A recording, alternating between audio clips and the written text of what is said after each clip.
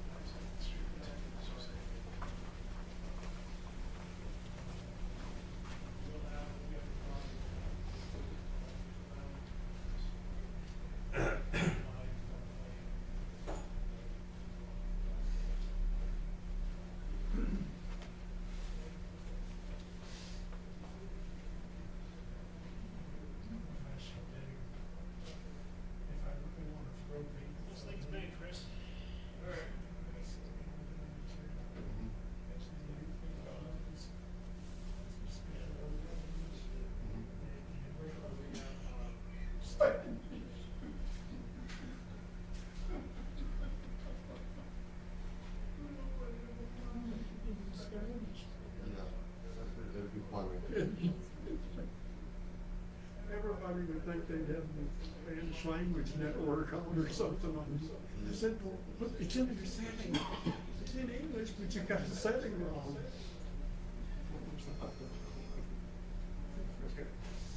Oh my God. Yeah, look at this, look at your room. Oh yeah, we were having fun last night. Did you guys have a fraternity party or what? I need to get you a trash can. Get you a trash can.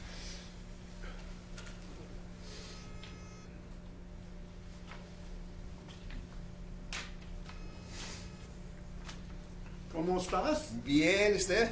Sí.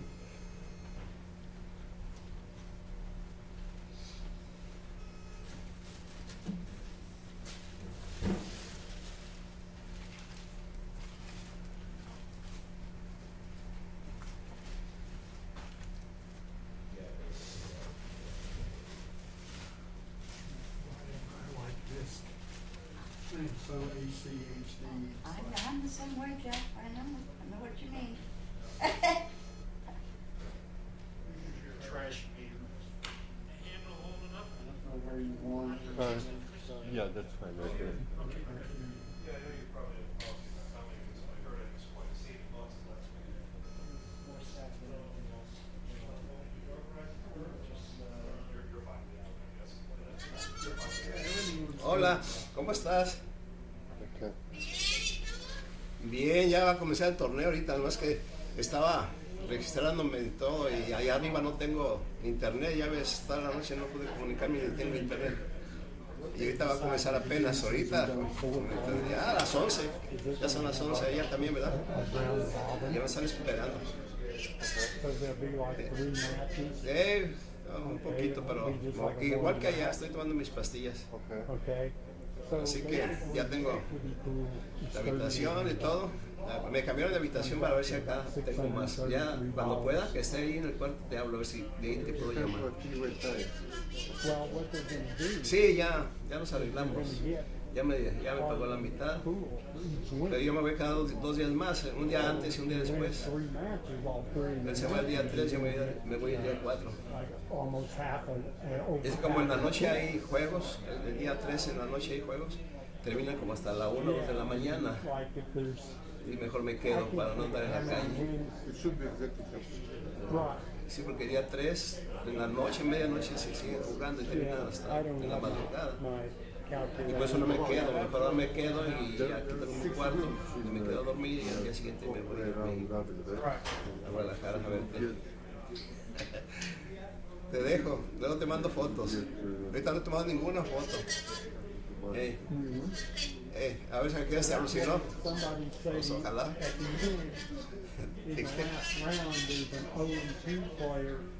Que aquí no hay nada, nomás en la pantalla, mira. ¿Viste la pantalla? Ahora sí me van a televisar donde Yeah, stream, yeah. This way he has no te the enseña center. dónde se ve. It's not bad. Que me vea el juicio un rato, todos los They juegos. came up with I Ándale, pues te dejo, nos vemos. Ahí, adiós. Ya muy bien también. Cuélgale. How are you? What is your phone silent?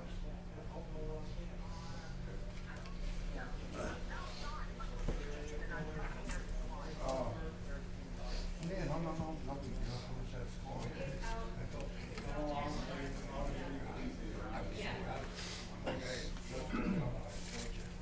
Enrique. Sí, ya.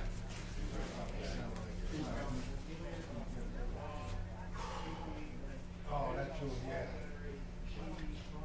Yeah, well, a little delayed here, but I should be stopping in a couple of minutes. Yes, I'm getting details. I don't know yet. No, this is, BNAB. Ratings. Go ahead.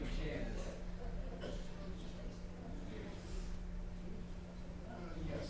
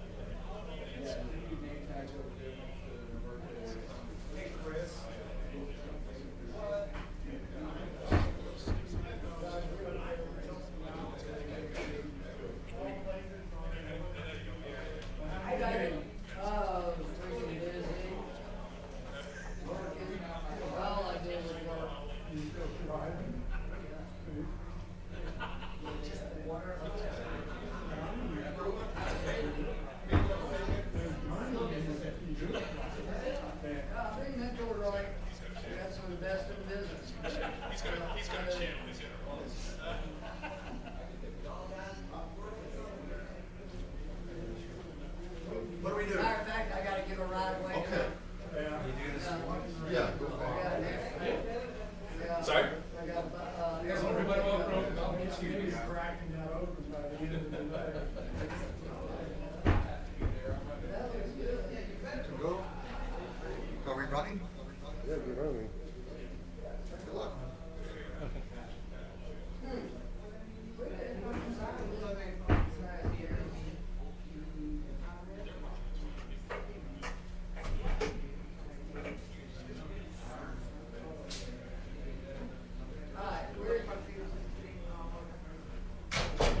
Is it too cold? No, it's fine. Which one you want to use? I just would be a little bit rather a little bit.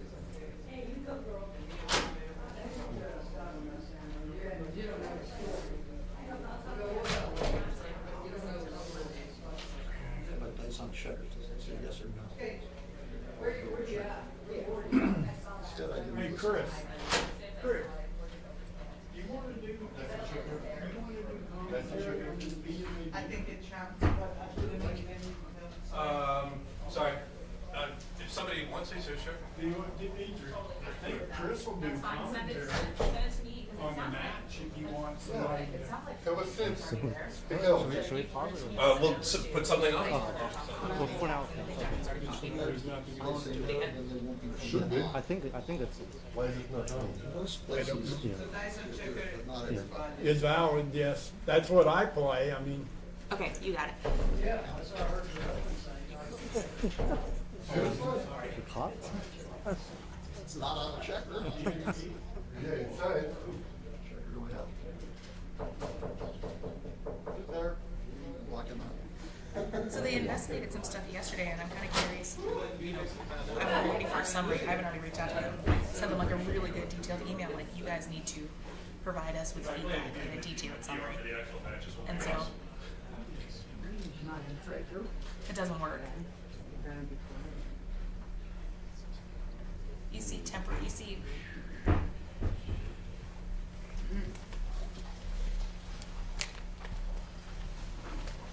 Yeah, for sure.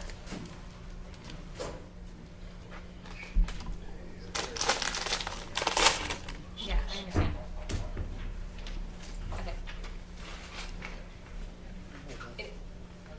Yeah, that's correct. It's the same unit that's been going down for like the last 6 to 8 months. We had the main, the air handler for the lab, so HU1, and that's been resolved. We had this one, and it seemed to be doing okay, and then the boilers. So you're right, yes, 3. Yes. Well, the boilers haven't failed, but we're still monitoring, right? No, just there shouldn't be anybody being optimistic.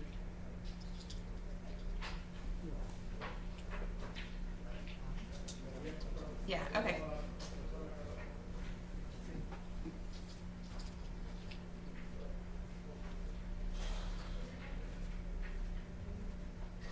Sure.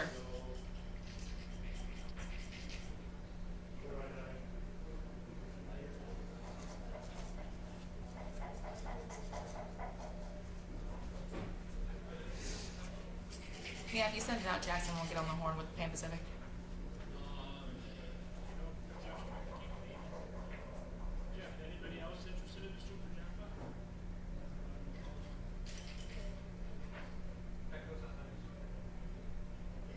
Okay. I totally agree, but I'll tell Ivan to put pressure on him too. Sounds great to me. Yeah, make him feel pressure. He wanted them on the job.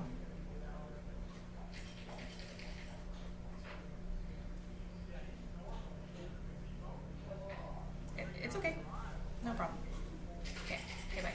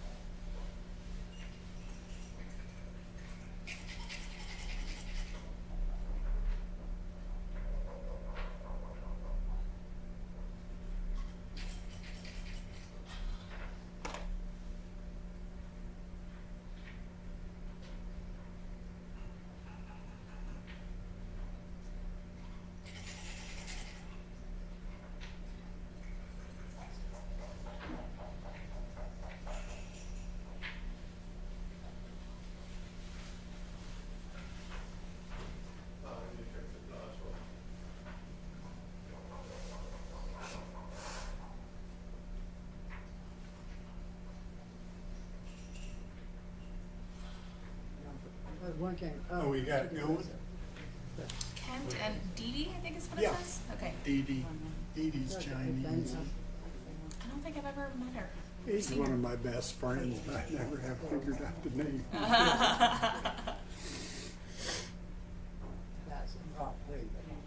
Okay. Yeah, looks good. Yeah, that Oh, looks I gotta really get well, that doesn't It's affect. okay. It's too late for this. We can do it later, I guess. Oh, yeah, no, I can get them. I know what I need. I just have to find them, because what I was gonna do was get a couple of those small crates. You know what I'm talking about? Milk crates? Yeah. Yeah. And then have them cover them with something so they don't just look like milk crates. Mm-hmm. And then set that up on top of the, Yeah. How's this looking? It looks great to me. Yeah. Yeah. How about now? No, that doesn't work. But obviously, right now I have a selection of seats I can choose from.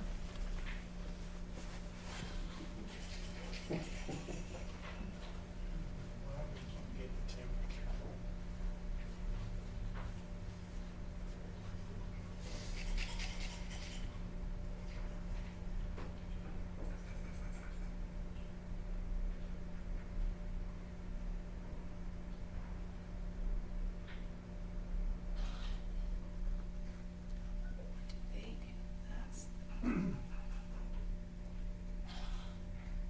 have to do that, right? hey Marcel, this is Jeff down in the packing room. Yeah, I'm good, thank you. Hey, Fitzgerald is like an icebox. And we've had that problem in recent years, you know, where it's gotten humongously cold, and it's gotten humongously hot, but it's never been at a good temperature. We need to figure this out. Get the engineering. Okay, thank you. Mhm.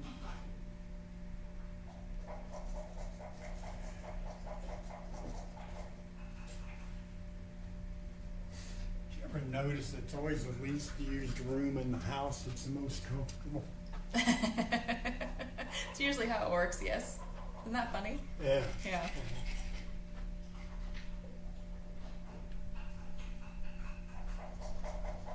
There's going to be a thermostat in there somewhere. You know, it has to be. Isn't that one right there? This might be like an old school. Oh, Those this are right there. one, yeah. That one here. But I don't know if that one controls this. That's probably set up in zones, different zones, and so whoever Yeah, and then this manages is not. everything.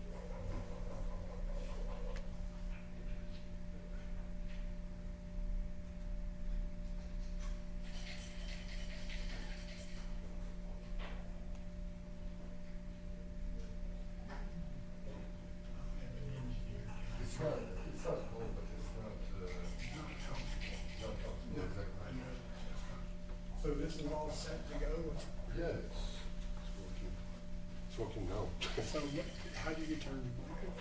They're always on. So watch your mouth.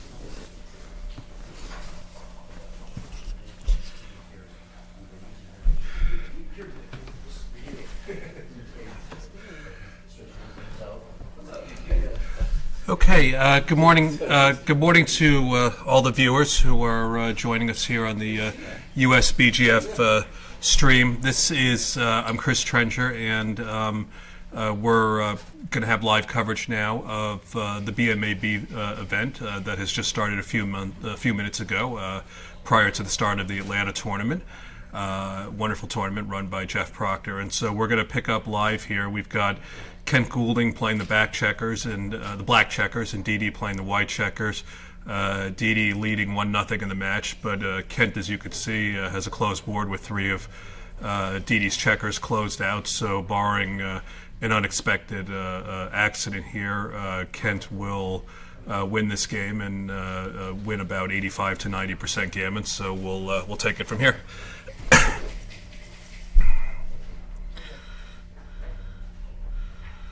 Okay, Kent with 4-3, he'll take the 2 guys off, safe, gives him a few more backgammons too. Okay, 3-3, I imagine he'll clear the 2 on the 6-point, yep. Okay. Kent 6-2, force play.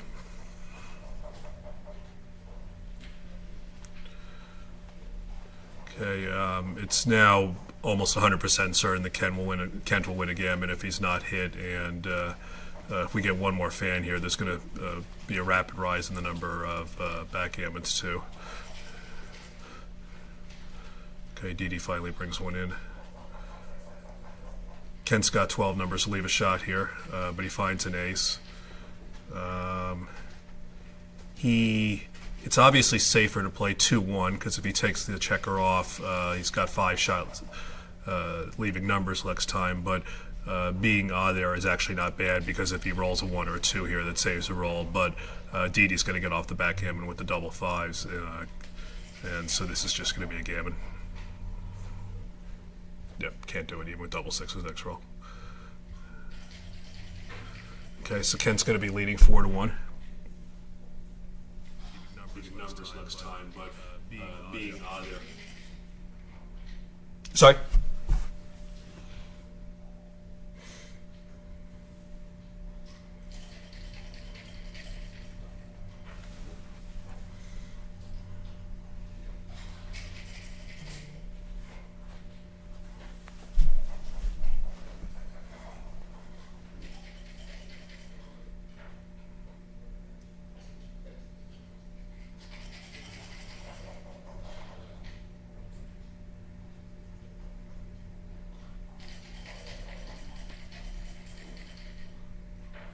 Okay, 6-5. We are playing dice on checkers counts here, so Kent makes a standard play.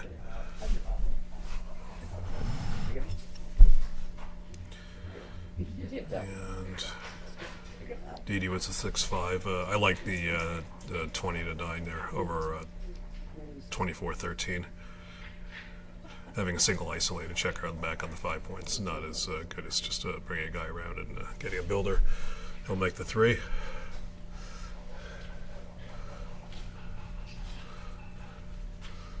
Kent will make his 5 point.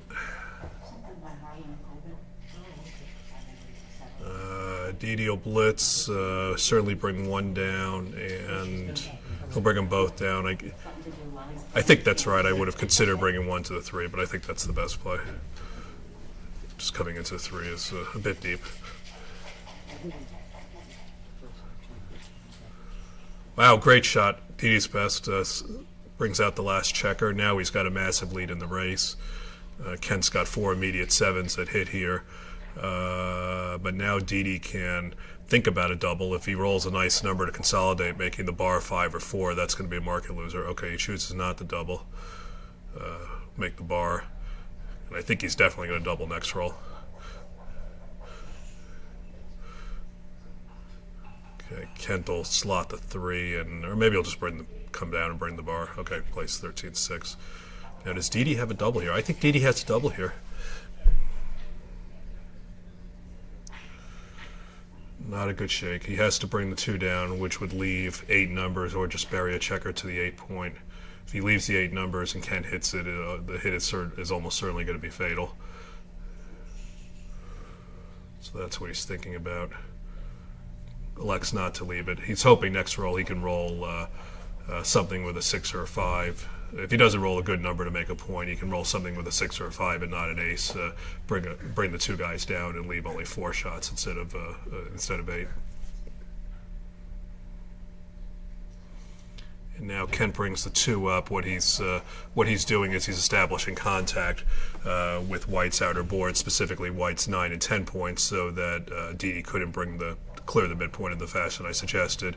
And Didi rolls a great number pointing on him, and now this is certainly a double. Okay, and a pass. I think Didi may have had a double after the 6-2. I'm not sure, but we'll find out.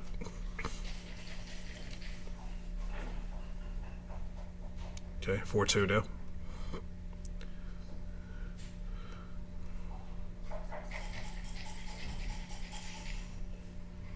Okay, I presume he'll bring a 4 down and split 3. Standard play, yep.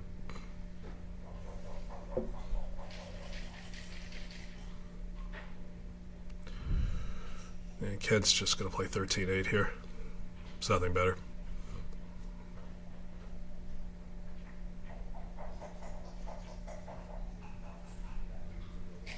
Six one makes the bar.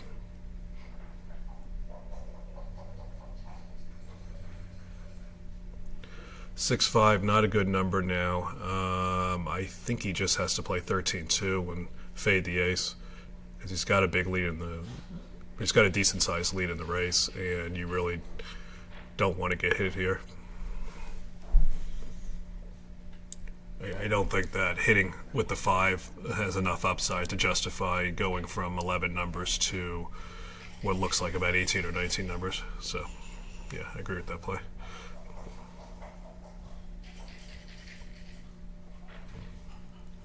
So 3-5. I think he just makes the advanced anchor and brings the 5 down.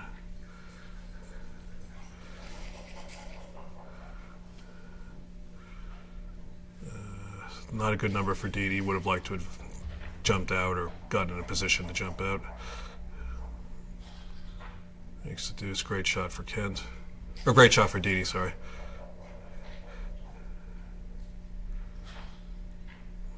Okay.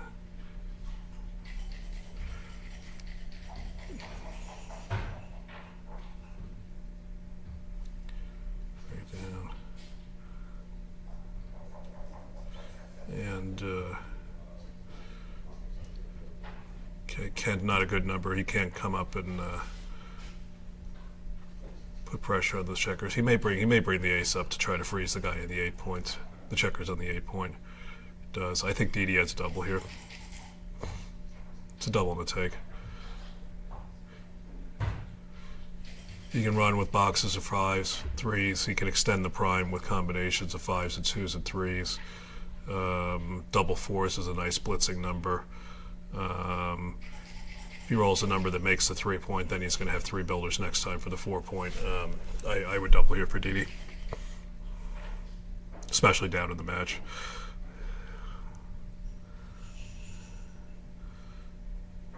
cube's not worth a whole lot to Kent here because Didi's take point would be 4 cube take point, and a redouble would be so low that there's no particular reason to worry about the recube leverage. 34, 82, 89, 42, 131, 39, 62, 86, 110, 24. Looks like the deuce point here.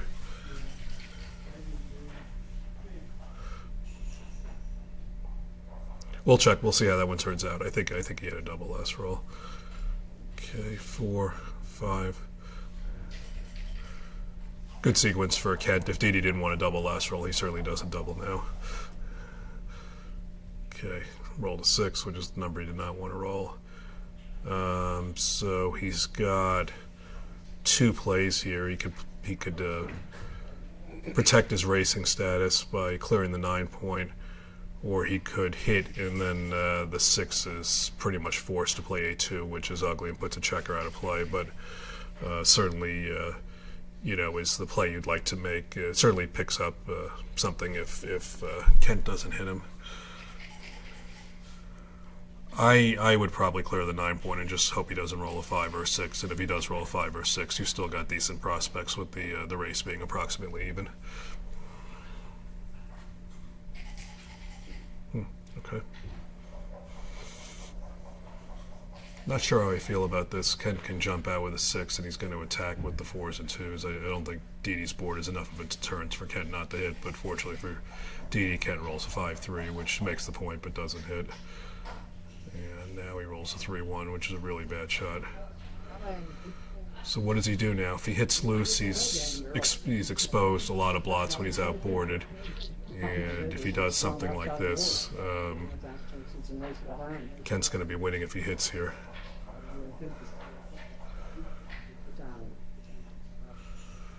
Oh, but he misses. All right, so he'll play 8-5, 6-4.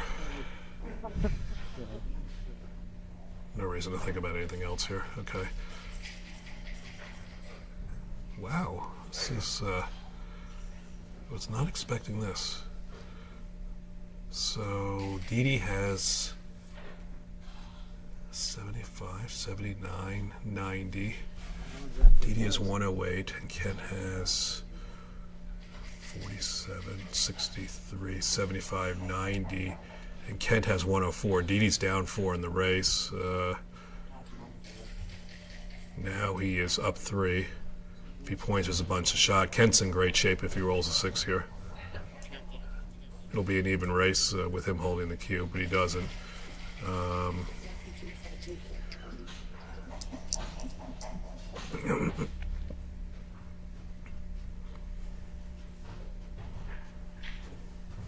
Kent's gonna get another roll to be a favorite if he rolls a 6.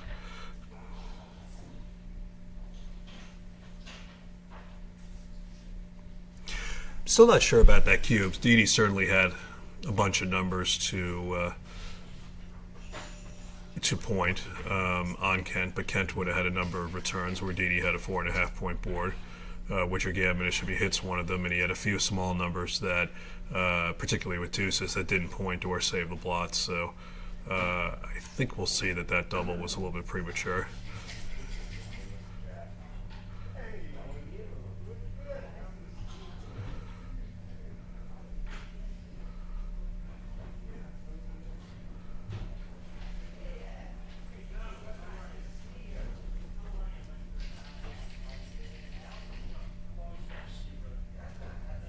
So if Didi hits here, I think he has to play 7-5, 7-4 to not leave a second blot. But then, in addition to the 13 hitters, Kent can come in with an ace or a 3, and Didi's got a little bit of an unwieldy structure, which he can't always clean up. There's obviously the pick and pass, which leaves 4 returns.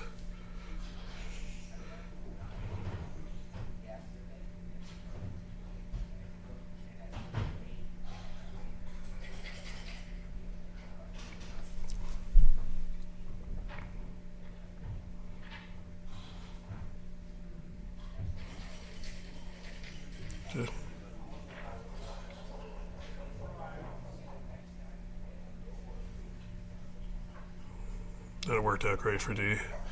Ken fans. And that makes the 3-point. It's a bit scary.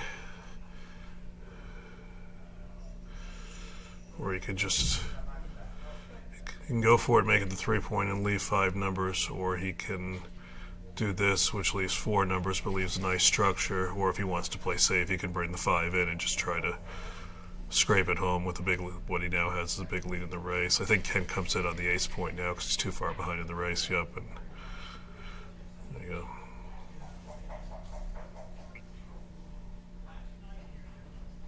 Okay, that'll make the 4-point. Or it'll make the 3-point if he wants to not leave 4 numbers. Probably make the 3-point. Yeah.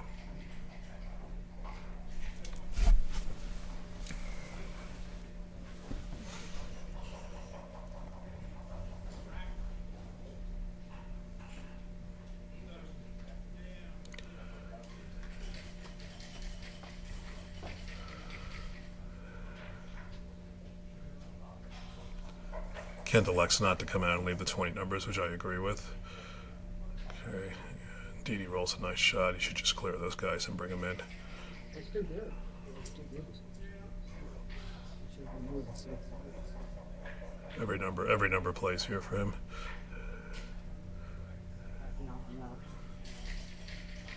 Aces and 4s are a little bit awkward, but he's got a decent supply of them and a few pointy numbers. Nice shot makes the 4-point.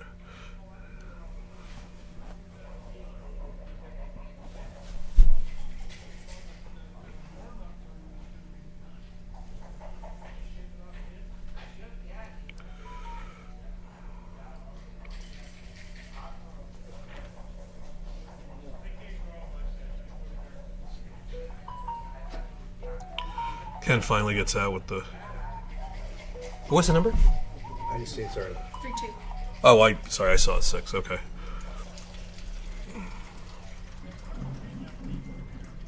Ken's just gonna go and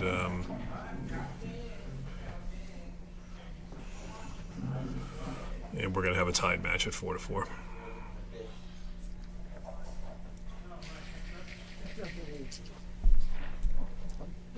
Hey, Donald.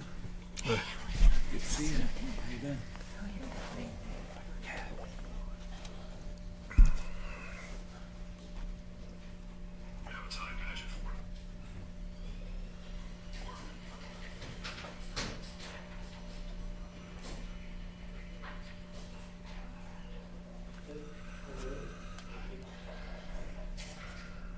Okay, so it's 4-4. They're effectively starting a 5-point match here.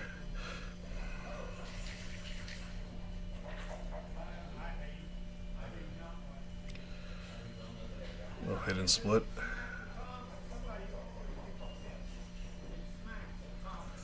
Ken comes back, great shot. He can point on the deuce. He's going to play 13-9 with one more of them and then choose between the 5-point and the deuce point. I think it's right to make the deuce point. Just you want to unstack the heavy point. And it's going to give him some quick doubles.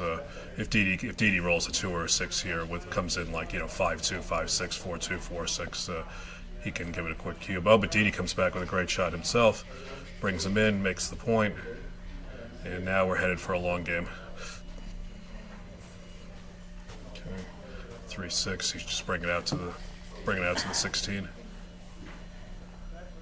It's an error to play 24-18 here because you leave too many good double hits. Okay. So what does he do? Has to just play stiff. If he played 24-18 with the 6, he'd still have to play 6-5 with the 1, which is too loose.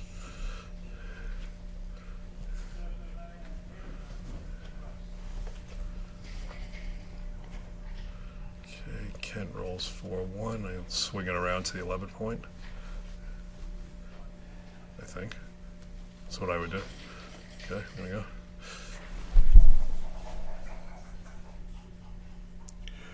And Didi hits him. Great shot for Didi.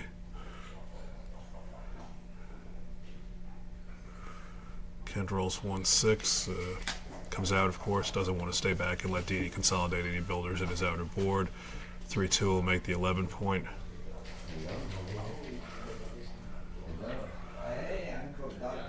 Okay. Kent, nice shot, 3-1. And now Didi hits with the 4. Does he dare play 13-10? No, probably not. It's too big. And after Kent made the 5-point, Didi really just can't play too loose here. Kent rolls another poor 1-6, and he's again going to come out.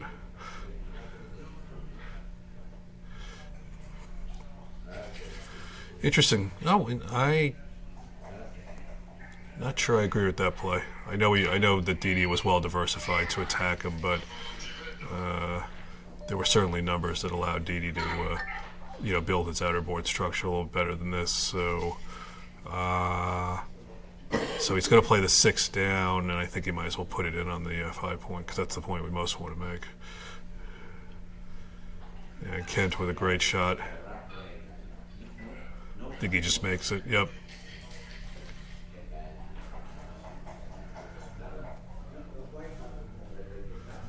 Two. Makes the blocking point.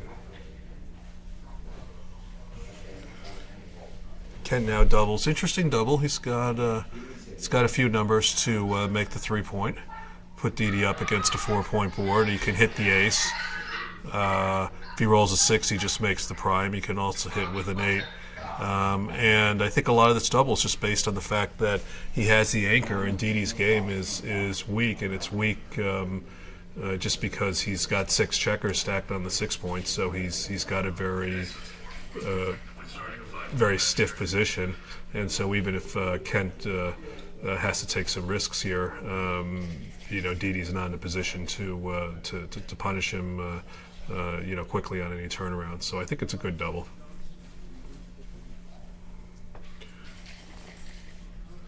I mean, something like 6-4, 6-5, 5-4, followed by a fan is a market loser. 6-1 and 5-1 are both great shots. Double 4s would hit 2.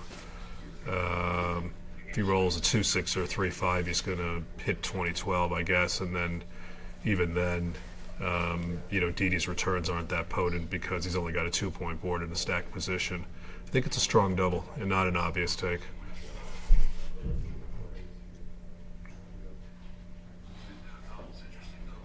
I would take this, but I think it's not an obvious take.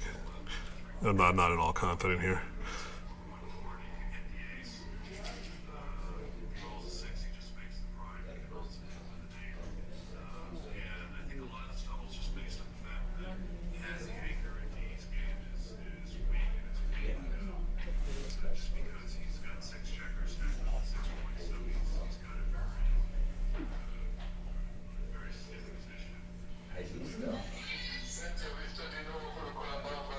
Sì, questa volta lo devo vincere perché quello lì mi fa sempre arrabbiare.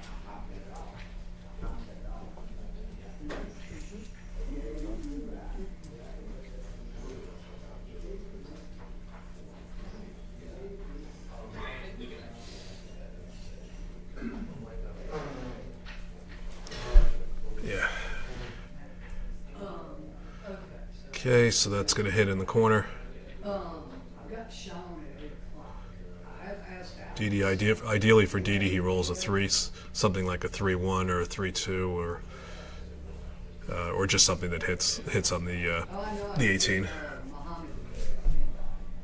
But I'm giving Alex a chance to tell me yes or no. But I just took a break. The only other play Kent could be looking at is 9-7, 9-3. But that, I think, doesn't make a lot of sense because he's not really upgrading his prime, and the hit is going to win a lot more gammons because it puts Didi under pressure to perform here. And if Didi fans, Kent is going to win a lot of gammons, and if Didi comes in with a 3, if he comes in without hitting on the bar, then Kent has any 6 or 5, any hard 6 or soft 6 or 5 to make the bar point, taking control. So I think this play is clear. And when Didi rolls, if Didi had come in with something like 3-1, he's only got a 2-point board. So good sequence for Ken. He'll make the bar with any 6 or 5. There's the 5. And so he'll just play 13-7, and Didi would have liked to have rolled something small like a 1-3 or a 1-2 or 6-1 or something that allowed him to hit on the 5-point and maybe unstack these other points. 5-4 is a very poor number. Kent can't move his back checker, so he'll just play on the other side of the board. Didi again here hoping to roll a 6-1, forcing Kent to hit him to adjust his timing. So obviously I'm not thinking about 21-13. You can't do that here. That's just going to wind up with you having about 4 or 5 checkers on the 3-point. So he has to play 11-5. And then I would just play 11-9 with the other piece of this and hope ideally that he rolls a 1-4, 1-6, 2-4, 2-6 type of number so we get one of the deep checkers recirculated. To me, it's pretty clear if he's thinking the only other play he could be thinking about is 21-13, and I'm not doing that. I don't like this. I think this is going to get gammoned way too much.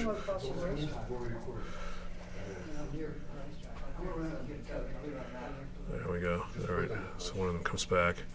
So if Didi can roll a 4 here, it's a profitable readjustment of his timing, but if he doesn't roll a 4, it's a big problem. Now he fans, and Kent is going to win a lot of gammons from here.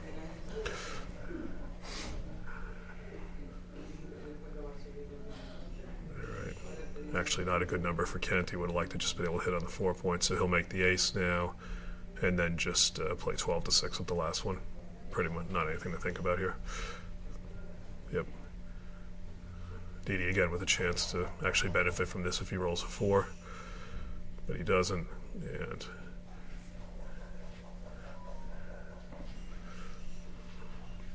now Kent gets what he needs to make the 4-point, and he's well on his way to winning a gammon here. Getting to Crawford, getting a commanding lead of Crawford to 5 away. We'll see the transcription, obviously, but I just think that I think that hitting off the 21 was just too big, and the scenario that we've seen played out happens a lot here.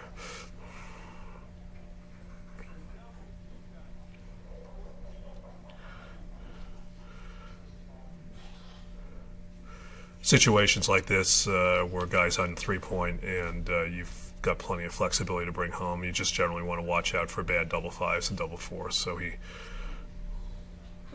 double 6s is never, you don't have to worry about unless you as long as you still have a checker on the 9 points. So he wants to just avoid stacks on the 7 or 8, which would create a bad double 4 or double 5. So this is a nice position, and obviously you want to bring some checkers into the 5 or the 4 points so that you don't have a 3 issue later. I think I just play 8-4, 7-5 here.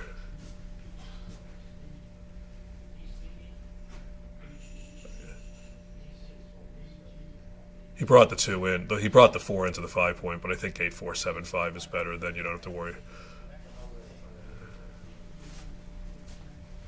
Why did you?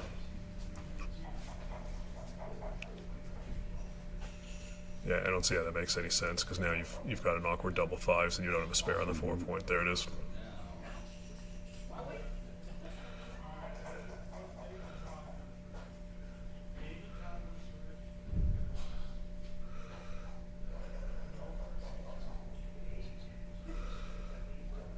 Okay, nice shake that allows him to put the spares in better locations. I think Ken was slightly inaccurate bringing that home there on the 4-2, but it doesn't rate to punish him at this point. Okay, 6-3, good. Ken would actually like Didi to come in now because Kent's got some 2s that leave a double shot next roll if Didi's on the roof. So now if Ken rolls a bad 2, we can bear off and just leave a blot on the 5-point with 6-2 or 5-2. 5-4, and Kent is got 6 bad numbers next roll, and if he doesn't roll one of them, he's, I think, still going to win a gammon, though Didi's obviously making it closer with this boxes.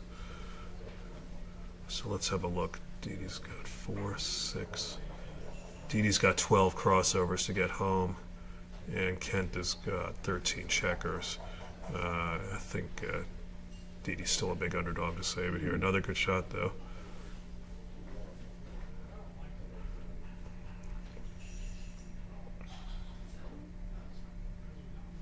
Okay.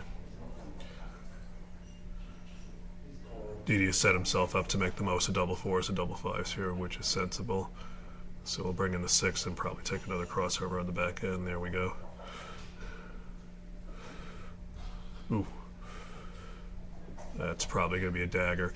Didi needs to get off in 3 here.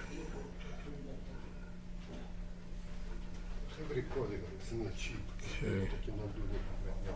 Didi's got 8 crossovers. I think it is impossible. Okay.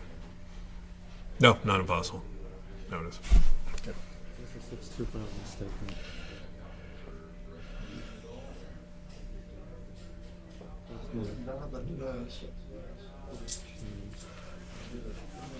Disaster.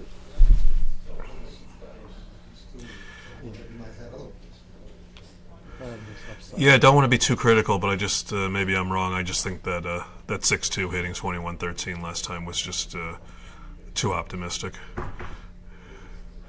I think even if you don't really have great timing for the back game, I think these 2 high anchor back games, 3-4, 3-5, 4-5, tend not to produce a lot of gammons because they transpose into single anchor back games that lose singles, and by coming off the 4-point,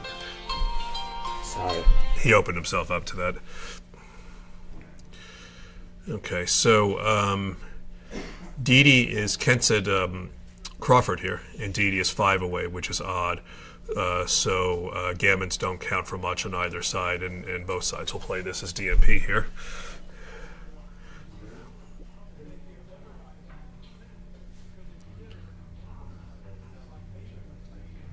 Okay.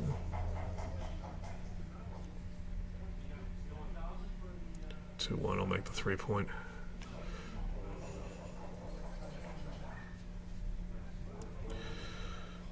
Three one, nice shot, makes us 5. 5-4. I would just run here. It's not what we were looking for, but I don't think you want to get another guy sent back. If you don't do that, then I think you just play for least shots by playing 13-8, 6-2, but I would run, yep.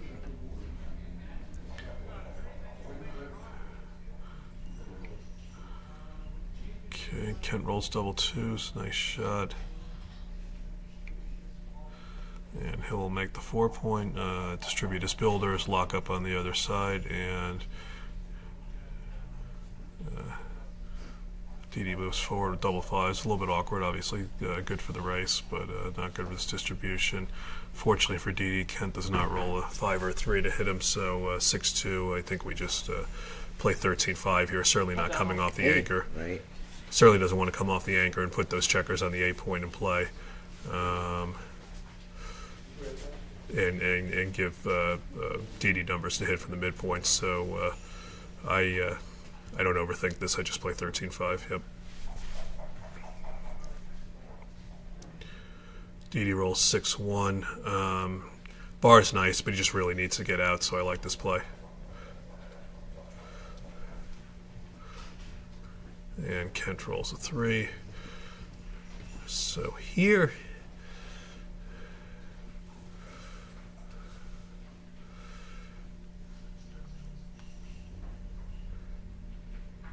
so the safest play is probably to bring the guy in, but I like sliding the bar here, leaving a few extra shots because you're sliding the point you want. And Didi performs what you had to. Good, rolls a 7.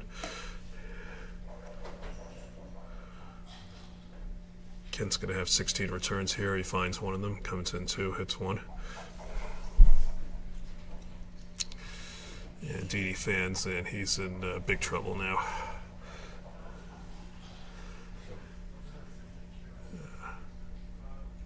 So what does Kent do? The first thing I see is this. Yeah, just make the bar and bring the 4 in. If Kent's in great shape, unless Didi's able to jump into the outfield, which he doesn't do. Kent will now make the 3-point if he can, otherwise he'll spring the back checker. He can't. 6-4 is actually one of his weaker shots, so he'll just bring them both out.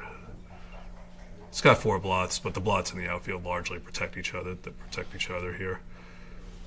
So now Didi rolls 1-6, hits outside, but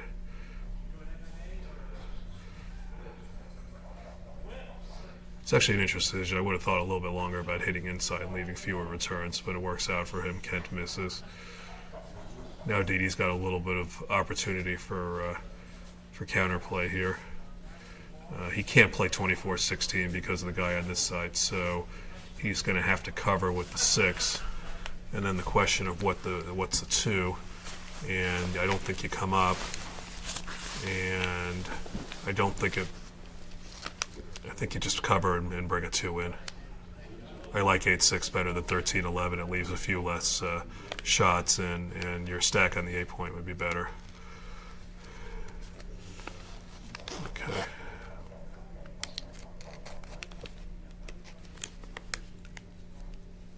Comes up, Kent rolls a number to make it. Well, he's no worse off.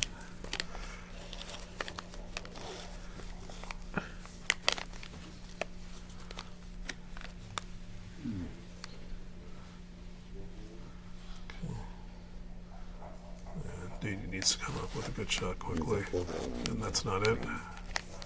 2 and 6 from the bar.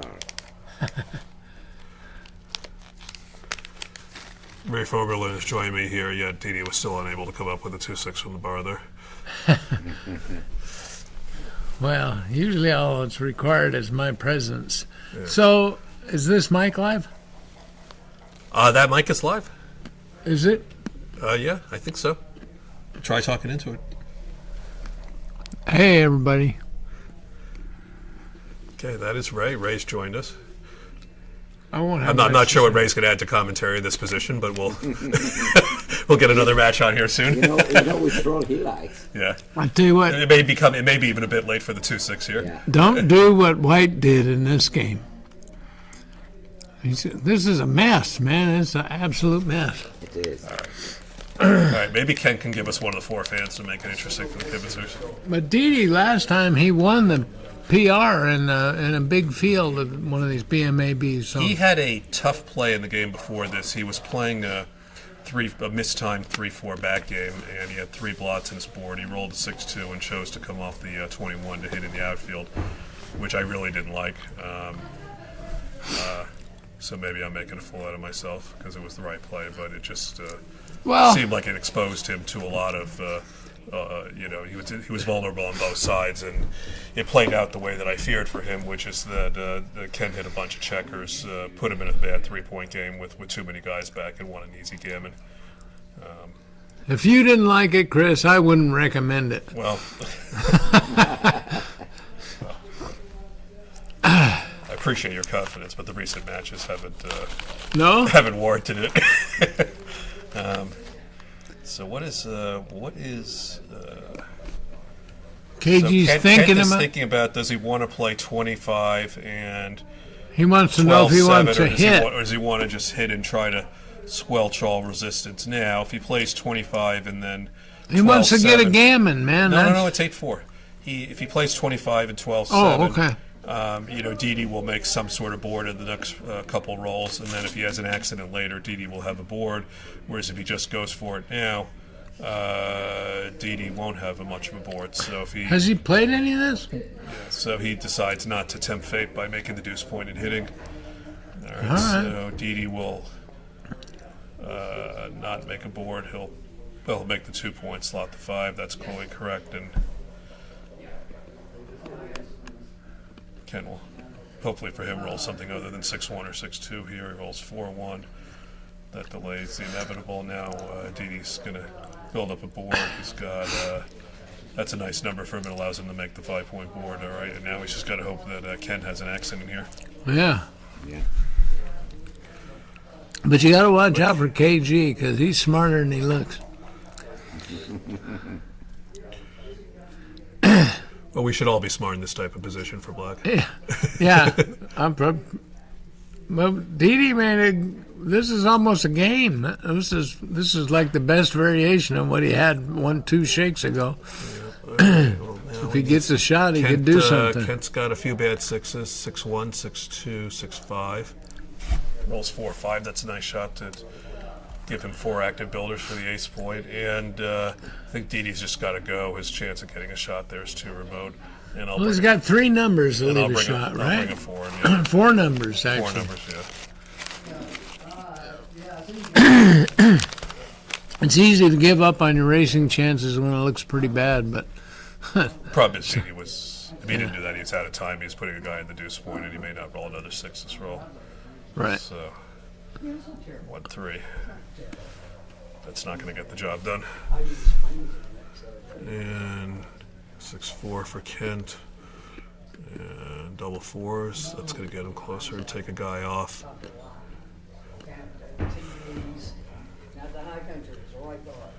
Kent's not helping. Live? Kent's not helping out much. Is this Mike live? Yeah. Okay. Also, somebody's asking you not to eat while you commentate. I've been sitting here eating peanuts. Yeah, it's not very good. Is there a live commentary? I'm wondering, there was a particular play that Didi made in the match before this, the game before this, a 6-2. I'm wondering if somebody ran that one. How many people were watching? There's no live. There's no live commentary. No. Well, you are the live commentary. No, but there's no. No. Right. Okay. All right. Well, thank you all for watching this. Kent's about to presumably wrap this up, win this match 9-4, and we will. Oh, that's not double 5s. That would have been better. We will get another match on here shortly. Yeah, it might be me and you, Chris. I'll switch to the. I'm not playing the BMAB. I have. No, but we're playing this Masters Oh, we're Super playing the Masters. We're Jackpot, playing the and Masters that's Super coming on Jackpot. Oh, my at. God. I hope I don't draw a Ray in the first round. That's all I know. You don't want me in the second or the third round. Either. No, I just want somebody else to beat you. Oh, we're not. You know what they say: if you want something done, hope that somebody else takes care of it. We're doing an equity thing. We're playing We're match. going to do a round robin of some sorts. I know. I'm just joking around with you. Yeah, I know. Yeah, okay. Each match, you get if you win it, you get $660 or something. Yeah. That's yeah. I'll go through the structure, but yeah. So as usual, what you want to do is try and win. Yeah. But it's pretty hard when there's you and Sink and DT in the field. All right. So now we've pivoted, and we have Irina Litzenberger and Kate Elmore, and Irina is leading 6-2, and nothing is happening at the moment, so they're on break. Well done, KG. Well, I won. It was well done. I'm very interested to see his 6-2 in the second to last game. I think it was wrong. I think it was wrong too. I think what happened too much. But I'm not sure. He was, Because I figured we talked about it a little I figured if you just play the 11-5 in the other one, maybe about my double fives maybe you in the roll last 1-4, 1-6. Here, I let you play 1-4. Sit down and 1-6. talk. I'm eating peanuts. I don't know. I haven't seen it, but I'm just saying respectfully, I didn't like your 6-2. I thought it was too much. Everything's ugly. Well, I feel like there you just play the 11-5, 11-3. Maybe you get lucky. He rolls like 1-4, 1-6, 1-1, something that recirculates. I know, but those double high anchor back games that are bad timed, as you know, they eventually just transpose into a single anchor game because when you run with the forward anchor, you just don't get gammon a lot. And I just think you just got an enormous amount of extra gammon losses for not that much in wins. That was my problem with it. I think your play might have been right at DNP, but I don't think it's maybe. Okay, I was just looking at like any other play. I mean, yeah, I guess fifth checker sent back. That's a lot of games. No, I agree with you. Your timing was bad for a back game. I just think that those double high anchor games don't lead to a lot of gammons. Okay, and here you just had. But first off, was it a take in the first place? I'm not sure about it. I don't know. I thought that was a very tough decision. I agree. Because even if he just quietly makes the bar point, he's got a pretty strong game. Yeah, I only took it as a score. But I would have taken it. It doesn't.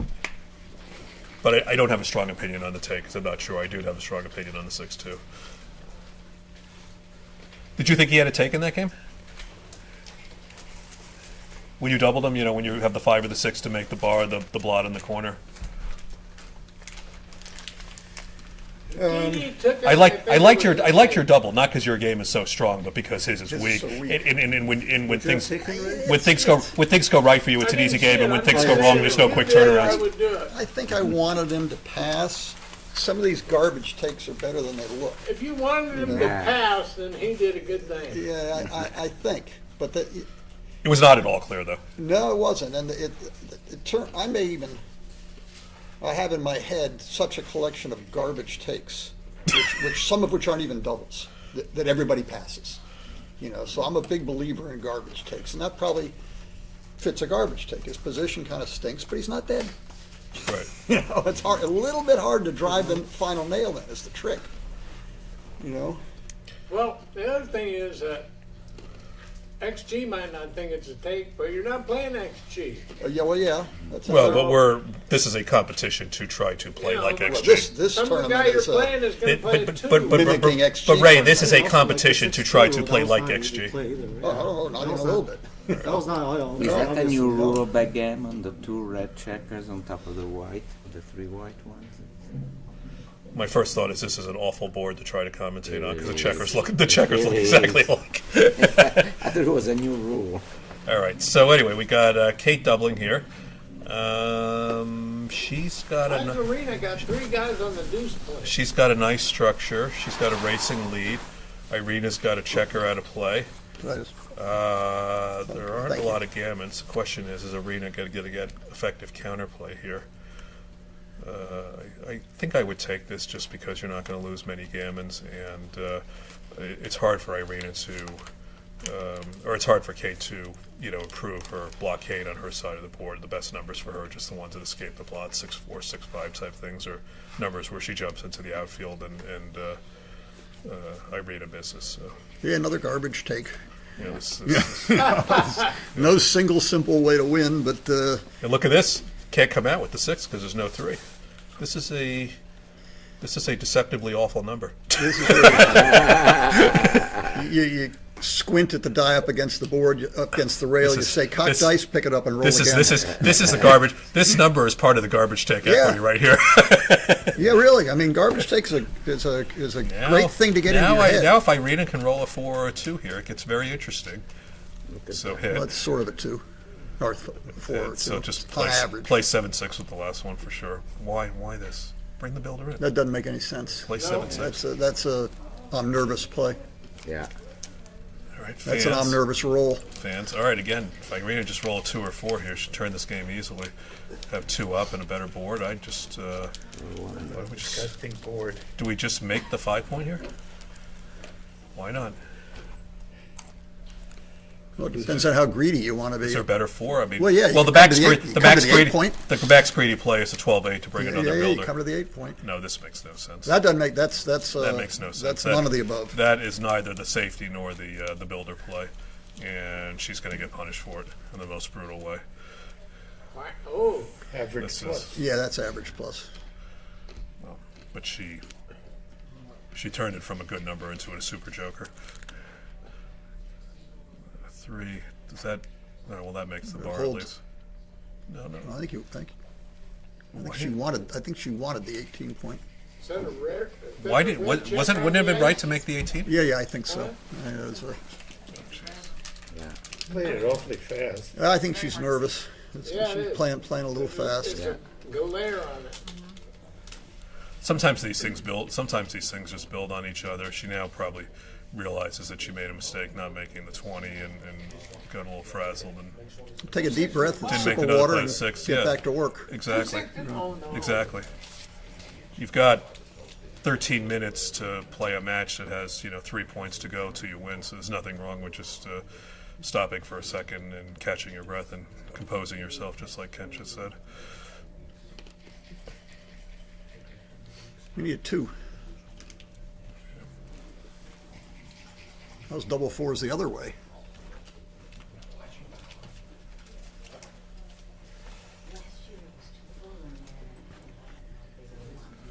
A couple of 2s would be nice. Aside from not being able to read the dice. or Ray, what was that roll? The checkers are. What are you asleep? Are you? Something You from knew the that. bar. You knew that was. You knew that was coming. He slept right through it. Ray's been sitting here for 10 minutes and nobody's rolled a joker 2-6, so that's already way above average. Well, what just happened? Kate rolls 4-2. Irina has a 1. 4. Oh, She got hit back. I saw 1-4, but it obviously wasn't 1-4. It was a I miss. saw 1-4 as well. I did too. Were we wrong? That's 4-6 in the bar. Thank you, Ray. wasn't that just a 1-4? Shouldn't- I It was. So what? Oh, the ace point is made. I'm sorry, I keep thinking those are white checkers. well, they are white. I can see them from here. Oh, that's. I thought that I'm thinking that Irina has Kate's ace point because those checkers look white. But glare. Yeah. it is. Hey, yeah. All I right. just had eye surgery, All and right, I can all right. tell for sure they're white. All right. Well, maybe I need to go to your eye doctor. 2 new bionic eyes. It's great. Has she turned the cube? Oh yeah, there was a take a while back. So the person on the bottom of the screen has the cube, whatever color that is.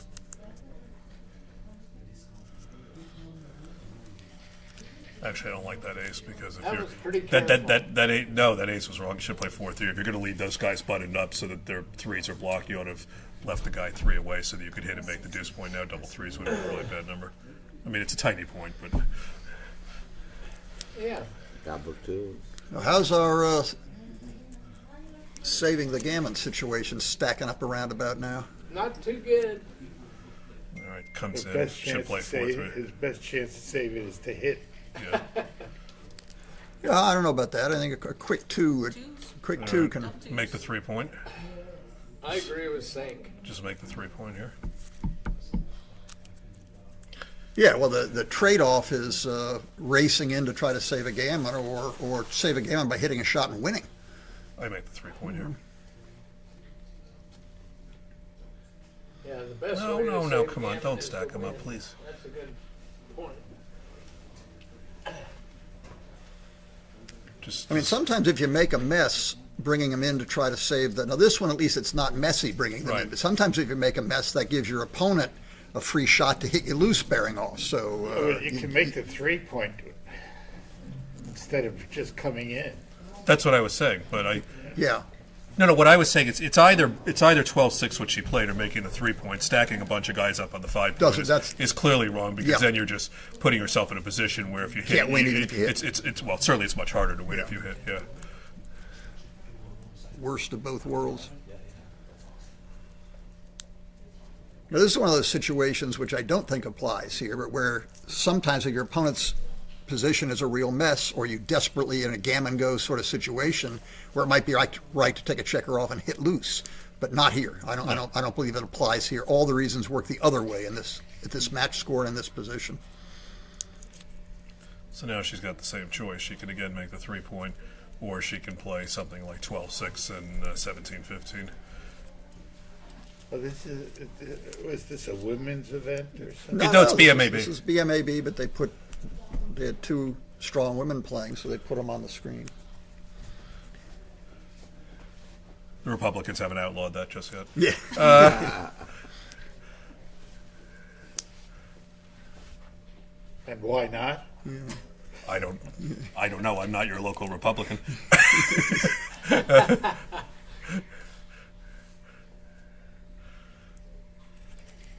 If she's going to This- play this that way, looks she like might this- as well slot both This points. looks like. All right. Wait. Well, That's that's an a illegal great play. That's an I illegal like that play. All right. That's, If you play that faster, yeah, you do it faster, you can get away with it. You can get away with it. All right. we keep thinking there's an anchor on the ace point, but it's not. Yeah, it looks. I mean, the gammon's not saved, and the game's not lost. The game is pretty damn lost. Not if you hit a shot. You got to get one. Just slot the ace. Then you got to hit it. Now you can have the best of both worlds. You can stay for. No. Well, that I don't know why you. Why would you do all that? right, that's a little silly. Well, Can't you just take a man off? I would. I mean, gammon does count. And where's the safety here anyway? I think you just take it off. Also blocks double threes or whatever. Keep them back. Get the gammon. That one was not worth analyzing. anyway. Blocks 3-2. Keep them back. Get the gammon. Doubles. Good shot. How would that have worked the other way? All right. So Irina's just got to go and save the gammon now. She could do that. Time to run. Yeah, I mean, maybe if she could build her board without breaking it, staying back at Well, if the some- spare on the 5 was on the 6, do you wait Yeah, one then, more then, roll? then you got that would be worth then you got a thinking about. problem. But there's Yeah. no. Oh, there's the shot. There's no problem here where you have to break your board. Now, even if you hit a shot, you're not going to win. All right, so she'll save. And that's the end of this game. 6-4. Okay.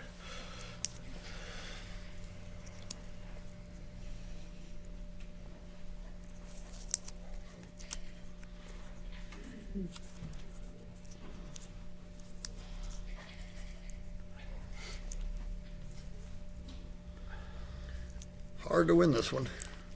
Yeah. I'm starting to like red. Yeah.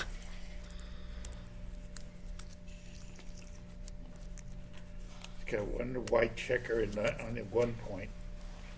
That's what I see. Now, you didn't quite turn 70, Ray, so we shouldn't have to wake you up for that 2-6, isn't that right? Have they decided what to do? Didn't on you just have a the- birthday the other? Didn't you just have a birthday the other day? Yes. Yeah, 68. Trencher, have they decided what they're gonna do on the super jackpot? There's 4 of us, and we can decide what we want to do. I have what I think is the proposal for the best way to handle this. Actually, a But round you, robin. yours 4 of us, and you are one of them, and you get to vote. I vote for round Do you want robin. to take over for a second? Well, I talk if someone's supposed to talk, sure. All right. All right, guys, I'm going to step away for a second and put Kent in the sole driver's seat, and I'll be back in a little bit. Oh, good. Is this turned on? Can this microphone be heard? I'll assume that can be heard, even though the camera's in my way, so I can't see. It is. I'll correct you if Yeah, okay, you say anything wrong. good. So what do we got? 5 away, 3 away. It's much more fun when they're even away. So someone wants to get a point here to get within even distance of winning. Meanwhile, over the board, I can't tell the color of the checkers. Count them up. Who's got 15, 5, 7? Well, you should be able to tell by the configuration. That should be a red one on the 8 point. I think that's a red one on the 8 point. And now it is when the shadow comes over. They change the lights or change the set so we can tell what's happening. We can do what we want. We can play 13. We can 4, 2. Kate's got green nails. I don't know about that, too. I've never beat somebody with green nails. That's a very good shot. Yeah. And if we remember what color the checker is up there, hit them all. That's you. Now get in fast, or this goes south fast. Yeah, it should be Roll a 3 or get 2 in. Oh, let's play on. Well, wait. No, I don't know about playing on. Now you got. All right. Under normal circumstances, I think this is a double, and do you or do you not have a take? Okay. Match score So if bends I it around a roll little. 3 and This- I would take a roll because I figure I can get this anyway. Even if they make the 3 point, so we're people just just splitting the pass. money But up I don't know. according to how well And we she's do. gonna take a roll, so let's see what Not happens. standings. Not standings. She can because just that way, make if the somebody prime, steps or over is 2, they she still can't have hit to win loose the because the third. board's too good. Well, right? she can. That's a third checker up. Sure, Now, it's why if in the you- world I don't- did I she don't- not make the bar point? I don't 1900. quite understand that. Me But, neither. Side pool. What about the side pool? Okay, Now- now you got to clean up and play positionally. That's what Nobody you're else is committed to deciding? doing. Well, I was gonna go ahead and double. It seemed like you could have doubled if you already had. Well, made now a you bar got point. an easy take. Okay, well, but it's kind of a valuable point to get to 8. 4-6 from the bar. Man, those nails are driving me crazy. Is that 6 so clear? I don't know. Usually you pump them into the outfield. That's Yeah, not you got a whole bunch stacked up on your That's right. midpoint. You could have looked. absolutely could have thought about coming down. I don't know. Now come out. Okay. And now come in and hit back 4-6 or in plus a 3. Or 4-5. 4-5. That's kind of. Now you're kind of forced to do this. The 5 is conveniently blocked by the glare on the other side. Yeah. Boy, that's washed out, even with my brand new eyes. Yeah, it sure is. Uh-oh, now here comes the cube. I don't know which side's doubling, but I take. From either side. I take from either side. Whoa! Oh, man. Kate, Oh my goodness. Was a little That conservative. was I don't. Well, I don't get that one. That looked like a pretty easy take to Well, me. we couldn't tell which checkers yeah, were what they- color. Maybe one of the. What did I see the last year or something? Somebody had they were playing a game with all 30 checkers the same color, Oh, really? and it's like playing blindfold backgammon. Is what it is. Oh. Because you're literally both sides are playing. It was Michi or Mochi or one of those guys was having fun, and they were playing a game where both sides used the same color checkers. So you had to remember whose checkers were whose, and it was really spectacular. It's way back when Well, I played a I've lot never of tried that. I played a lot of blindfold backgammon, which I could do when I was young, and having both sides with checkers on the board is like playing blindfold, but with visual clues. Can you do it now? I could probably do it with both sides, with 30 of the same Okay. color checkers. I'm not sure. I'd be very slow doing it in my head. Yeah. I don't even think I could get in. Yeah, you Look basically- at this. She fanned on a Whoops. 1-point board. Kate's going to snap over the cue. Now, any hint of a gammon, and you just want to go for it. And there's a hint of a gammon You here. can't scare Irina, though. Okay, there we go. Yeah, this is. Send in the Marines. Now there's more than a hint of a gammon. Yeah. Now you got to get in, and you got to get in anchored, and even then you may have problems. Even Irina might be scared of this one. Uh-oh, ace-5. That's not going to be very good. Kate I predict she'll make a point this turn. And There you there go. she goes. Now Arena can, a couple of small numbers, build a point or two. She can get back in the priming game here. This is far from dead. It ain't too good, though. And I don't think you want to make a desperation split because that can just get you gammoned. I just bring two builders down. Yeah, I think so. And don't play scared. Don't play that to the 8-point. Playing scared is just going to get you in trouble. You got to try to counter prime. Fight fire with fire. Yeah, counter That's prime. a concept I'm familiar with. Yeah, that's a retired firefighter. That's indirect firefighting. All right, now what are we? 6-3 for. We can Gotta make the 5 point. Call it a day. I think you're right. I think make the 5 point and call it a day. Build your prime. That's a good number. Just build your prime. Well, she's thinking about hitting twice. Yeah, but that doesn't get you anything. That's just it's bad when it works and it's bad when it doesn't. Ready to go? You play Mike in the first round. Okay. Here, good play. Make a key point. Your opponent might not roll a 6 or might roll a messy little 4-2 and Right. 6-1. And so what? You just play some more backgammon now. You got it. Having that 5 point is just a big deal. Absolutely. You know, the best thing about having the 5 point is that when the other guy goes to the bar, if they roll a 5, they have to play it somewhere, and there isn't any place to go but the 8th point. So it just kind of sucks. 5s usually play bad every play. And this plays pretty much. Okay, Was and that- there it is. There was the 2-5. She could have hit loose, but she's got to leave another blot. Now, do you bang twice or? Well, oh no, she it's- didn't have a. She's not on the bar. On the roof. you know. Okay. She could also just pop out into the outfield with that back checker. Yeah. That's not ridiculous. No, because she's got to break. I don't don't know like the looks of that. When someone has to break a point to hit, Yeah, necessarily. Now you can either slot the deuce or slot the 4. I don't like leaving a direct shot on the midpoint. That doesn't make much sense to me. So slot the deuce or slot the 4 would be me. I would have been slotting the 4. If I'm going to leave a shot, I might as well try to make a good point. And I would have got pounded twice. What's for 4-3 do? my 4-3 is insolence. 4-3 is just poop.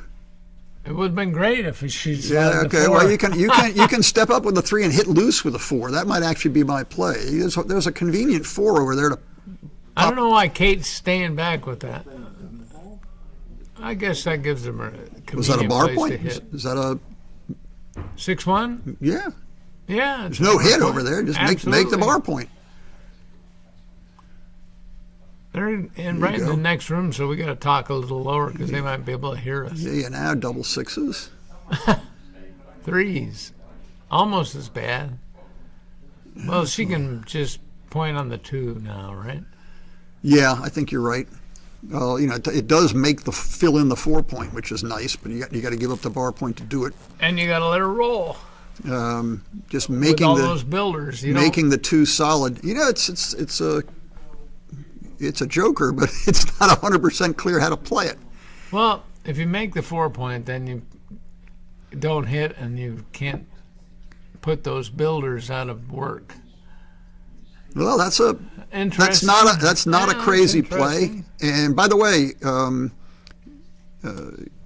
Kate's immune from gammons. A loss on a gammon is all the same thing. The match is over. So she can look. She can look to win or win gammons. It doesn't mean you want to go completely nutso, but you don't have to worry about getting gammon. And a lot of the training that's ingrained in your head as a backgammon player is fear of getting gammon, and legitimately so. Yeah. But at this match score with the cube already turned, losing and getting gammon are the same thing. So you should look for what's the best way to win or what's the best way to win and possibly catch a gammon. What she did there was really good, though. She took a long time figuring out how to play a double, because there's so many ways to play them. It's easy to make a mistake. Yeah, I'm still not sure what the best play was, but this is certainly like that reasonable. Play where she certainly made the reasonable. 4 point and hit loose, but she got stuck back there. Awful dice. I just want to know which color those checkers in the upper right. They're about to move. Those Yeah, there you moved. go. They turned red. Now the ones in the far right, some are red and some are white. Oh, was that a swing? Yeah. If you basically said to a board designer, construct a board that is the worst possible board to actually have with a glare and commentate on it in a match, you would wind up with something like this. Well, I mean, but It's not the board. what board isn't going to have a glare? Well, maybe Is it the the finish- checkers or the light. It could be the finish. The board that Kent and Didi were just playing with. Yeah. Didn't have a glare. The might be the finish on the checkers too. I go take a close look. I'll bet they got a glossy Look finish. at and this it just shot by reflects. Kate. She entered and hit 2 checkers. That was Wow. awesome. Wow. 2-6 from the bar. Okay, now we got to get that last one out before Yeah. we roll more double Come 4s on, and get- 5s. Get Jonesy home. Speaking of double 4s and 5s. No 4s and 5s. This is a forced play. Good play. forced Will to you leave a quit shot. jinxing her, KG? And it's double 4s the other Oh way. my God.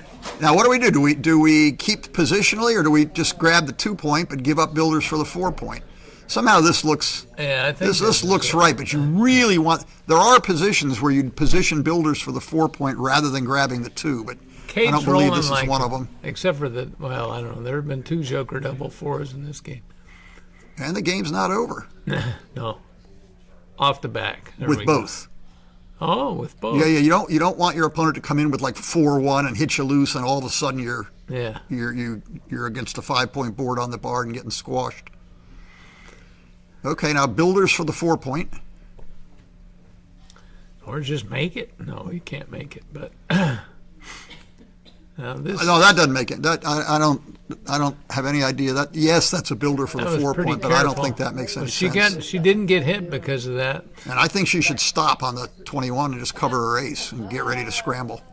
You don't want to blot on your ace if you're hitting and trying to get away with anything. I'm in total agreement with you, sir. This is scramble mode. You're gonna be running out into double shots and things, and you want your board made. There's also a possibility if you stay in the 21 that you could temporarily relink there. And you're in communication, That direct gets hit. communication. Arena's not letting her out. Arena's in pretty good shape, but it's far from over. Right. What do we got? 3s and 5s, and 5-2. This builder placement that Yeah, there's also, you want to keep an eye on making the ace point. I think you bring the 2 in from the 7 to 5. That checker shouldn't be on the Yeah. 7 point in the first place. and then bring the other and one then and go double 18 to cover 13. the outfield. There she did this. Well, it's sort of funny. The 11 point's the last place you want to checker. It's 7 away from the point you need. So it doesn't cover the point you need, and it doesn't give maximum coverage if your opponent pops out into the outfield. Okay, what do we got here? Double 5s. And what does that do?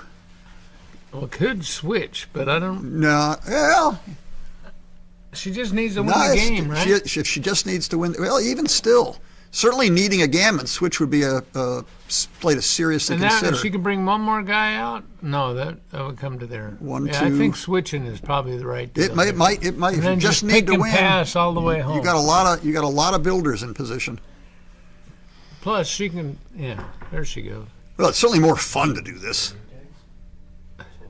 That's There what we the go. Now problem get with in, backgammon get in big is. even numbers, 6s and It's not 4s. fun enough. Some combination of 6s and 4s. That's no good. That ain't no good. Now, Now 1s, 3s, and 5s to build points. yeah, there you go. Now, do you shift from the 5 to the 4, or you're That worrying about activates the double? build- Bring the points to the builders. Yeah, I think that you do that definitely. See, now she's only going to have 2 builders with this. Well, she's got a bunch of builders, and double 6s covers it. And she's safe from 4-4. This is not a bad play. 6-5-2. That's on the list. Jam. All right, now we need a little technique to come home and win. Beware double 6s leaving a shot. I mean, that's sort of step 1. In the fire department, we used to, at this point, we called the coroner. Yeah, good. Not quite yet. There's a faint pulse. Call them up. Okay, there. Now, how do we dodge? Be careful. How do we dodge double 6s? I think you come into the 6 point. Yeah, that does it. And then double 6s is safe and leaves a pretty nice position. And now you just take the back one all the way. Or Just you like- could do the Yeah, other play. that's Either one. Are we getting ready to play, Chris? now we made a mess. Should have done what Ray said last turn. So what else is new? Okay, 6s are. No, it's not 6s or 5s. It's a 1-0. Boy, that thing disappeared. Can she clear the Boy. 6 point? What is that Won up there? Is that a anything, 2? she What can is clear it? the 6. Well, it must not be a 2. 4-1. It must be a 4. Why didn't she just clear the 6? I don't know. Can't be trying to play for gammon. Again, she could clear it to 6. Yeah, what is it worth to let your opponent in faster versus leaving a possible shot number? Yeah, well, And usually you don't want to leave any possible shot numbers, but that is not 100% true. no, but a lot of times when you just need 1 point, it's time to. Uh-oh. I guess they're counting that last match as probably over. Yeah, I think so. Look, DT and Chris Trencher, that's fun. Yeah, I got to play Sankowitz. Do you know anything about him? Not a bit. Not even a little. I have, if we put together if I'm allowed to do the Hidden Whoppers show here later this weekend, I got a whole bunch of positions for a match between Roberti and Sankowitz from 1980. Las Vegas, 1980. So there's some stuff. Were they making mistakes back then? Yeah, they played differently. All right, I'm going to go rest up. Is this live here? That is live. You can. Miss you too. I hope we're gonna have lunch. They don't do anything. I'm sure we can. I was just talking to Corinne. So are you playing in this or no? I am playing this. Here, have a seat. Tell us what you see. Okay. I'm not playing in it. I just came to watch you guys. The great Dennis Culpepper, who was afraid to play in the BMAB, is here to heckle from the sidelines. Oh, this is a string. I didn't realize it. Okay. Oh, if there's any luck, DT will play old-fashioned DT gammon, and we'll get to see blots all over the place. It ought to be interesting. This doesn't. Old-fashioned DT gammon kind of ruins everybody's PR, but it makes for a lot of fun. So DT's on the bottom with the light-colored checkers. We'll call them white. Chris Trencher on top of the black checkers. And this may well be a contrasting styles play. This Big advantage to black right now for sure. Three back to 1. Yeah, Had but the race nice and flexible. DT's about to fill in his 5 point and take the lead. He's going to do something. He's still an underdog, I think, but I have not. We're in between games. Yeah, okay. Because it feels a little different. Yeah. All right, what's happening? Who's doing what to whom? Make 2 points. There's the 2. Okay, now can we build one of our homeboard points? Maybe. Yes. There you go. I would think about doubling here. Both 5 points. I would think about doubling. And that's a likely market loser. Well, how much? I would count him before I would pass, but it's a likely market loser. Thinks it hits, but doesn't. Well, it hits the white checker, hits his own checker. He doesn't put any on the bar. He can hit it. It looks like a hit. You got 4s and 5s to leap out. You got 2 blots some long distance away. It's bound to hit one of them. The problem is you rolled a 9 and it was 7s and 8s. Yeah, I would count the race, and my guess is it's a double, but I may be wrong. Yeah, I can't count anymore. 812. While Dennis is counting the race, if you have a commanding race lead, then you double. If the race is only a slight pass or something based on the pip count, then maybe you wait until you got something a little more. DT is playing what Woolsey used to call a GBU position. You can win the good, the bad, and the ugly. The good way to win is to hit a direct shot. The bad way to win is to hit an indirect shot. And the ugly way to win is to win the race. And this sort of counts as a good, bad, ugly position. So no single winning the races, probably no good, although we haven't counted it yet. Dennis is still mumbling next to me. Direct shot, probably not, but might be. You might get a direct shot on the 11 point. You might get a direct shot as he tries to clear the 8 or the 7. You might get a direct shot later on when he's trying to clear the 6. And there are all kinds of bad indirect shots. He may yet get a 7 shot at where a blot gets left on the 12 point. All kinds of fun.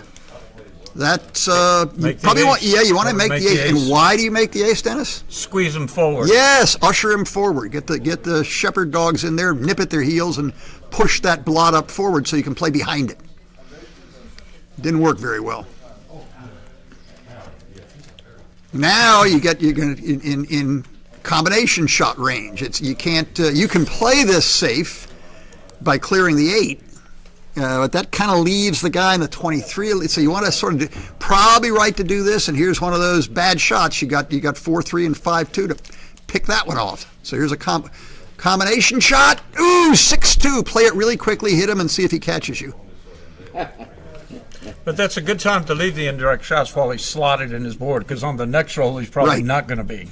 Right. So even though you took a race, you might not. Now this is a big deal here, because if black doesn't. Oops. 2 point. Well, now you kind of have to make the 2 point. If nothing else, it duplicates 5-3. Say, I'm duplicating 5-3, and you do it. It's not a good roll, but the combination shot back is just 5-3 and double threes. You can't play it safe, but you're once again squeezing them forward if it works out. Odd numbers. That's odd. 5-3 and double threes is it? Ooh, 5-6. All right, no 6. Now we go back to looking at combination shots. I mean, these little 4 numbers here, 3 numbers there, adds up to a take. Yeah. This is the best position he's actually been in since it was doubled. Right here. Right here. All kinds of. This is nice. Black has not rolled well. Gained some pips. He still can. There's not a lot of combination shots left, but there's direct shots and race equity. Probably 4-2. Try to make that when you break, but it's not clear. Yeah, to some extent, you're looking at what's cleaner when you start bearing off, and having a hole on the 3 and an extra on the 1 is not so clean. I mean, you may not make it, but you might. There, look. 3. All right, now what? 6-2 is a shot. 5-4 is a great clears. number. Now we're getting down to the ugly. A big doubles makes it interesting, and there's still a chance for a direct shot to win. Twos are playable for. Whoops! That's a great roll. There you go. Well, we're getting down to. Now there's no shot this turn, and the race is pretty much dead. So he's got serious issues. But the problem is he didn't get a shot this time, and he's going to get squeezed out next turn. You want your opponent to. All right. Well, let's no checkers. Out. He's going. No checkers off. So now boxes twice or something, and you can get back into it. It doesn't do you much. 3, 5, 7, 8, 9, 10, 12. So I see there is a checker roll if you can see it up in the right corner. And now we're trying to save the gammon. Yep. Gammon is almost close to 0. Okay, now we're back to trying to win. 1, 2, 3, 4. We got a whole lot of rolls. Yep. Okay, 1, 2, 3, 4, 5, 6, 7, 8, 4. We got to get off in 3, and he's saying you cannot do that. He gives up. You need 16, and you only got 12.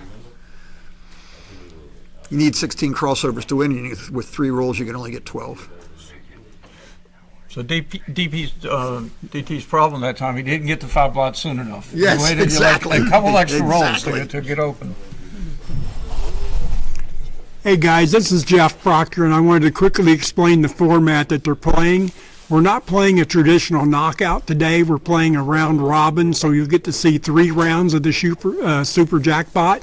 And the players have decided that what we'll do is we will split the pot, and there'll be 6 wins. So every time a player wins, they will split part of the pot. So that's what we're doing today instead of the traditional knockout. That's nice to know, since I'm playing in the tournament and was not aware of that. So thank you very much, sir.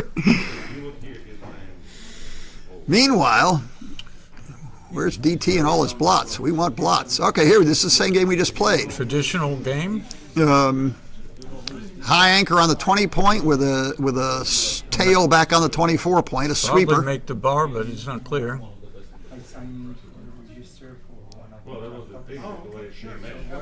Yeah, this is. I mean, I like go Chris. Making the bar is just a weird, stiff play and allows DT counterattacking chances. What he's thinking about here is leave it there and make the 20-point. He could also, slot the 2 and make the 20-point or whatever. What happens if you make the 20? He has 6s and 2s. He's a favorite to hit the 3rd block. Then it's 3 guys back to 3. You're almost back to even if you just get hit out there. Right. And by the way, this is clear. DT would do this even if it was wrong, but this is clearly the right idea. Develop your checkers and try to attack, making the bar point there.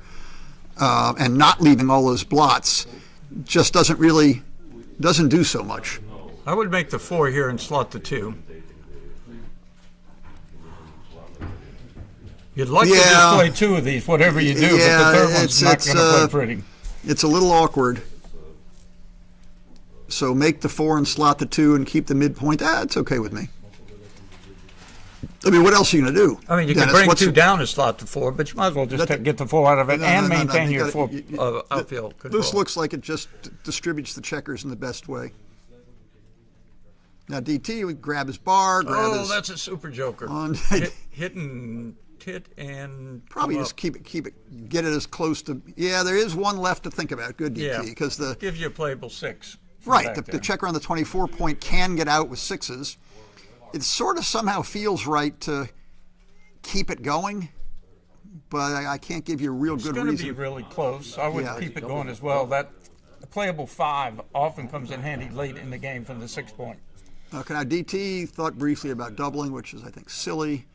Now he wants to go back and move his last ace. Replay his ace. And do you? I don't think. If you don't come off, what do you do? You don't have a play if you don't come off. So you're sort of forced now. Just attack back with anything. That's one of his best. And this is not even close. You have to now fight for the 20-point. If you get away with this, you're almost winning. And this is a huge swing. And it got swung. 13 to he's double hitting. That's reasonable. If first of all, DT likes to hit everything and leave blots, and second of all, it's a smart play. This may be a double. I mean, the question is, can you take it? Yeah, it doesn't take long to see that. This is in chess, they used to say, and the rest is just technique. But that doesn't work in backgammon because the dice screw up the technique. So the question is, does Chris have time to reestablish something? Certainly if the blot on DT's 3-point is not covered, simply hitting that puts Chris right back in the game. Is the gammon threat really high? And I think the answer is, even with 4 checkers back, they're not really closed out or in danger of closing. So I think this is actually a very tough decision. I would take, but I agree. And it's not easy. But I love garbage takes. But you often end up making the ace or 2 as a last ditch effort to get something out of the position. And if DT is going to cover his 3-point, he's probably giving up his that might be Is anybody out there able to put that in? I'd be curious. We'll learn. Look it up later. We'll all learn. All these matches get analyzed. Those are great positions, and they are. Even you see online, if you follow some of the online threads with people posting positions all the time, things like that. If it turns out it's an easy take, then it might not have been a double. Now, I'm not saying that's the case here, But even if you knew, because you'd studied in advance and been a bad boy, that this was no double and an easy take, it's still right to double because most of the world is going to pass that. They might be right, but sometimes they're wrong. Right. Meanwhile, Chris has jumped out to a big lead. We need an 8 or in plus a 6 or ace to stop 9. Yeah, the tempo hit seems right. And any chance DT has to leave blots in the opening, he's going to do it. I approve. And Chris is right to stop and think because, once again, positionally, he's got a great game. The rest is just technique.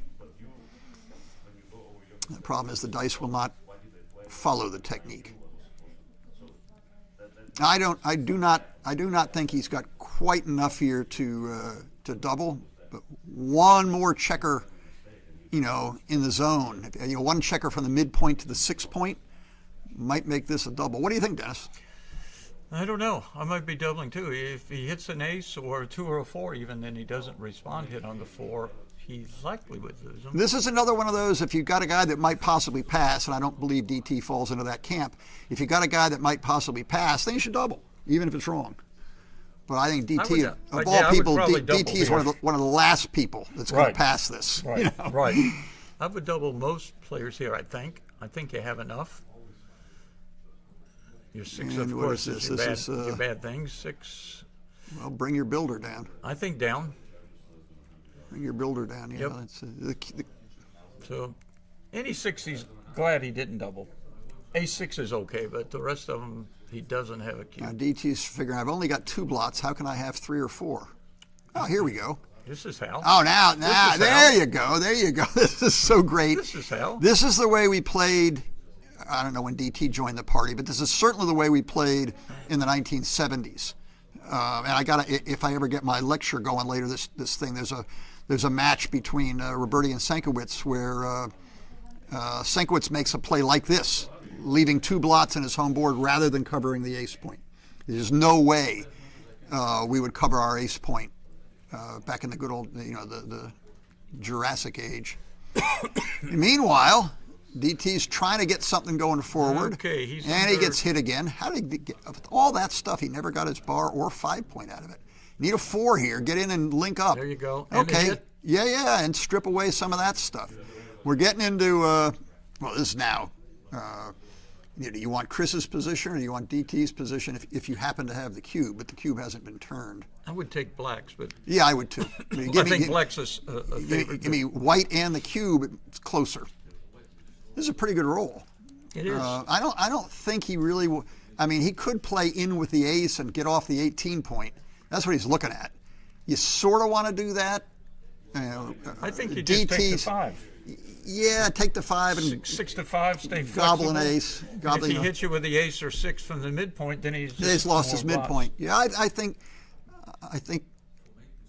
All right, here we go. Oh, I see. There's a hit. Yeah, I was looking at. I missed the hit too. I was looking at going to safety on the midpoint, but there's a hit. Yeah. No, take the check. DT says, "Great, more men back for me." And hit back. Nice. Now get in. You got to get in, Chris. Tie something together. Okay, well, he's forced to come in there. No more of this hitting with a 5 nonsense. And then you're kind of left with no reason not to do that. 2-1. Well, You don't have the timing for a back. Yeah, I kind of like this play. This is a develop your checkers. As it Michi used to call this an M13 play, only this is very much delayed. Try to get 13 checkers into the game. And DT's stretched a little bit forward on his 3-point, so he really wants to get off the ace point and come forward. Now we got a double. I don't know if DT can take this. I think this is you think could it be too good? I think no, it's not too good. What do you think, Dennis? My inclination is to take without, but thinking about it, I mean, 5s are duped. If he doesn't throw a 5 in your anchor, he likely doesn't have a double anymore. Your problem is your midpoint is stripped, your 8-point is stripped, and all your spare checkers are there on the 6-point. So I would have to take it, I think. What about doubling? It's scary. I would double. I'm not 100% sure it's a double, but I think it's like one of those other ones against the 4 point. A lot of players would pass. My inclination is taken. I could be making a big mistake here, but Yeah, I mean, you got fives to You hit. got three guys back still. 5s, 7s, and 12s to hit. There's no guarantee. There's no guarantee you're going to anchor it. Well, this is a game DT loves these I'm things. glad So you told me so I can see you're it. not chasing DT out of No, these. no. I mean, he's used to playing with lots of checkers back, and he knows the positions aren't as bad as they look. Now So- get in anywhere. Ace, deuce, 4. Just get in. right. Okay, and now. There's a lot of slime in this. Yeah, there's a position. whole lot of slime as you're, kind of taking an improbable Yikes. position and getting lucky. I would take that point right there. The Right now, this is now really. Now you just have to get in. to the edge too. I think you got to keep the midpoint. I don't think you can give them. you can hit loose on the I think- ace. I would hit you on the ace, can't but- come to the 3. You can do this. You could even come off the 21, but that's a little rich. Okay, well Now you hop out. You come out off the 20 point. no, you don't have to. You could That gives slot the 9 and try to build that. I would get out and try to make you have 3 builders for either. Do of it the flanks over naturally. there. Yeah, that's Instead of just having And one. DT wants to come in high. This ace deuce thing that's fine. The ace deuce thing is a mirage. That's not going to work here. He's way too far forward. This is a 2-4 front game, even though it doesn't really look like it. Duplicate aces, come out and slide up and give him an ace, ace, and a 5. He doesn't really want to hit from that 4 point. A No, 5. that's I would give him an safe. aces and 5s. Yeah, and all your men. I would be developing my checkers almost regardless of whether I'm giving him what numbers I'm giving him. I think you want to pull off of there and then play the only reasonable ace. I don't think you want to pick the blot up off the 9. I agree. I think that's a good. Maybe if DT rolls a 6 and comes out, you want to be able to attack what's left behind on the 4 point.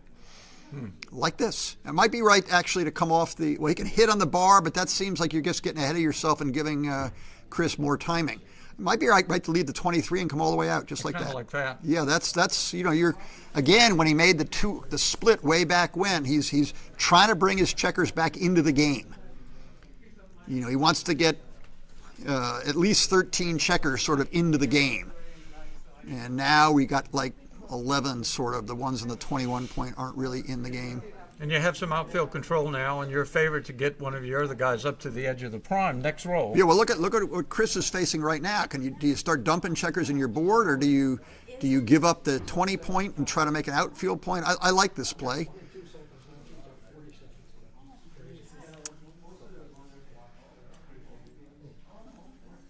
Oh, he hits 2 with this move. Wow. Okay, so like I said, this Wow. is a 2-4 front game. Kevin is ready. Oh, ready to go? Almost. Almost ready to go. All right, I'm going to leave this for you, Dennis, to bring home, and I'm going to go play. Okay.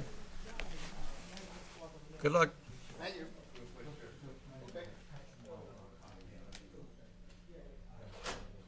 So KG has left, departed. I'll be here a short while longer, but he's going to play a match, so I'm going to sit in for a bit and yak a little bit.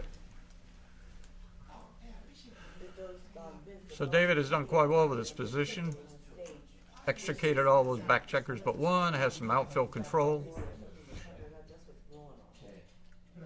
and owns the cube.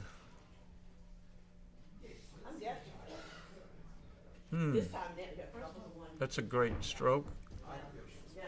You got to come up. It just gets worse as he gets builders around there. Now my guess is he's going to play 8-4. He really doesn't want that last checker to escape. So my guess is he's going to be hitting like this. If he gets it back, and maybe he'll make the ace point 2 or 4 point over here, but he doesn't want that guy to leave, to get away. He can still prime that checker. Or force another blot on the other side of the board. That's a great stroke. I think you come out 2, then you either come out with 2 or make the bar. I mean come off the 20 point with 2. So that's pretty difficult. If you come all the way out, you give them aces and deuces.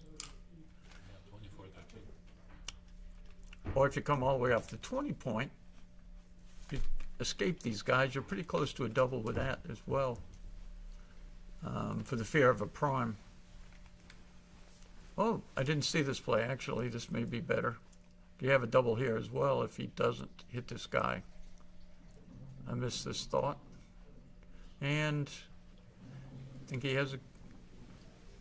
I don't know. Maybe he thought he was too good. I would think it's a cash, because if you don't cover and he rolls a 4, it's... Oh, he's already doubled, sorry. I missed the cube placement.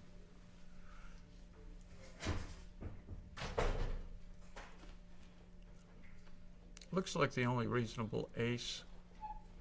Looks pretty dangerous coming off the 20 point. It's a big 4 here. Oh, he got it double hit. Wow, that was a great stroke for David. DT as we call him. That's a good roll, 2 in, pressuring the blot on the bar and the blot inside the board. So David has a lot to do, and that does a lot. I guess you can play with 1. Seems like you need to get out.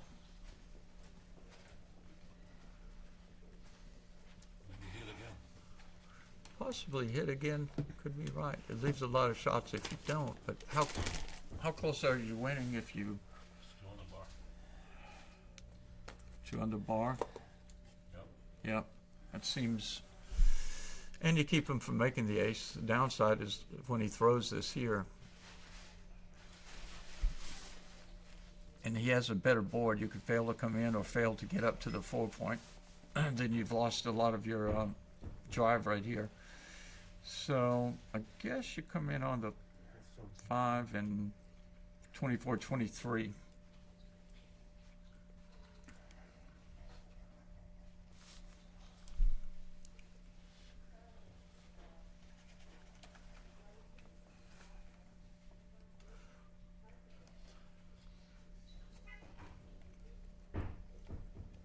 Wow. Oh, ace point. Yeah, I guess the ace point. It's either that or you got to take 2 guys off your 5, which seems a bit dangerous. But it's great when you get missed. You got 2 blots, but 2 guys shooting at the blot over there. Oh.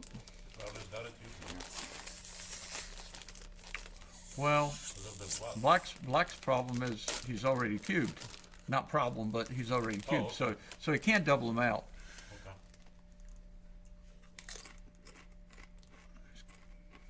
But yeah, this blot is huge if he picks it up before he comes in, because there's a lot of gammons. Yep. And 5-2. yeah.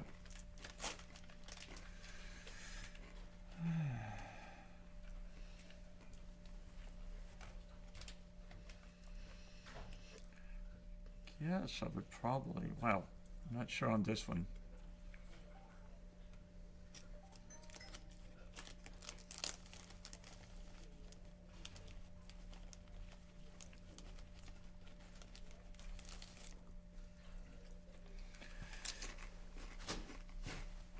If he continues off the 18 to 16, gives him a... He gets hit more often, but gives him a double shot at that blot when he fans, which is huge to buy him some time. He's already doubled his opponent. This leaves fewer shots, but still 4-3, 4-4, 4-1. Not sure how he'd play 4-1. He's probably thinking about that right now, looking at the entries. This is 2 blots, fewer shots. The 1s and 2s are duplicated. But if he moves the other one up, he gets hit with 4-3, 4-5, and 4-6. So he went the not as many hits from the bar. Not sure which way I would have went there. There's a 2.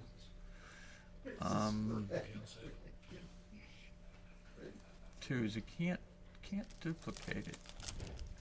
I guess I would keep the blot over there. No, that would leave a double shot. Wow, this is really difficult. And it doesn't duplicate anything. 3-1. 3-1 or 6-4. No, 6-4. You check. You're killing the checker, but you're playing with fewer blots. It doesn't seem natural, but occasionally it's right, and I'm not sure here. You love it there when you don't get hit, but if you hit him back or he misses you and you hit a blot, not having that blot against a 5-point board is pretty huge. 3, 4. Guess you hop off the 20 is my guess.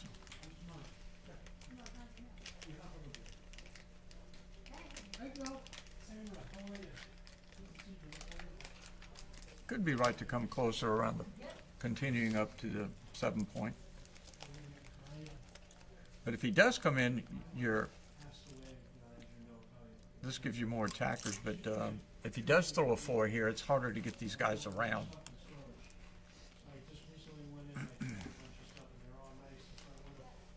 Up.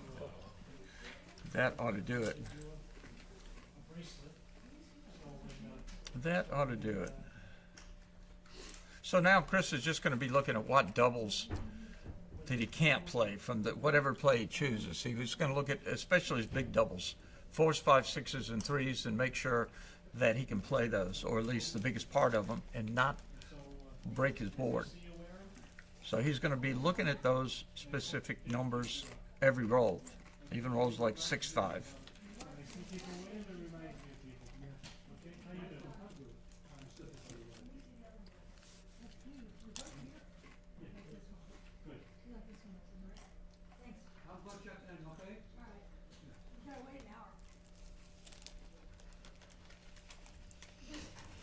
So the only doubles are blocked right there are 2s and 3s, and he can handle those without crashing.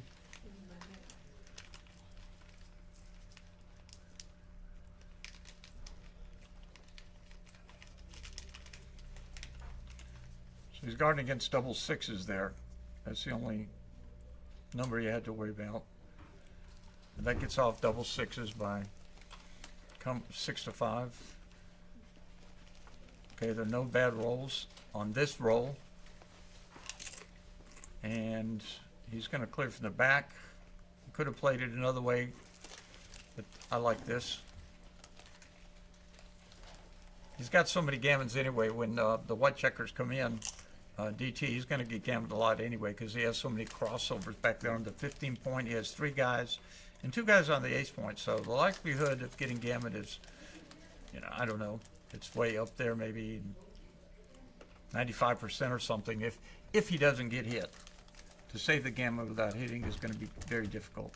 Chris is looking at the ace. Does he play 6-5 and pay off to 6-5 right now? I didn't see how many he played actually. I was looking at the gammon chance. Okay, he's keeping it safe. No shots this roll, possibly future ones. This is 6. Everything's safe this roll. If he doesn't throw an ace, it will continue to be so. 2.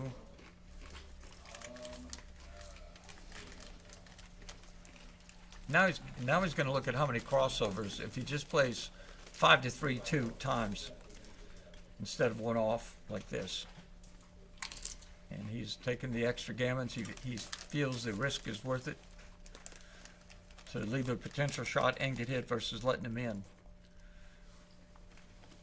This is an interesting one as well. He's given the 2 gaps. He's quite a favorite to come in this roll and be out of black's hair, but he's still on the bar. There's 6 numbers, I think, at least shots here, and that's not one of them. He can play it safe. I don't think he takes one off here. There's no shots from here at this position. And he's still hanging around. No shots from this position. That's it. This should be at 75% of the time he comes in, but once again he's hanging around. But there's no bad numbers here, and there's no bad numbers this roll. Oh, I just thought it was dancing with all. Okay, so barring a miraculous turn of events, it's going to be 6 to 1. So this was interesting where the game turned around when he double hit him with an ace and he threw an ace. That doesn't make it right or wrong just because it happened, but that's when David got in trouble and never recovered. The dice did not allow him to recover.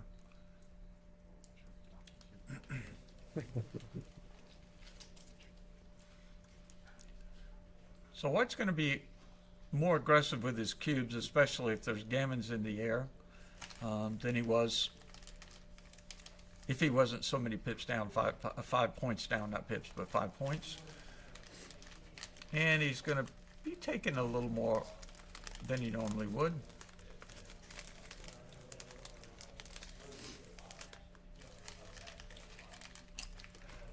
So he's going to think about cubing here. Yeah. It was a great number. He's got 8 guys in the zone.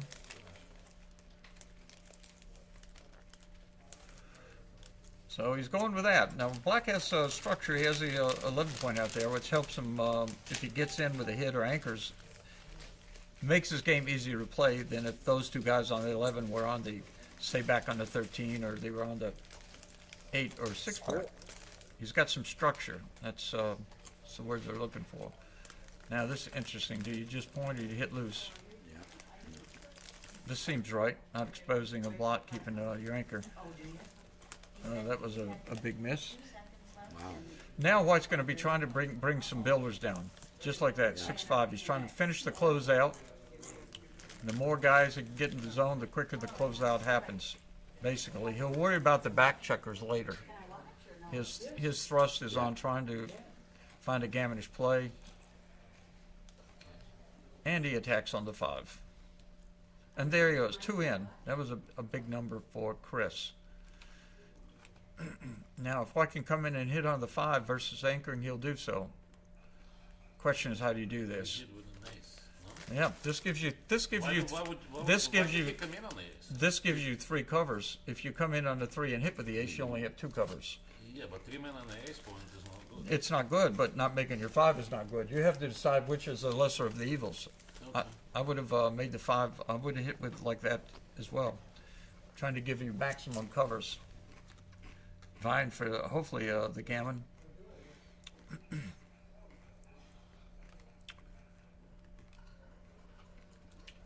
I think I would come all the way up with the blot. Yeah, the 23, you're kind of hemmed in back there still. Your 6s aren't out. The anchor's a little deep. I would have taken a little more risk and gone up a blot to the 22 point.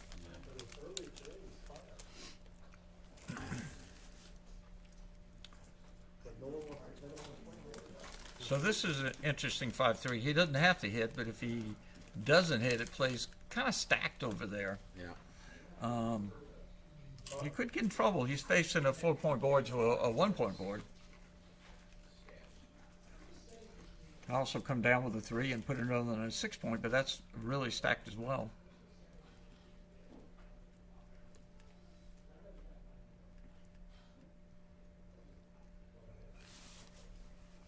This is a hard play.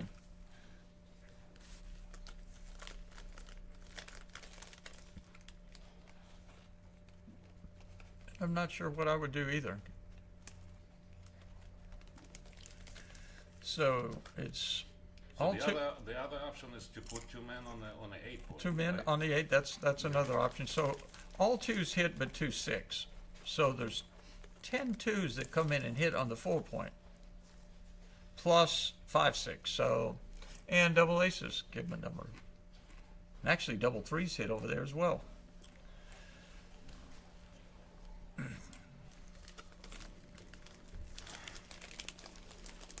I'm not sure. I would probably do this because being up 6-1, the gammons would be more costly, and he has to break the midpoint if he wants to cover that blot out there. That's a good roll. I would go 13-9, and I would make a big split over there. I would play with 3 blots. I would play. You would play 23-21, right? Yes, I would. I would there. You're just still jammed up pretty badly. You need a 6 to get out. Got it. Oh, that's a great number. And 13-9. So you're getting a little structure, but you're really still. Yeah, but that anchor on 23s. And right, that was the reason for wanting to slot earlier. up to make the 23. It's probably right to make the 5 here. Just gives him a 3-6 from the bar. So you want the 5 point. When you want to leave your opponent's 4 point or your 21 point, you want the security of a strong board or a prime over there when you vacate that, even with 1. And it's only a 3-6 from the bar. So you're in the driver's seat right now. We got a lot of numbers that make the board and a lot of numbers that make the prime. I think I would just go 13-9 and not worry about flexing out inside, but lock up that point right. You can play 6-5. I would just. That way he has more ways to make a 7. I would. This could be right. I would have went the other way, but it could be right.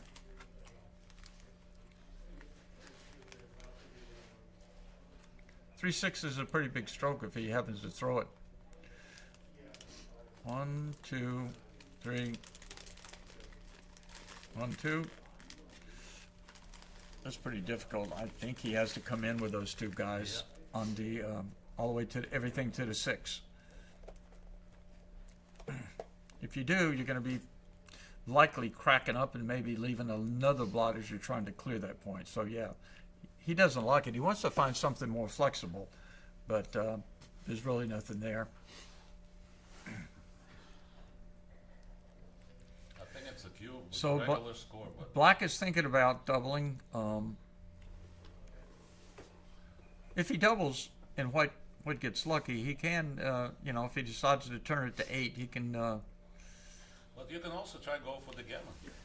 So you probably hold to the cube. Yeah, the chance of getting gammon for White is. Well, either making a 7 or point. Yeah, you have a lot of great numbers. A lot of great numbers. Just always got to be thinking about when you give a 4 cube in your head.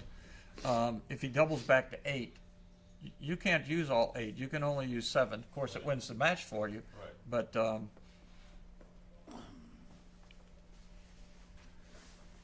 But that's what he's thinking about now. He's thinking about he's counting how many numbers make the bar or the 4 point. That's what you should be doing here if you have the time on the clock. And his small numbers are making the bar, and his bigger numbers are making the 3. So it looks like there's a very large number. Even double 6 can make the 3 point. Mm-hmm.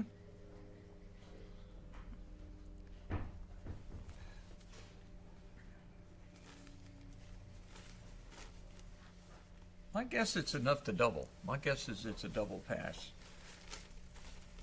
Even you have to be really careful, but not counting how many numbers there are. If you make the bar, he's just going to crunch over here. You may not get gammon, but with 3 guys back and owning the 22 point, even if you collapse, White collapses over here, he's an underdog to get gammon because 3 guys from the 23 point is a high probability of getting gammon. I mean, saving the gammon. So that's my guess. It's a double pass, and he does so. So he spent time counting the shots. He spent time as point makers. How many numbers, if any, left shots? How many numbers made points? What's the likelihood of getting double to a 8 cube if things go poorly? So I agreed with the cube action without counting the good numbers. You could just see that it looked like 3/4 of the deck did something great or more. So now DT really needs to get a gammon to get back in this, and that's a good number to head in that direction. Looks like it's making the bar. It could be slotting the bar. So he's got 2 more. That was my first thoughts, was just making it like this, not leaving a shot. And that's slotting the 5. You had to leave a shot anyway. You might as well put it where it does you the most good. Yeah. That's a good shot. Now he hopes to come in with an ace of 3 and attack back on the 5 point. And he did it. He loses a cover. He only has aces and 8s to cover. And double 5s. But that was a good roll for him. He wouldn't roll again for something better. And that's a great roll. Now, if he throws an ace, he's going to attack again. Okay, that gives him some outfield control, exposes another blot, but it was still a good roll.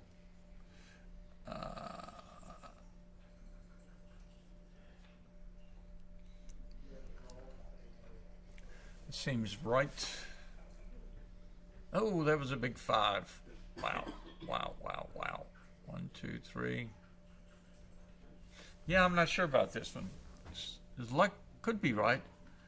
I would be thinking about gammon. This number of blots I'm playing with against this big board over there.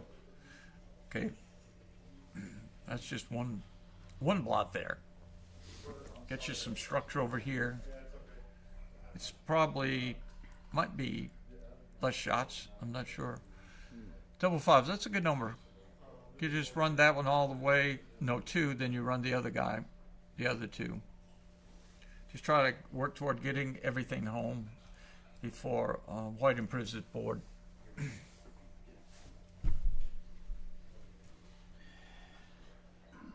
That was a big shot. Even though it's got 2 blots laying out there, he has to keep that last checker from escaping, and he did so. So this is a good result for white in the last couple rolls. And I would play with no blots. I would make the 9 and go 6-1. You don't really want that point, but I would not want to get hit here with a 7. Ace 6, 5-2, and 4-3. All the numbers hit. All the 7s hit. So I think you come up. Challenge now. He has about 9 numbers that point on him, about a quarter of the deck, and that's one of them. 1, 2, 3, and down only leaves a 3-6 from the bar. That was a great number, not just a great number, it's his best number. So he's going to go 6-2. I don't think he wants to put another blot out there. I could be wrong, but this seems indicated. If you can get out, your race is still good. What you don't want is to get gammon, and exposing another blot is more likely to get you gammon and not gaining much over there.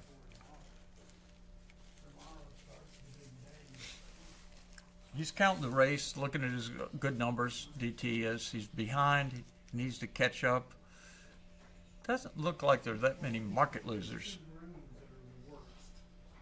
Now, if he makes the 3-point, he's got 4 builders for the 3-point, and black doesn't escape, that would be a market loser. Of course, there's big numbers like double 5s, 6s, but he decided there's not enough. That was my thoughts, and that makes the ace. That was a great number. Now, if he fans, this is double, probably pass, but at least it's a cube. If you double here, then it's your opponent has to figure, oh, that was his best number, a joker from the bar. That was going to be some interesting cube action. And comes up, need to get that guy to threaten the outfield so you can hit without giving your anchor up. Building your board would be second in priority to getting that back guy up off the 24-point to the 20. Probably. What hits here now? Just a 6-5. I guess I would reduce the shots and go to the 7-point, 10-7, but it's not clear. How many shots is it? He comes out. It's double 4s, 5, 3, 6, 2. Yeah, I would do this. It's only 6-5. It's only 2 numbers out of 36 that hit this.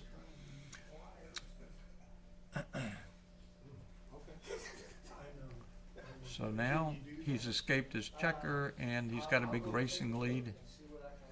And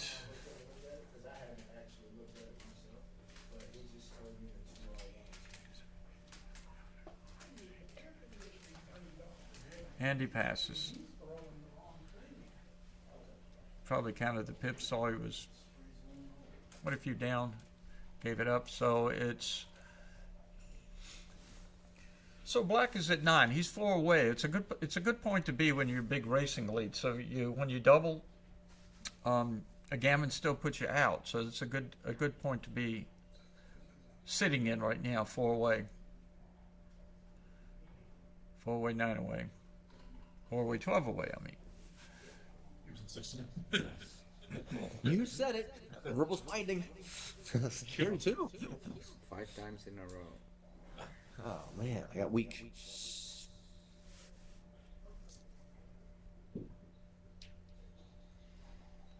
Go ahead.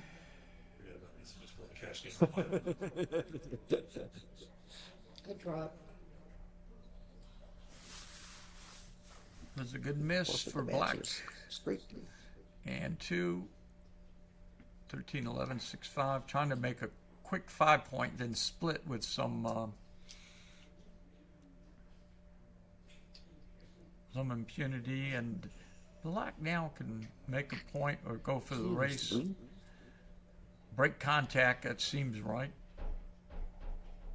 DT's trying to create some contact here, stepping out, and he does it. I think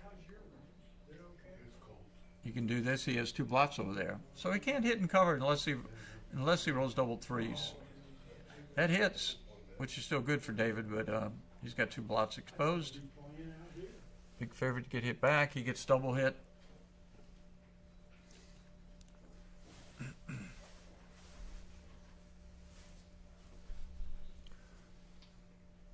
That was a good number, 2 in and an anchor. 6-2 makes the 5. And he does so. White's kind of reeling from the last exchange. 4. I guess I wasn't sure if I would do this or come out. I'd have to think a little longer. 4. Guess it's hit and go 8-5, but I'm not sure.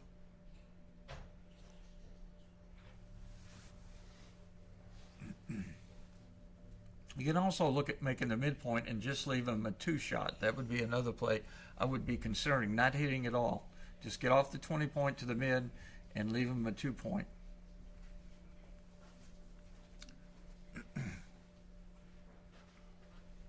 There's a hit. Where's he hit? He's keeping his anchor. And he may double hit on the 2 point. Keep him from making a double anchor over there. I'm not sure. We'll see how he plays it. It's going to be harder for White to time this game because he has the blot on the ace point. Generally, when you're playing a back game, if he makes another anchor, you do not want a guy on your ace point. Actually, White's game could improve if the ace gets hit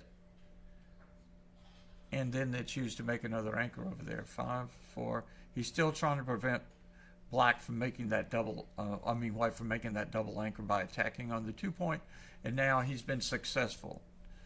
Now, what's the cube action here? 4-way.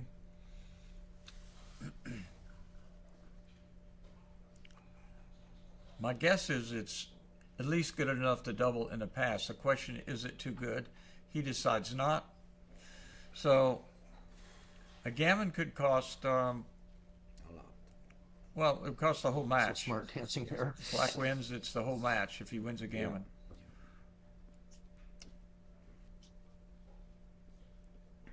Seems pretty simple to do. Pass. He passes. That was my thinking, that it wasn't too good. Just double pass. It looks like it might be too good, but anytime they have the anchor like that, it's easy to run off the anchor, especially the 3 point, and your opponent may enter with double 1s, 2s, or maybe even 4s, and end up with a playable game. They may have a take. You may hit some more checkers, and they still end up with a playable game, having only a 3 point board.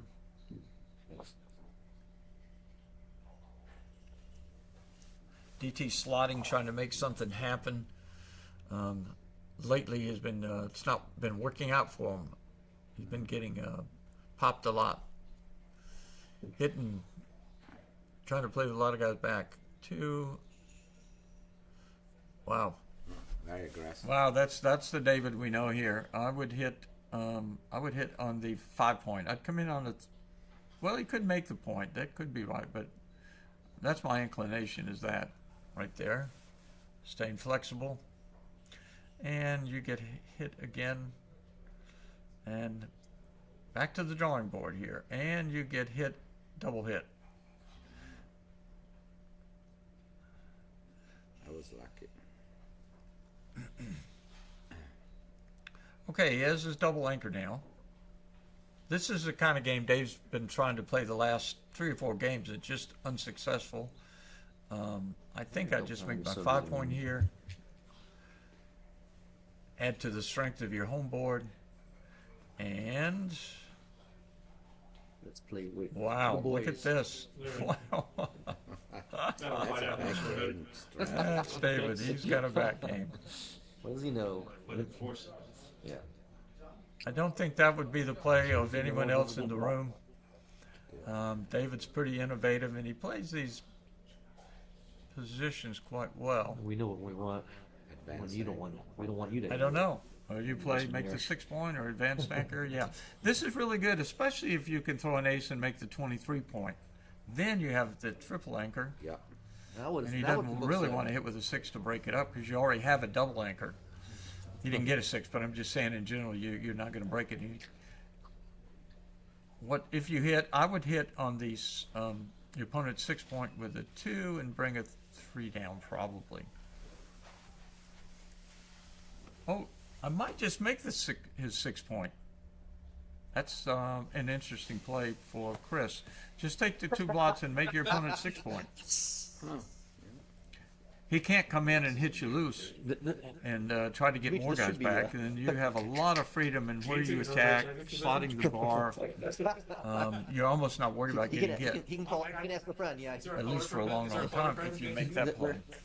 This is very difficult. That's why David chose this unusual looking play, is it leads to a lot of kind of not unknown positions, but positions you don't see very often.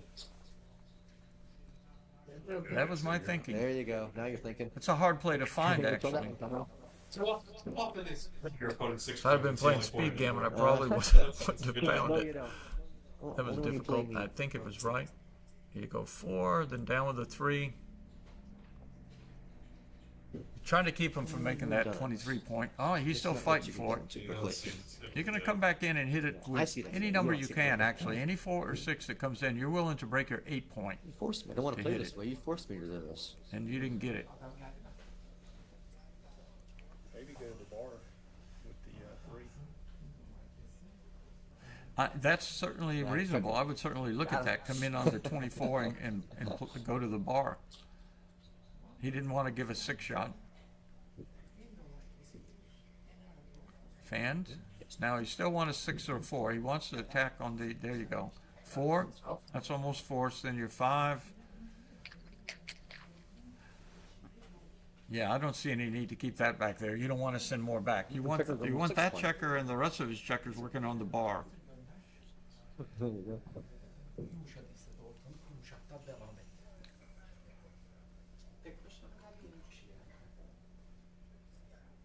I think I would take it all the way, just like that. Instead of covering I would not cover the 2 point, like 8-6, 8-2. I would have done what Chris did. You want the bar here. I may just make the bar right here, probably. Even though it leaves a lot of blots. You're sticking the guys back on the ace point. You see there's 4 guys back there now. If you make the bar, it really jams them up. You can play 8-2, but this is the play that really jams them up here. And when you're defending it against a back game, it's often right not to make your deep points like he could have right there. He could have made his 2 points. But until this is correct. Now maybe he might make it now. I'm not sure on this one. 6. Wait a minute. He rolled a 6-1. He hit him with a 5, didn't he? Or not? No, you're right. Yeah, that's illegal. Huh? That's illegal. That's illegal, right? That's illegal. Okay, yeah. He's looking at the dice wrong. Yeah, looking at the dice wrong. Yeah. Oh well. I don't know. No, it was. Thank you. Thank you very much.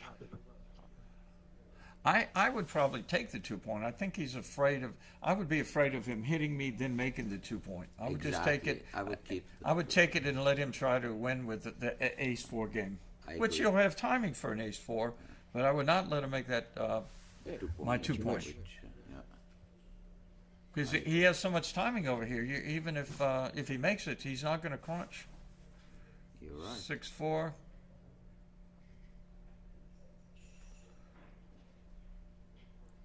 I would keep that same one going, actually. Yeah. Not much else to do. You could come in another 6 and move from the 18 to 14. That's another one. I would try to get a builder. Both of them get a builder for the 9 point. It's unusual to be able to come in on the 6, but yeah, you're right. Right. Yeah. Oh, well. David keeps rolling 2s. 4-2. Yeah, that's a nice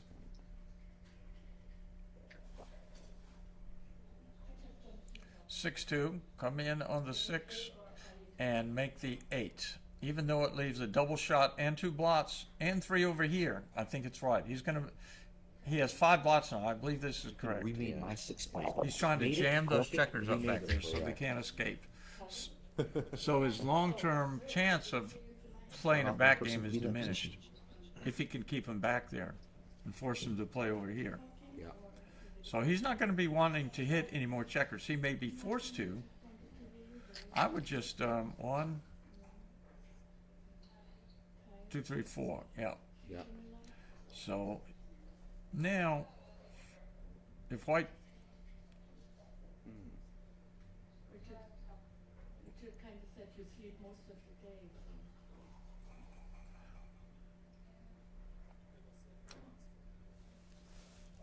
The best. So you have to hit something. So you hit on the 6 point, not the 4. You hit on the 6.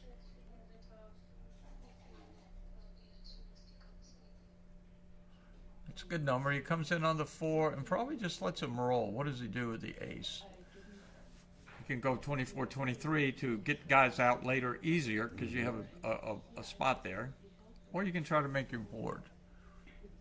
Not sure which I would do. These are very complicated positions. He would like to cover with a 6, but he can't. Yeah. Because he didn't have a playable 5 if he covered with a 6. Okay, I guess 1, 2 down, 2, 3, 4. Yeah. I wouldn't have left this shot, but it could be right.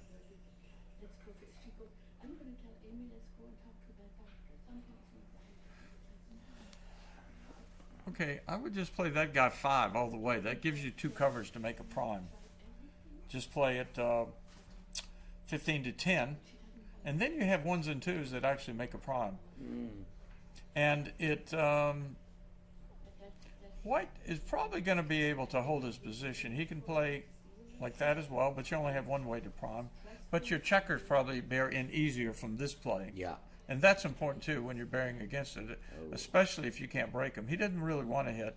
Now I would make the outfield post 13 point just to try to preserve my timing.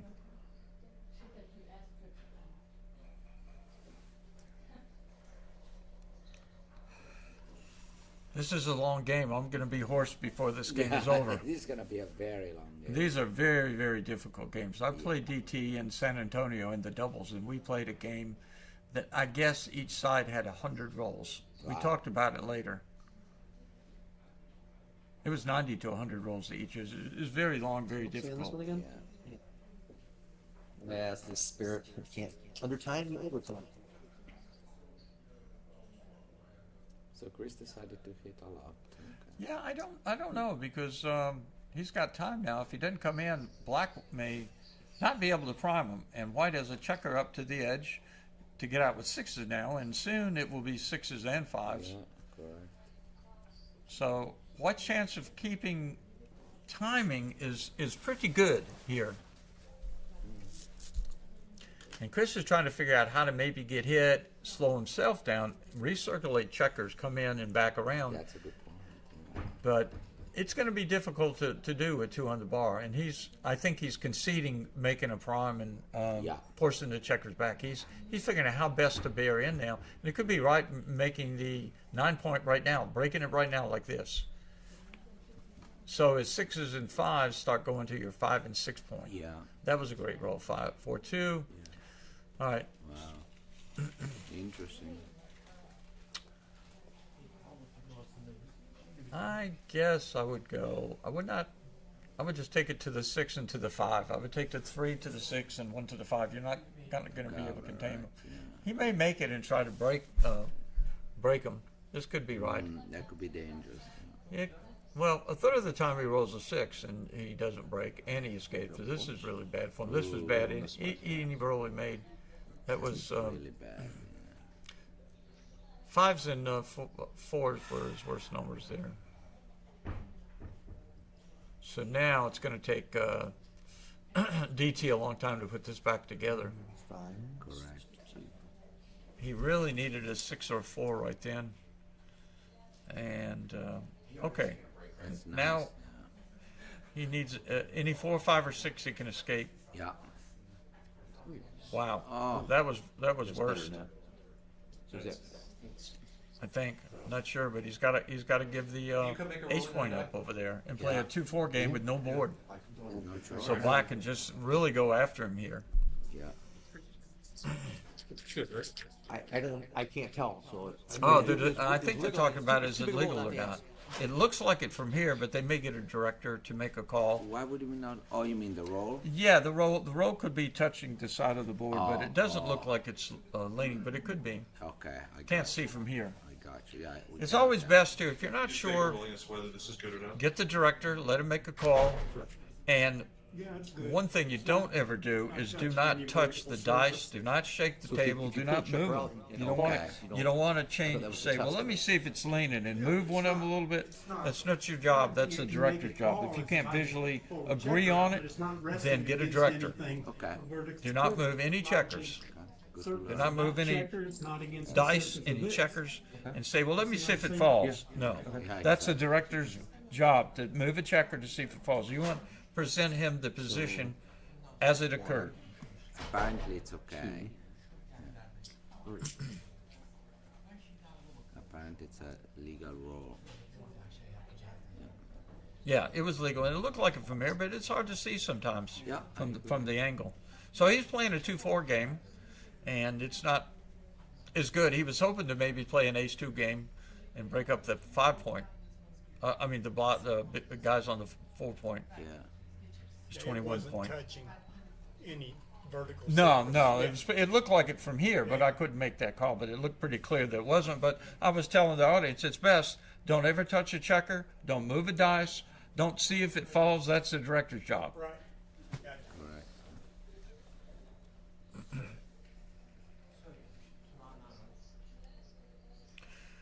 Okay, so White likely will get a shot, but it's gonna be hard to have a board made. Yeah. Yeah.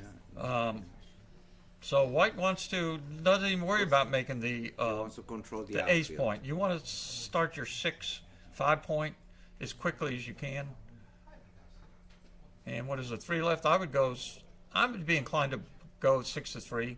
That's the next point you want to clear. If you can safely clear that, your chance of getting hit goes up a lot.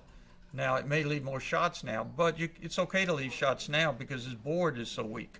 There you go. You just clear it. Now this is really good.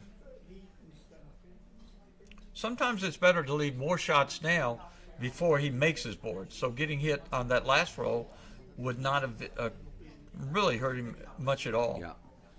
So sometimes you want to start clearing points or prepare to clear points versus taking guys off.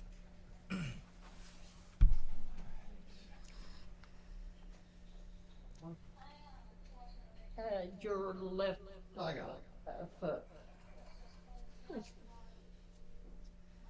So he's basically want to make points as quickly as he can. Now he's going to slot the 6 or 5. He would prefer to slot the 6 and make it versus the 5. So we'll see how it plays out here. But he needs to slot them quickly. I wouldn't get this guy out. I would actually probably have slotted the 5, but it may be right. I would let those back. Sometimes you may want to hit from the 2-point, but not give up the 2-point over there, or your 23-point.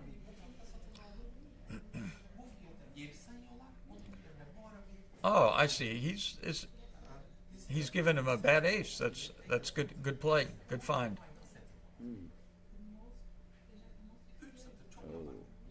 Wow. Yeah. Wow. I know. For the deal.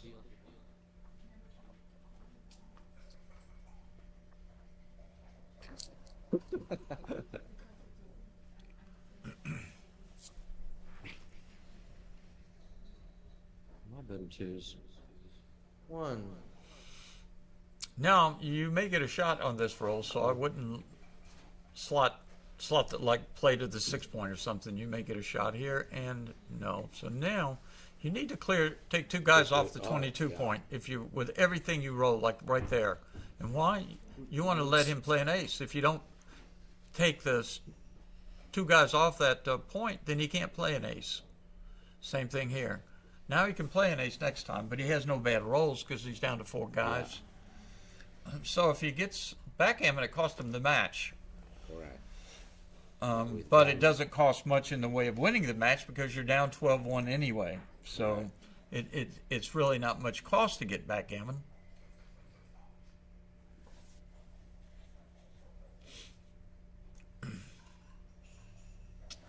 He has to go.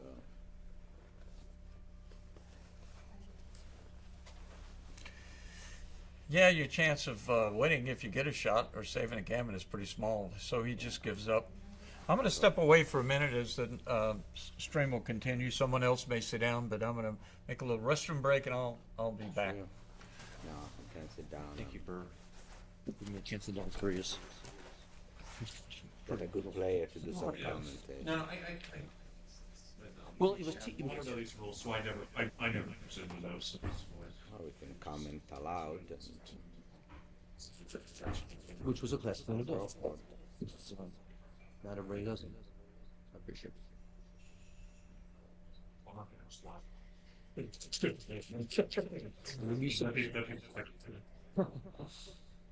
You'd be surprised at things that do it. More and more desperate, I think. Can I hit anything?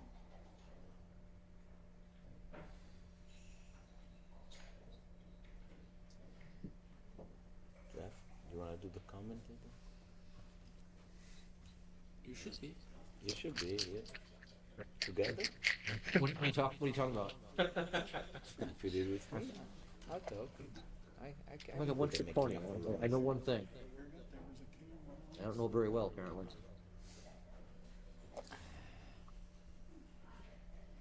This should be easy to Alright, win. yeah, The yeah. last game, probably.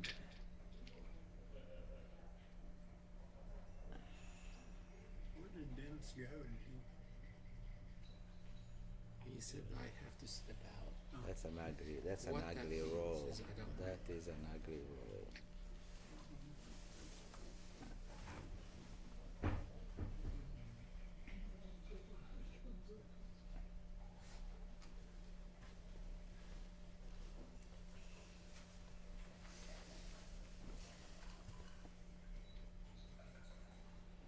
Fun games.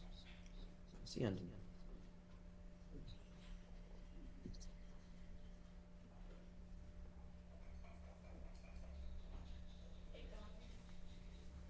The mic is live. Okay. Let's see what happens there.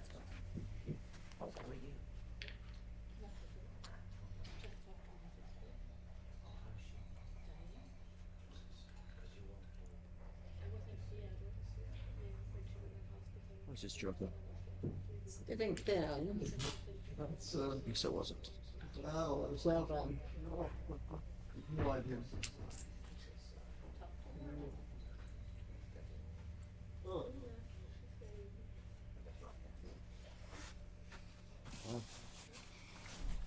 You turned the table. For the viewers out there not aware of what is going on, this is the first day of a 4-day backgammon club, and it is called the Atlanta Classic Backgammon. And you can get information on this tournament and watch live streaming for the next 4 days. And the director is Jeff Proctor. And you can also get this information on usbgf.org. That stands for United States Backgammon Federation. So anyone out there not familiar with it or want more information, seek out Atlanta Backgammon Classic 2024. If you don't put the year in there, you may get information from last year. So this tournament's been going on a while, and just thought I'd share some information to look at it, get more information on it. So, yeah, David Todd Black needs to win this one, or the match is over.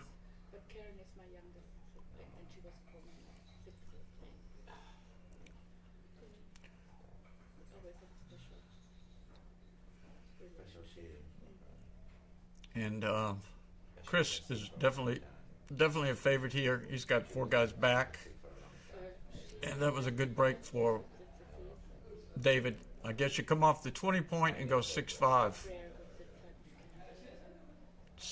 Hopping out like that, getting that checker into play, and flexing out in your home board 6-5. And that is 1, 2. I guess you just keep it going all the way.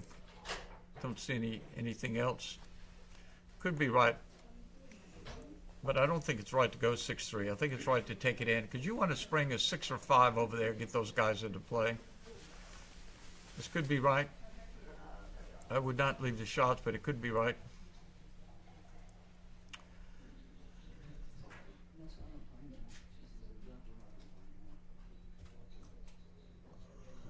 This gives him 4s, 5s, and 6s to escape, so it kind of unduplicates. I would hop out with this checker. I would just give an ace shot. It could be right to attack over there. I would just hop out myself.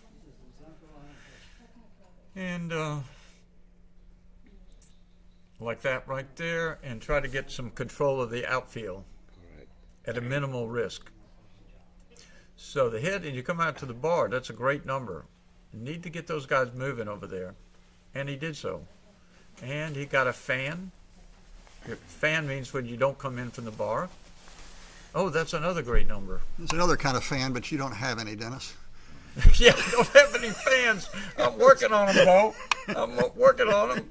Well, I'm one. Some guy shared some kind of like maybe one time about 15 years ago.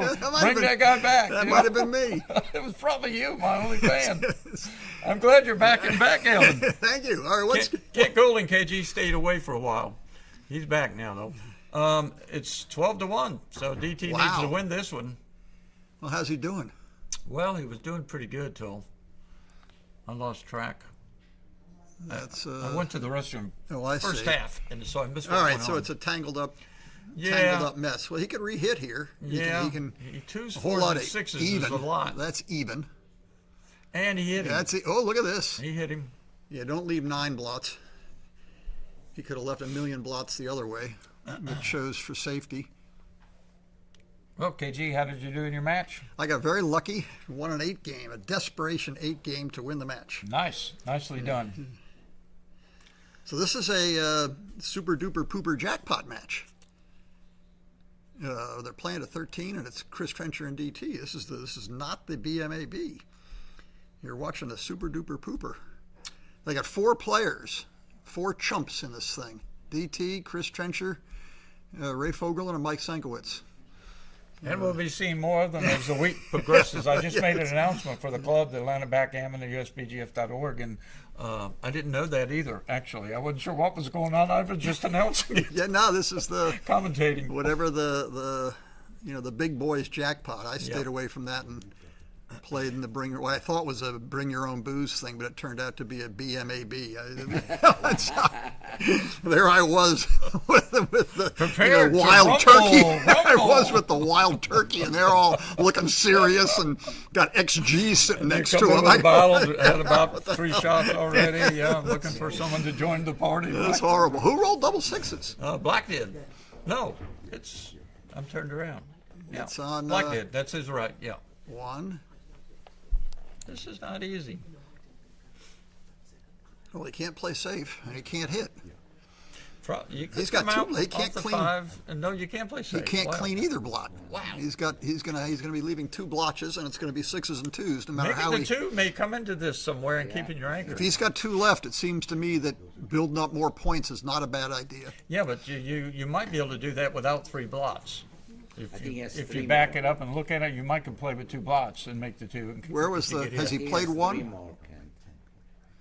2 more from here. Yeah. He's looking at this variation, but it's 2 blots and no anchor. Well, then Yep. you just if he's got 2 to go, he could just take that back blot around to his 8 point and be done with it. Yeah, but you're still leaving 2 blots. Is this right? the start, or has he already played one? 2. Played 1. Now he's played 3. There we go.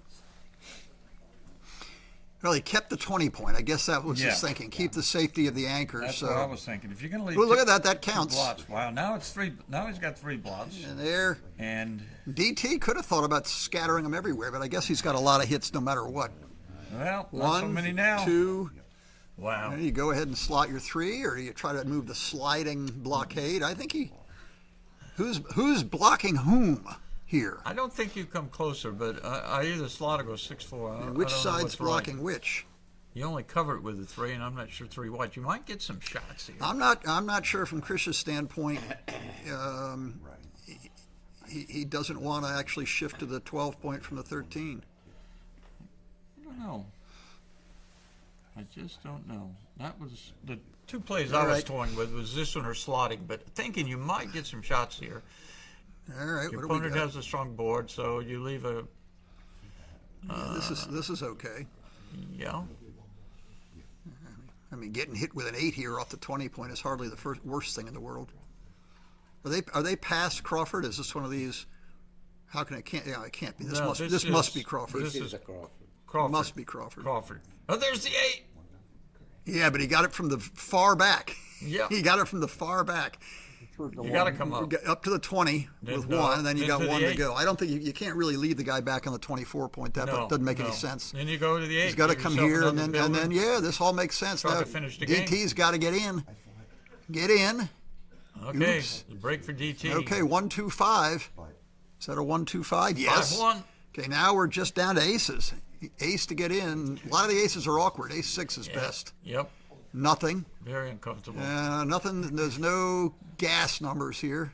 So, do you bring the beater in to try to close, or do you muck around? I think you bring the beater in.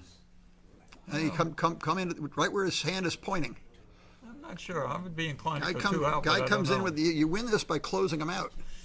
I don't know. This any ace now, he's going to be flopping around, getting in your hair the whole time. Well, Yeah. roll an ace. That's no good. And that's more poop. He's sort of Go to the midpoint, I guess. yeah, he can make the 14 and shuffle the ace in his home board, giving him flexibility. He could take the blot from the 14 and move it into combination shot range. See, this is if DT can roll an ace here, it's very, very awkward for Chris to get home. Here we go. Don't leave many blots. This is right.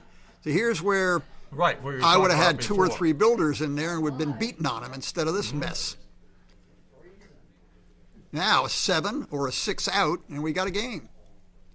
Any 7 or a 6 out. There's a 6 out, and I think you gotta eat it. Yeah. You got to eat it. The race can't be all that bad. It must be close. Punch the the pip count button. He's down a bunch.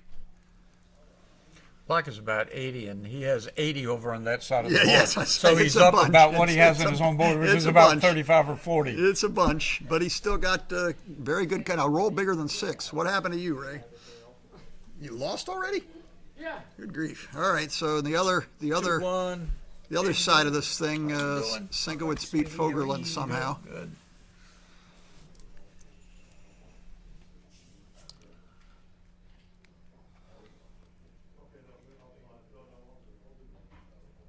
I think 2. He was looking at 2 down, leaving aces and 3s, but I think it's too much. 2 blots. He's likely going to get a shot. Chris was saving a 5. He's got to force. 6s are already forced, but he saved a 5 over there to play in his inner board on to Chris's next turn, if he chooses.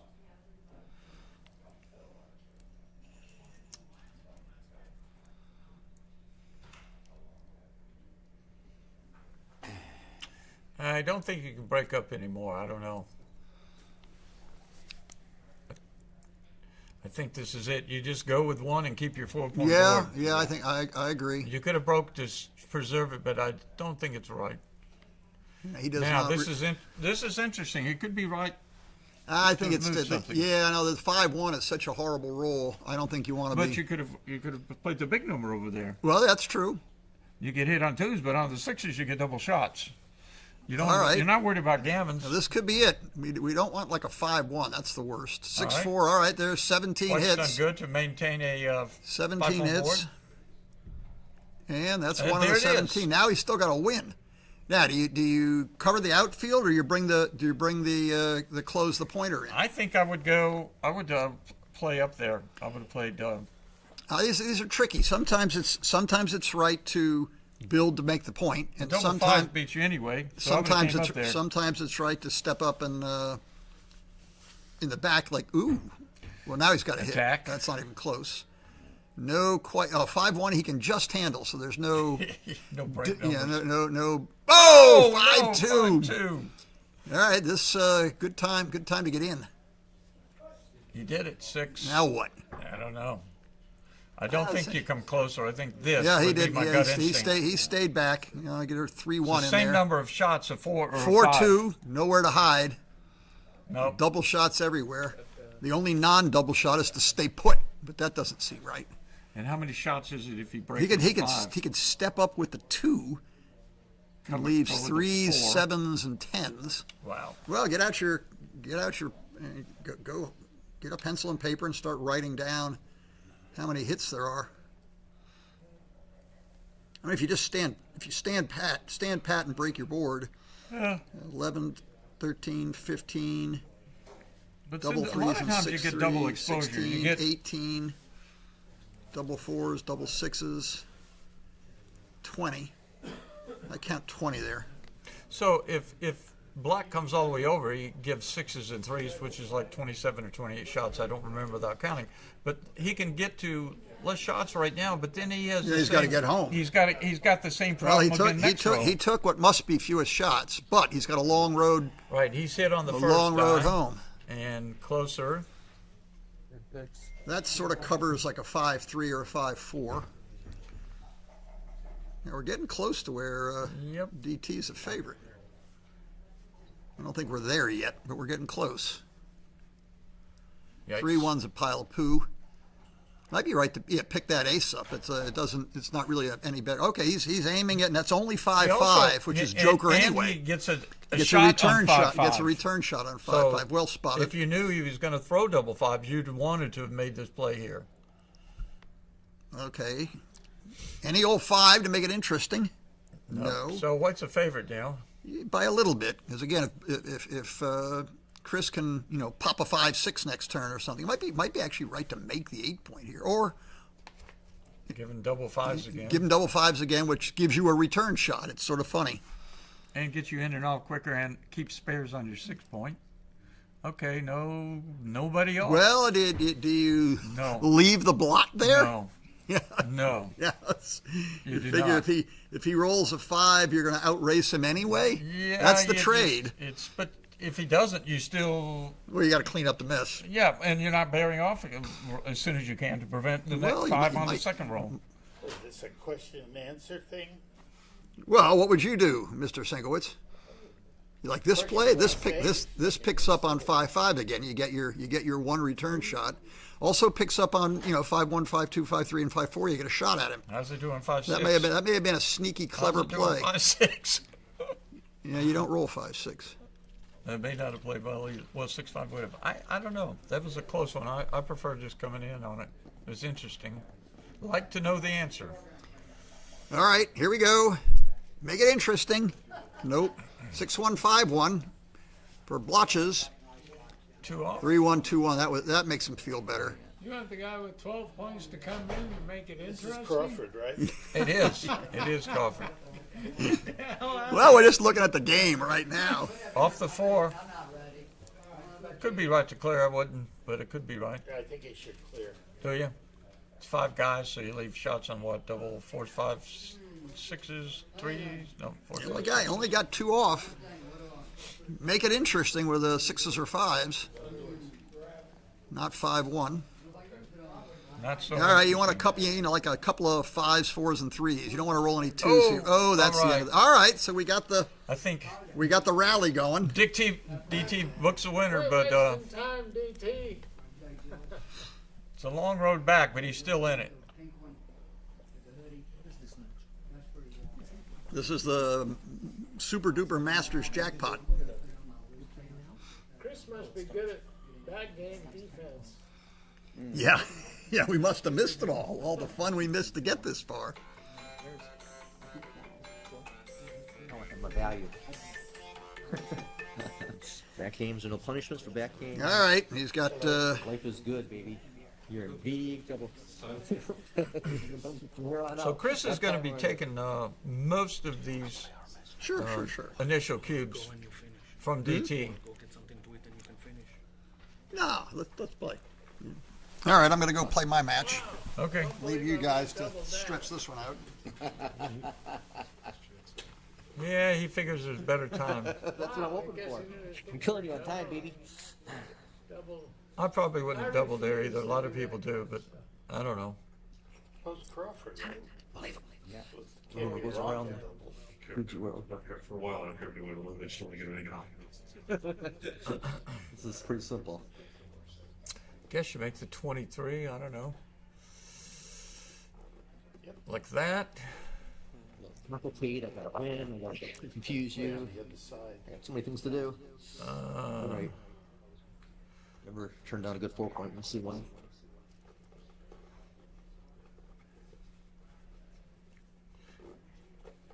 Seems right, just coming down, flexing out. Some risk, but pretty good risk-reward ratio. Doesn't get hit that often, and he can make his 5-point now. I think he just does that, even though it leaves 2 blots. Seems pretty clear to me. Could play 13-9 then to the 8-point, but I don't think right. I think this is right. It's 6 numbers. Scooch all the way up. That's a great stroke for DT. And Chris is going to not leave any shots. Go to the 5-point, the 4-point, huh? I don't think he leave a. Try to make a 5-point prime. I don't think so. It could be right.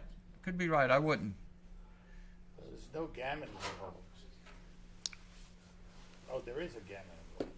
Yeah, the cube is turned. Yeah, you should play safe then. You could just go to the 5 and 4. You're still real flexible. You got a spare 6. Why not just make the bar point? Because getting hit with those 11 numbers is pretty bad, and it's not that close to winning if you get Pretty missed. good if you get missed with a bunch of Well, it's pretty good. Yeah. White is got 2. The other side has 12, so there's not much upside for it. I actually didn't consider this play, but it leaves Yeah, I what? thought this was the right play. Okay. Got to leave something. You can't be totally.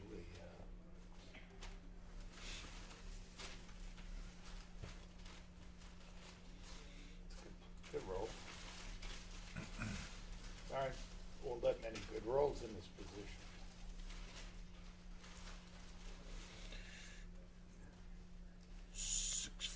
Wow. Now what are we gonna do? He wants to slot this so bad. Be right to give him an A shot and bring the 6 down and the 5 in. Don't let him hit and escape. It's a couple extra shots, but if he hits and escapes, he's accomplished two good things. If you do this and he hits, he's still got 2 guys back.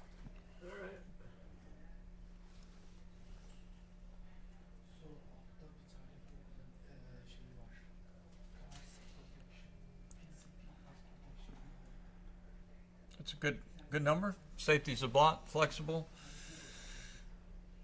And that was it looked great on the first nod, but I think he's just got to take him in.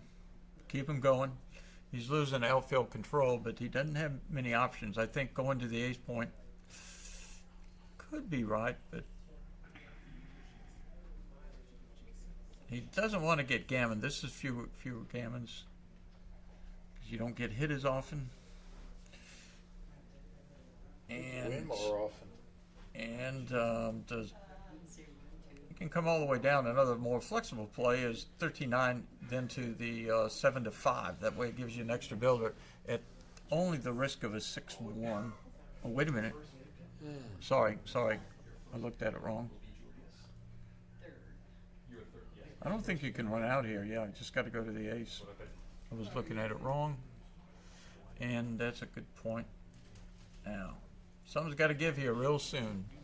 The board's going to go for white or he's going to be forced out. That's a good way to get forced out. Nothing left behind. One of his better rolls. Not forced out, but forced playability. Made it kind of forced.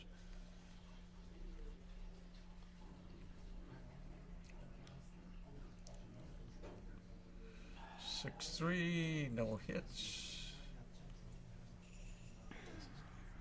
Well, could be right to move the front guy 9 all the way in case he doesn't roll a 6. You have more builders for the 2 like that, and you still may catch this other guy coming around. That would have been mine by a little bit. And and I don't know. So this is a 6-4, which plays pretty good over there. 5-4 plays good.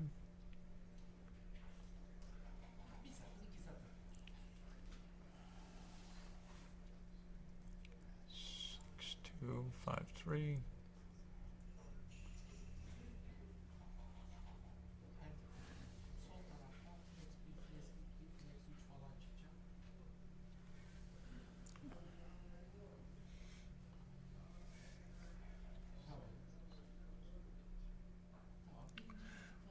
That's great stroke. That was one of his best. Some gammon's involved. If he picks this other checker up. Vegas has got all his He money got in it. the pass line and He got it. sevens out.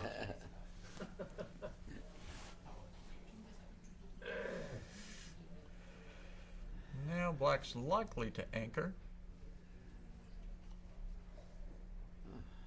And the gammons go way down. With 2 guys back on the ace, he'll get gammoned about 14% of the time. Problem is, you're going to leave some other shots. And you're gonna get gammon more than that, right? If you get hit, but I mean, just in general, if nothing else is hit, it's about 14%. A little more than that because black will be cracked, so it could be 15 to 20% range of gammon. Oh no! Now it's I don't know the number, but he's still not a favorite, I don't think, to get gammon, but he's up around maybe 40% or something.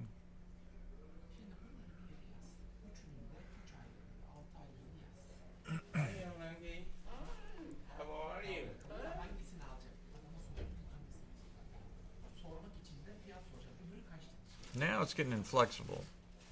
Not much you can do about it. His gammons go down because he's so inflexible. He's going to bear off a little slower as soon as he bears in. That was a good number for the position.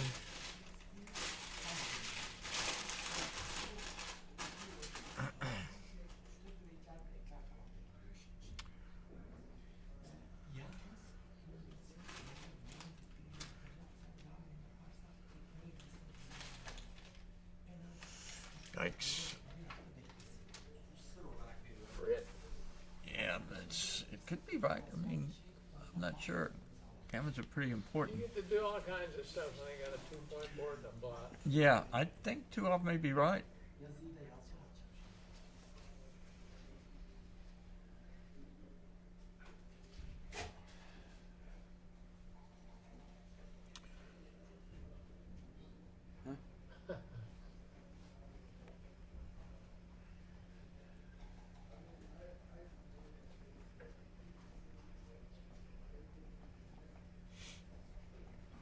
Better hurry.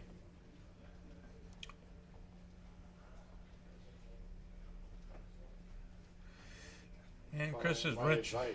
Yeah, he's trying to avert a gammon here in a 4-point game for DT. The shot rang out. Yep. I would give the 4 shot. 1, 2, 3. Okay. There we go. Unextended. Probably. This is right. Yeah, probably. It's a couple more numbers, but definitely more gammons.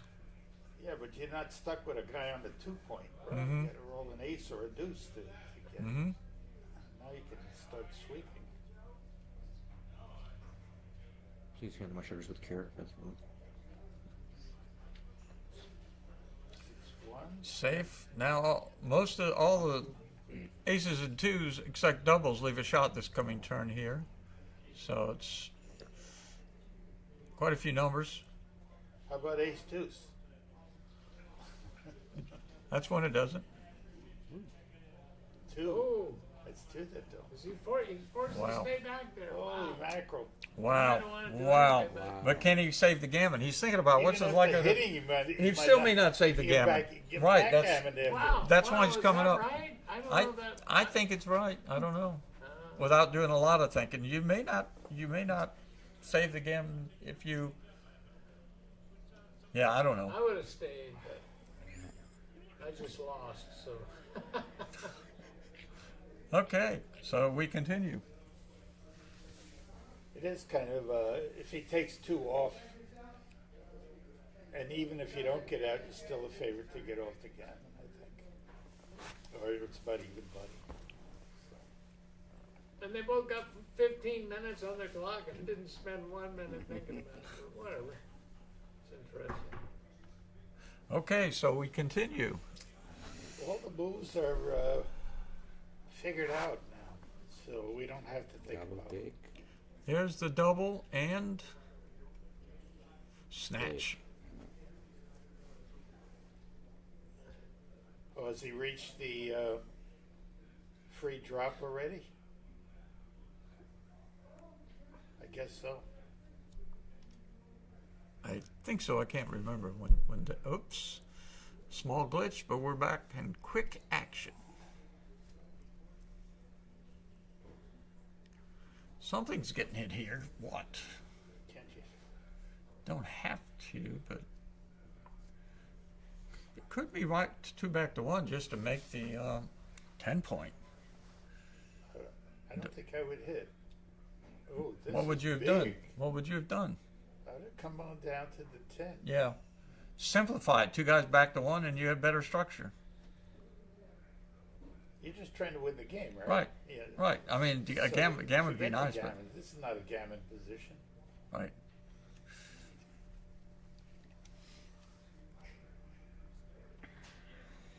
Well, Now it's a gammon position. DT's down to 6. I think I would hit in the outfield maybe instead of 2 blocks, Yeah, but you can't let him have a roll at you. no, I would hit over here though maybe. Look what he's going to do. This is big. Yeah, I would not have done. I would hit out there too. I think. If you get a fan, you'd rather have hit on the 5 already. David's going to play pure. 4, 8 to David 5. goes backwards. He's the foremost of our backwards players. That's a great number. 1, 2. Then make your 5, and you got him on the ropes here. He's got to come in and cover, or he's in big trouble. Yeah, And then he's still in trouble. actually, he's got to come in, I think, is really his problem. That is a big problem. Now, do you hit? Yeah, you hit. Wow, look at this. 1, 2, slot the bar, and find your 4th one. It should split and come slot.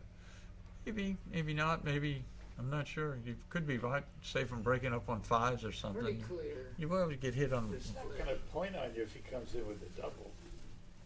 1s and 3s. Yeah. Farhad.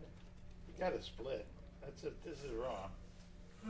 I'm not sure if I would have split or not. I don't know. You may be right. I'm just. You want to get off What else 5. are you going to 5 still play. I mean, you can handle them, but you don't like them, but you can still handle them over there. You want to make the bar as quick as you can, I think. They're going to make the bar. And Double. all right, He's going to roll double 4s again. hit on the 3. Probably come up and find a 4th one. Probably that one. That's a lot. It's a good number. Yeah, it was a good number. It's hard to. There's a hit. Nope, no hit. Sorry. Got he had 2 up. Something covers. Cover. What is it, 2:30? And Something like that. and what? Good afternoon. You are being picked up by another driver. It's an ace. I am unavailable. Hope to see you next week. Did you If make you're a traveling. 2-point? I think that's what he's gonna do.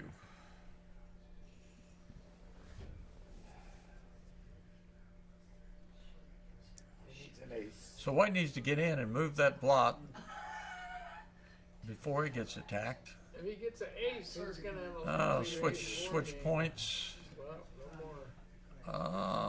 Split, come closer. Scary part is not I would split. Give you double threes. Wasn't it 9? No, great. And 4s, maybe. Twice he didn't split with more than one guy up. Well, he's got another driver. 5. Guess you go to the 10-point. You can lift, you know. I don't think I would. I would do this, but lifting could be right. You don't need a gammon, but you still need to win the game. Well, it doesn't look that all that hard to win the That's my game. boys. Wow. How's it look? I'm not sure. Did somebody say lift? Did I hear lift somewhere? What a jinx. I'm not sure it's right there at the second man. Take the 5-point. Right, exactly. Stays out or comes in with an awkward number.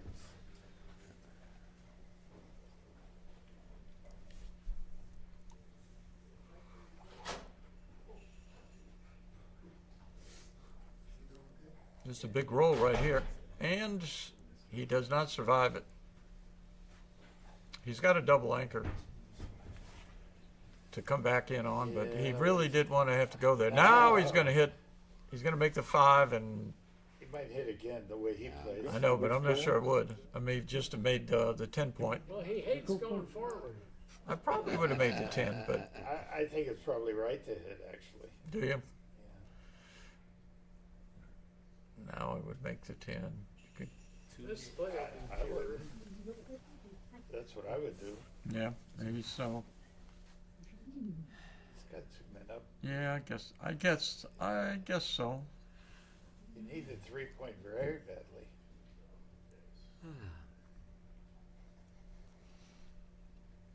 Where are you from? And he got it.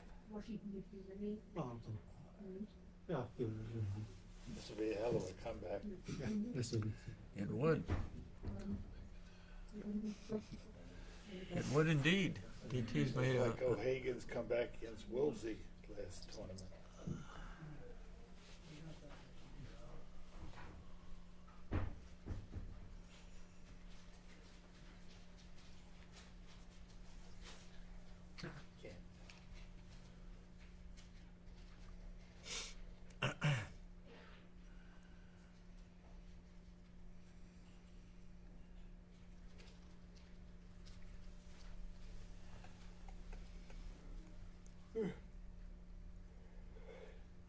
A lot of plays here. I mean, you can even come in to the 5. You can make outfield blocks like this. It's not clear to me which direction.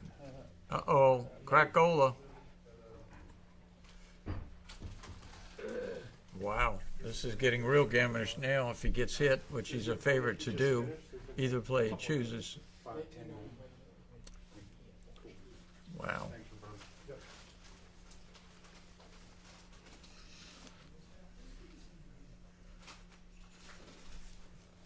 I think I might break the 7.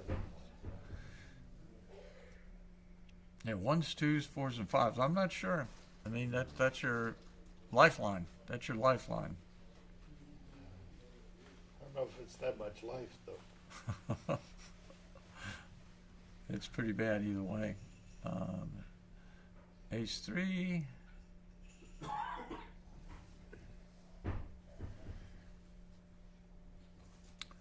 One, 2, 3, 4. Does that be good? 6. They've got to leave another blot. So right now with 4 back on the ace, what is it? It's close to even money there, right, Gammons, guys? I Gammons think or it's backgammon? more now because Gammons. his board's about to break into little pieces, so. Big favorite. I think Probably so with the board breaking. Yeah. I think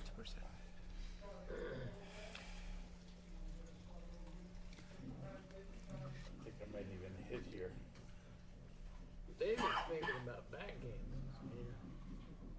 And so is Chris. Yeah, I mean, they're in the air, especially if this block gets hit. Backgammons are definitely... It's hard not to get hit. This was his best chance of avoiding it.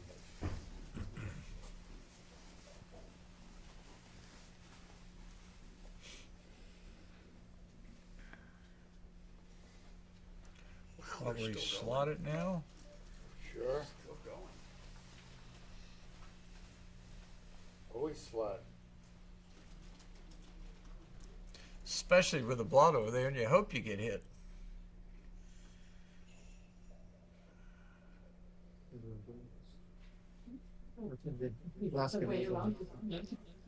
Might even leave a 6 shot. It's reasonable. It is reasonable. I could have told you he wouldn't have done it that time. Played him enough. I might. Probably not right, though.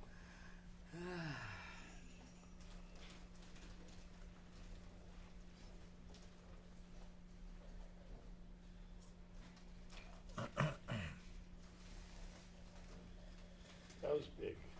It was. It was.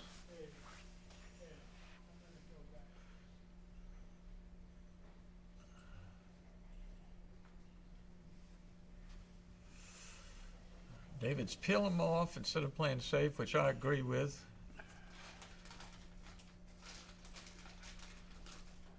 And peels more, and yikes. Black really need to get out then, Chris Trencher. Ah.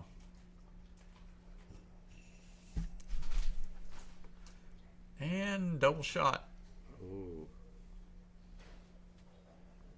That was a good number. Hit and lift. He didn't have many of those, but a few. A few of the hits with 1s and 2s.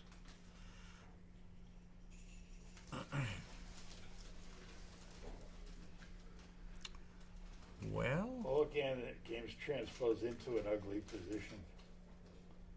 Doesn't matter how you play.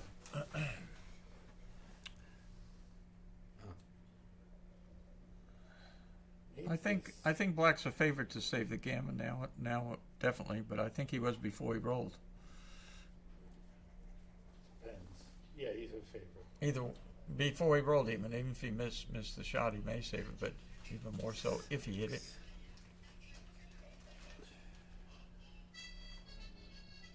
It's a good save. It was. Yeah. It was. Uh-oh.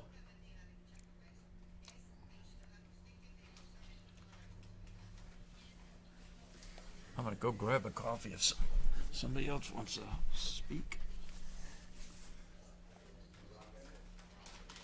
Double 4 still doesn't get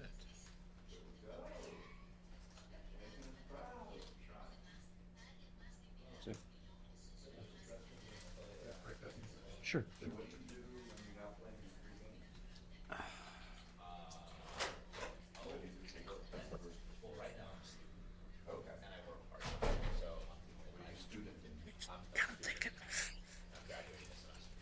Nice save, Chris.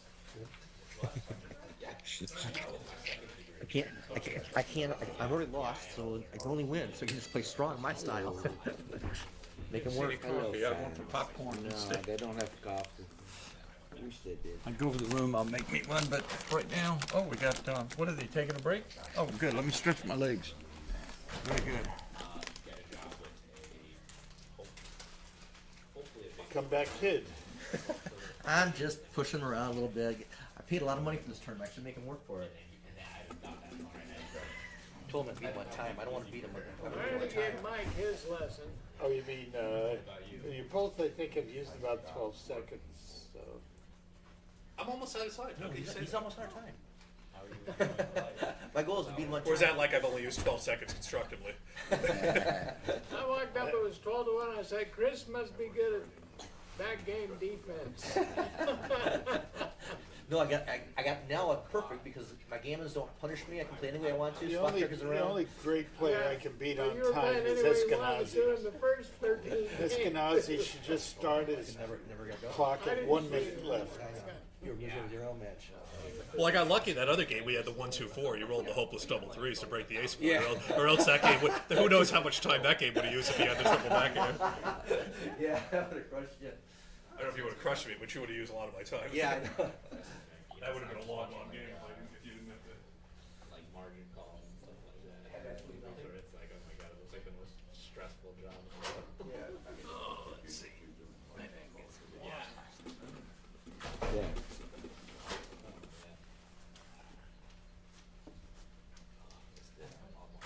Getting drained already. It's not even round three. Yes, it's. I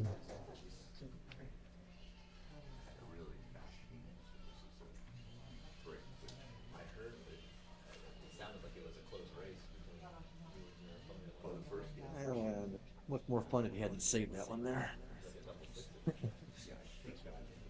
I'm trying to think of our perspective. We're like a team over here. You and me working together. And we gotta have somebody talk. Yes, they. All right. I predict that DT's got him right where he wants him now, and he will not kill the checker for the whole rest of the match. He'll never put one out of See, here, place. I think this is the play I would make. Yeah. I hope he doesn't get away. That's powerful. Oh, no, I don't like that. It's not a big deal. I don't know. Nothing's for Seems free like here, I brother. would do. It worked out. Provoke contact when you got a bigger board and you're down. No, I Take was your put chances. before it got to the 4 point.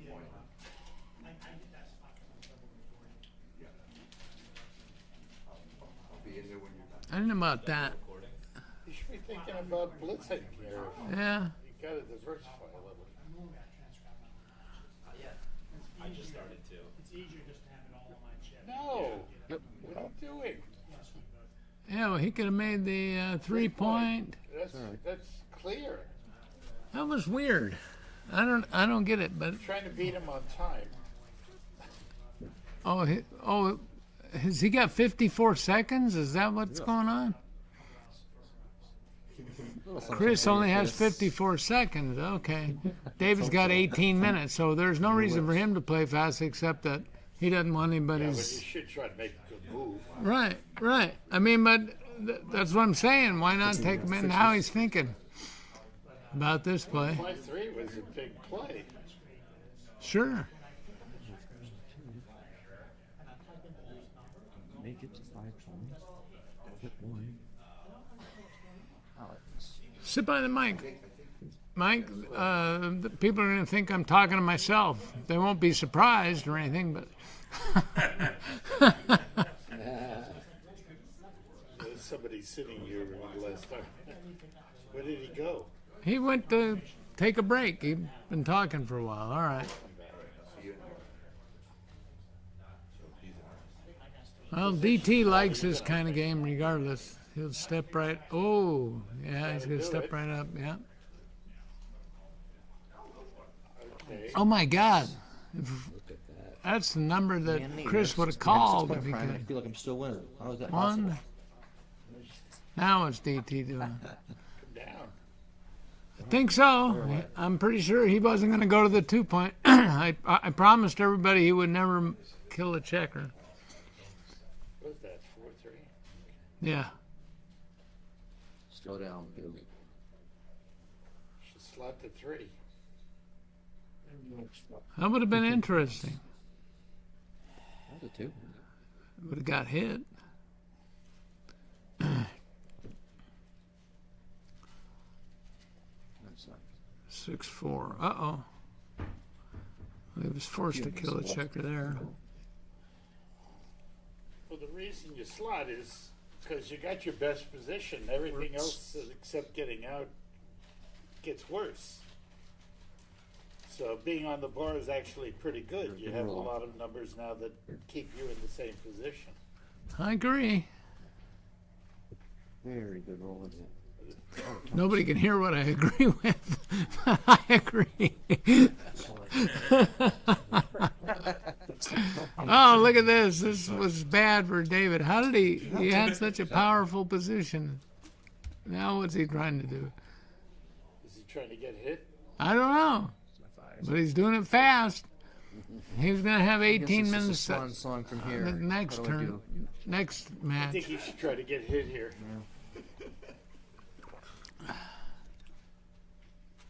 Well, there was at least a couple of plays where he may have made big blunders because he was playing fast. I don't get that.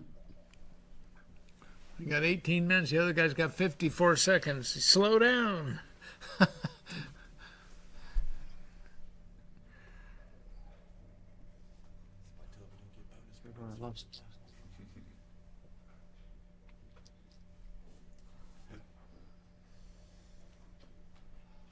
That 2-1 by Chris in this game, that was really a choker. That was a big deal. 2 minutes of left. Nothing more to talk about. So draw like professional checker.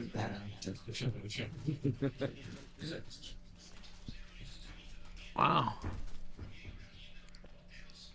I only hope I had left.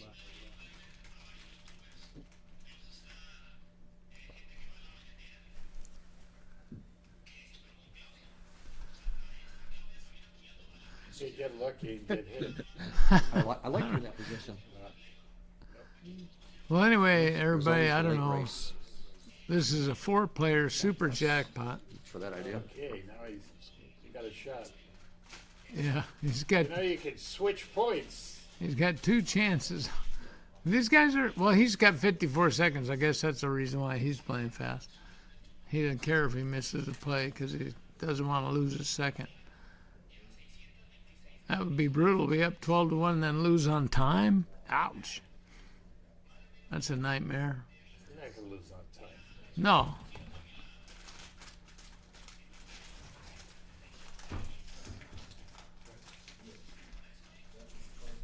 Two 6 from the bar.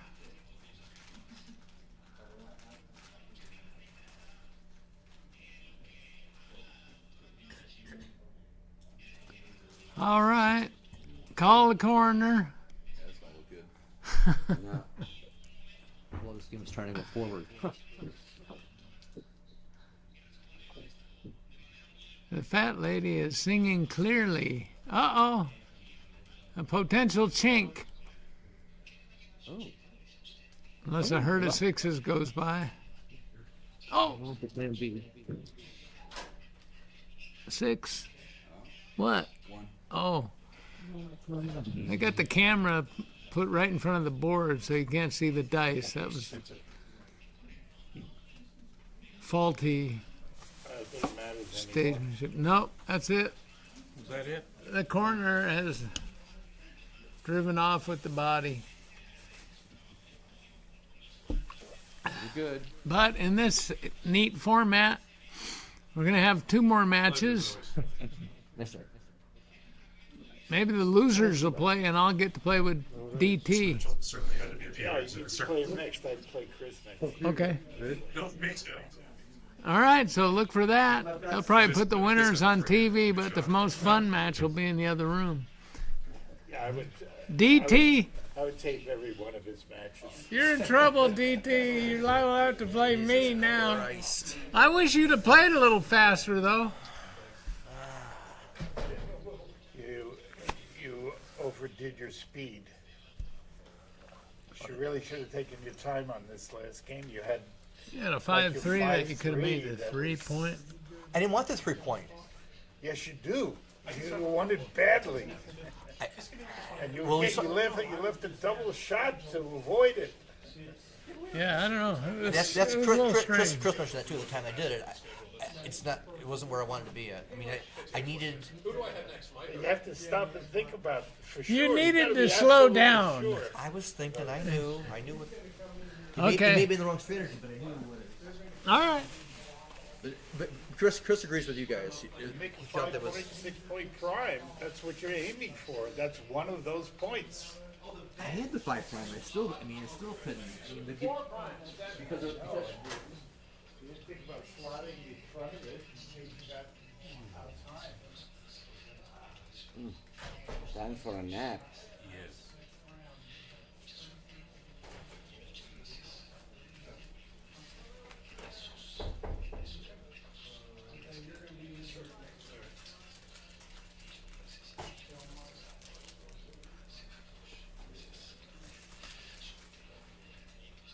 Looking for goodbye. Bye bye.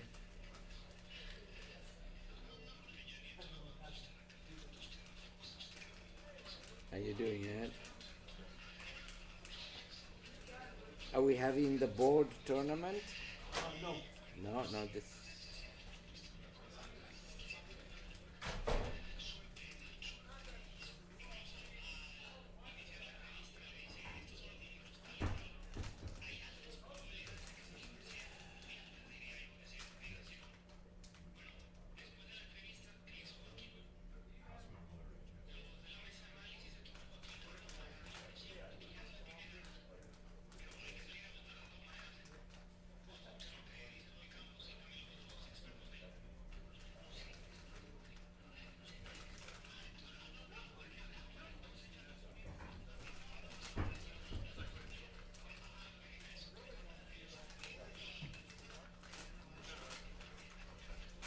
¿La tercera? ¿Es ahorita o later? What's that, round 3? Sí, no. Yeah, where's... Now? Yeah. Let me find John. Y'all should probably start soon. Sure.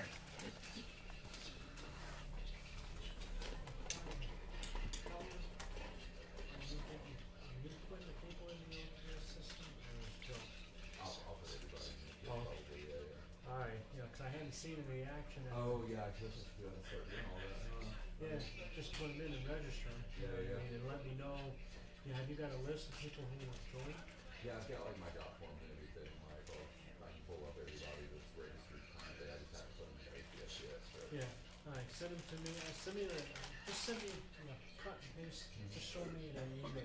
You don't have to send the list to me. Okay. You know, but I just I just need to see who you got registered, and I'll run the membership list. Oh, you need to go ahead and get a head start on it. Yeah, so I can get a head start. I've done it. I hadn't seen it, so I said, oh, Jesus, who's gonna do it? I'll be on it. I just haven't done it yet. Yeah, after this weekend, I'll probably start knocking all that stuff out and start making my Cleveland prep. And then what do you call? You're gonna do. You're advancing the people here. Probably. In the OTS. Probably. I don't think Jeff and I have really worked out exactly like who's that's what I gonna would do do. what. You know, and then they won't both sell side games and stuff like that. But Yeah. because you already know how to do it on your phone and stuff like Yeah, that. You yeah. got that kind I can set everything up. Yep. All right. Cool. Yeah, because I'm putting the names in now in the OTS and. Oh, perfect. Awesome. Thanks, man. All right, let me find John. Where'd John Turner go? Sorry, everybody's got a question for me.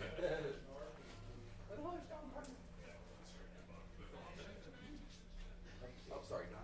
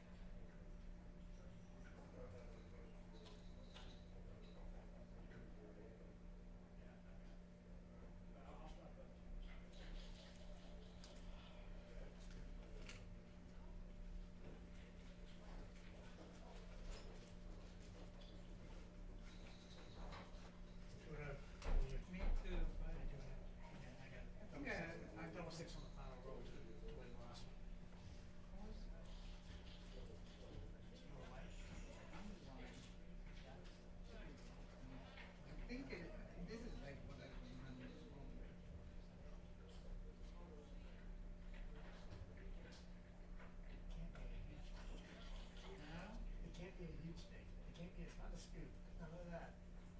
It's hard because you can't get to the house store.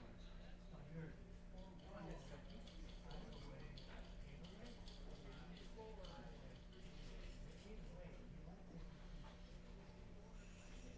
Oh, it's nice out here. It's all over.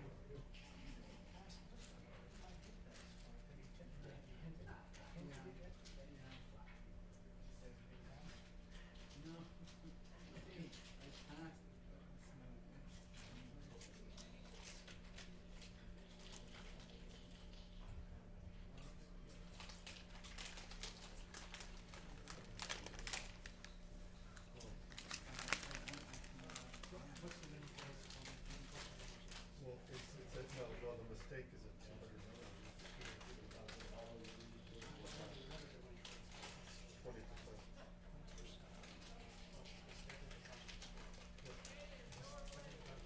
Because I'll say it's me a pass. Is that your win? Huh?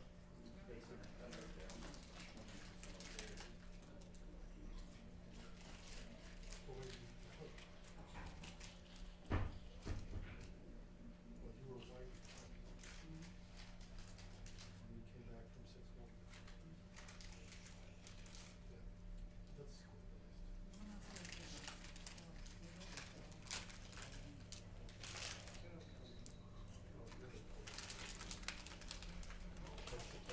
You said it at very good.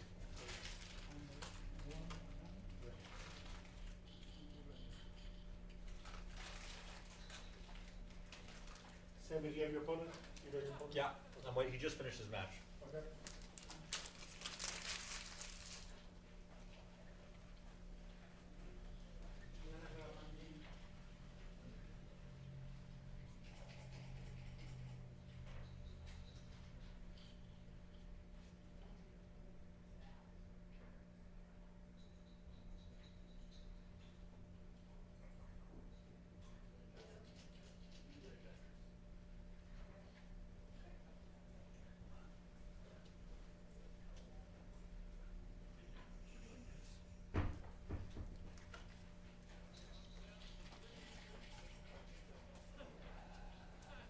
Playing super? Does Nadine maybe go super? No.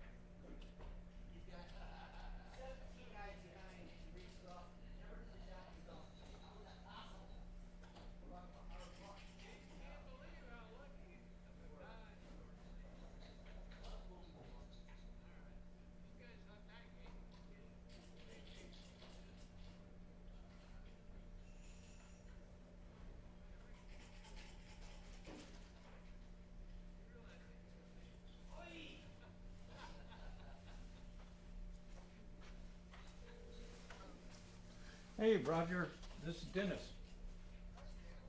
Hey. No, I bought a new one yesterday morning before I left Chattanooga at Walmart over there on, Fort Overford. And so this is my new number, and I may only have it for 30 days. I bought a card, it's good for 30 days, but I just wanted to have it, so anyway.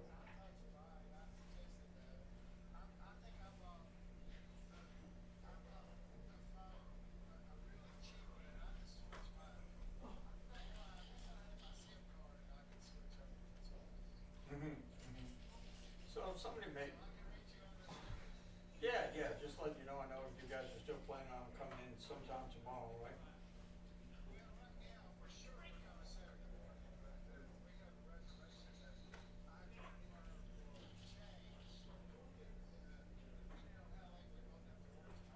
Sure. Yeah, no worries. Who did you get your room right through? I may end up staying over. Who did you get your room through, you know? Did you just go?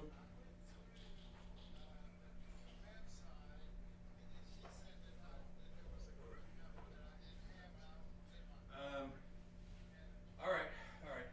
I gotta go into the next match I'm about to start, but yeah, we can talk more on that. All right, but that's the basic gist of it. I think we're done. We just gotta go run that place. Yeah.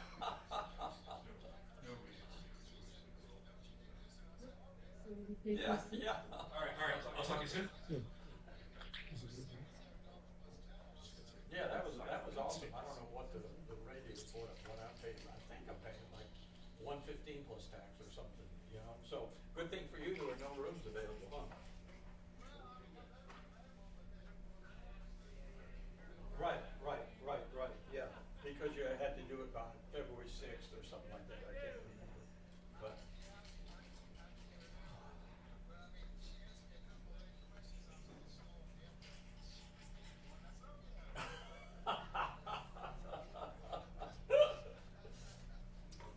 well, I really wasn't going to get a phone, but then yesterday, after I left you, I found out that my wife's sister is in hospice. My wife's sister is in hospice. So I wanted to be, well, she's been in a nursing home. She has Alzheimer's. She's 89 or 90. She's pretty old. And I just wanted her to be able to contact me if she needed me, you know. So she's stable. She's stable now, but she was paying to get some morphine. And at her age, I mean, sometimes it doesn't take a whole lot of morphine. But I told her I'd come back right now, like yesterday, before, you know. So anyway, she said no. She just sent me a text that she was okay. She was eating today. She hadn't eaten in a couple days, so she was eating today. So it's touch and go, but at any rate, I'm here now. I don't know how long I'll get to stay.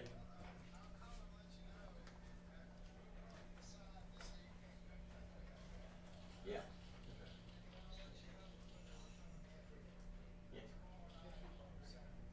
Yeah, no worries. Either way, whatever works for you guys, and we'll see you when you get here. All right, good deal. Yep, thanks, Raj. All right, bye.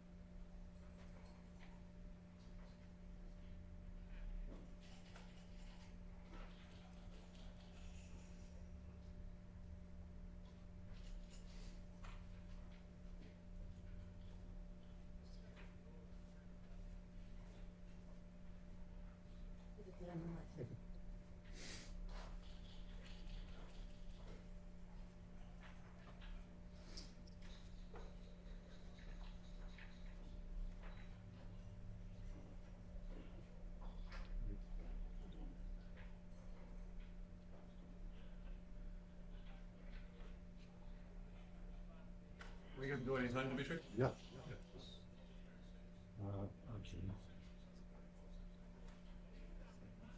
Yeah.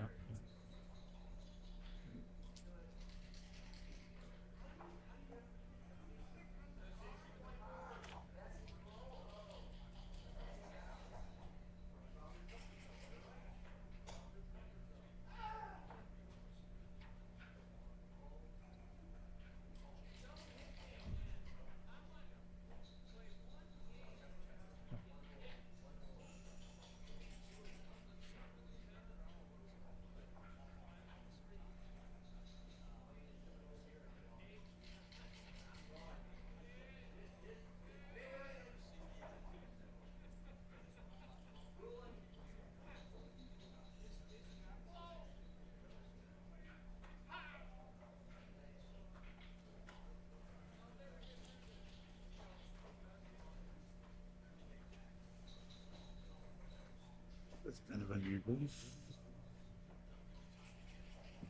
I think I like that.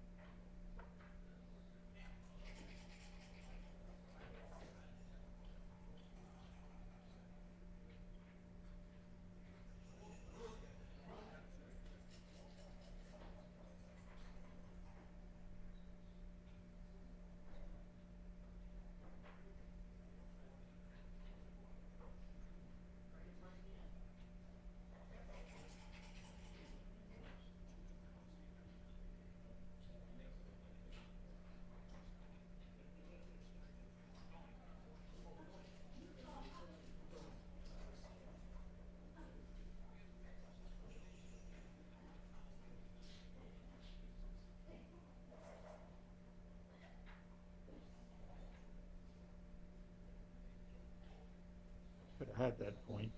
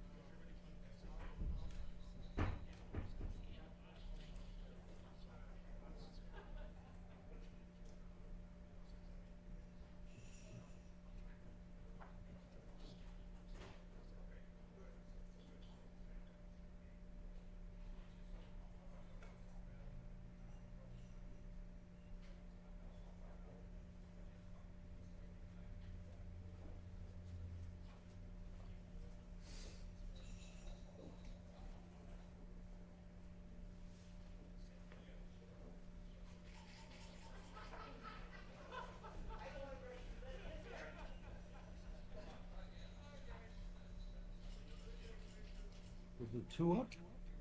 No, you're. You come in with the three. So that's what you want to do. That's weird. Let's feel clean.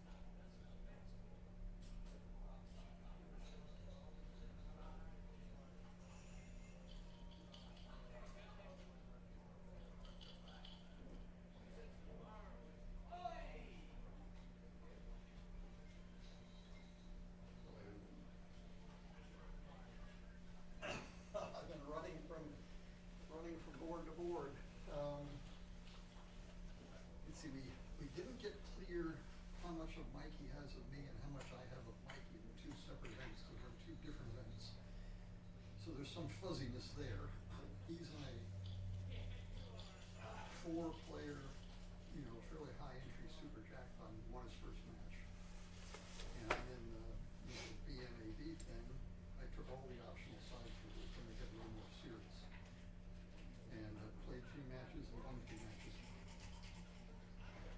That's a good start.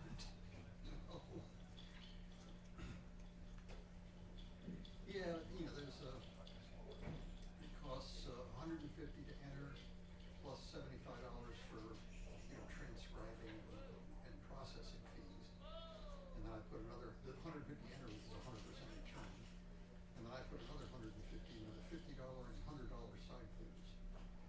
So, you know, yeah, so I'm in for a total of $450, which makes it a fairly serious event. Mikey's in, I think it's a $1,200 thing, $1,000 thing. But we didn't talk about who's got what share of each of us. If we're in the same event, we do 37, but 70 unless we play each other. Now in New York, What do you post this? Yeah. he withdrew from an event and because he was feeling sick, so he never actually entered it. And he ended up taking just 20% of me because he wasn't in the event at all. And we talked a little bit before I got here, before we got here about what we were doing. We don't really have to keep score, right? So,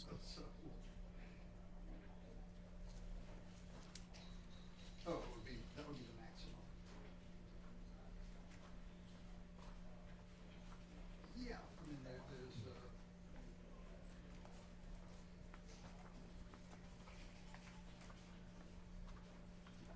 right, his thing's entry fees much higher. There's only 4 players. He was playing his second match, so I don't know what the score is that I'll take a peek. That's yeah, no, that's nice. Oh, certainly someone can go on. Definitely one match I get. That's a good question. I think there's more than I think there's in the 20s somewhere, but I'm not 100% sure. Everybody gets to play all 5 matches, and I think they're giving some portion of the entry fee to every match won. You know, which is different than what they did in the past. In the past, so the first 4 rounds I think are random pairings, so you can't play the same person twice. And the 5th round is based on your win-loss record. Yeah, it's all over the place. We've played 3 out of 5 matches. We'll play 2 more.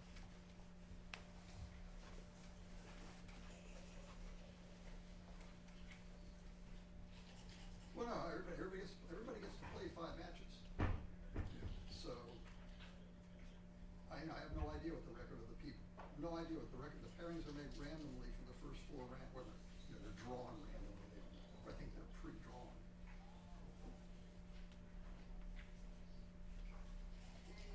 Yeah, it's early. Arguably 4 of the best players are playing in or the 4 players. Oh yeah. I mean, I'm saying, arguably, other than me, 4 of the best players here are the 4 players in the the super jackpot.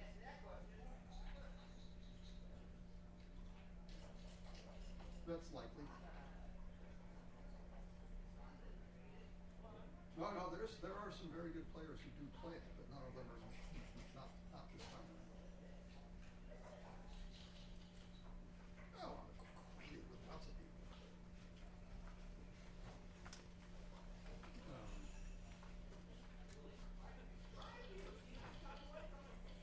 Yeah, I mean, there's some that I don't know that might be good, and there's a bunch that are decent but not superstars.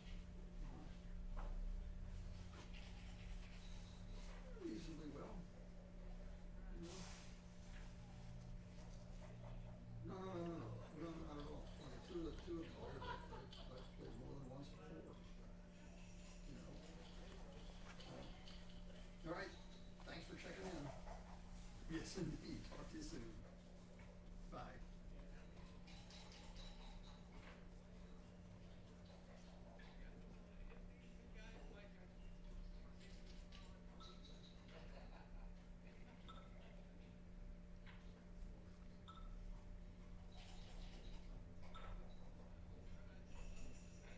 Stop scoring.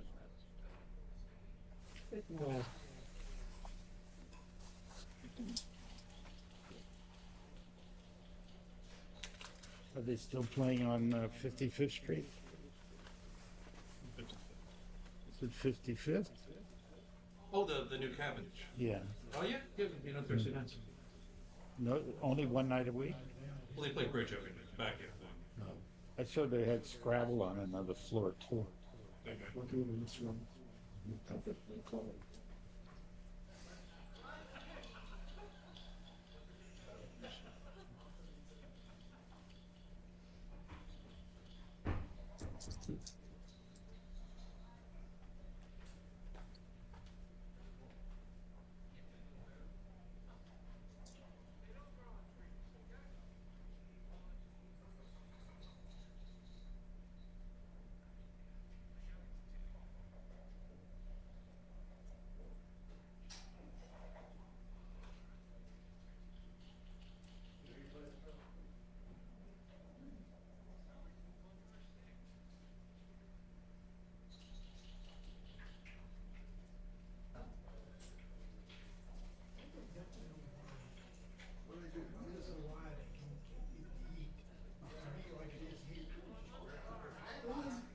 This is nice, you know? Or at least for age 70, it's nice. Yes, even 71. Yeah. Is that what, are you 71? Yep. Are you really? I always think everybody's younger than me. Pretty soon they'll be younger than both of us.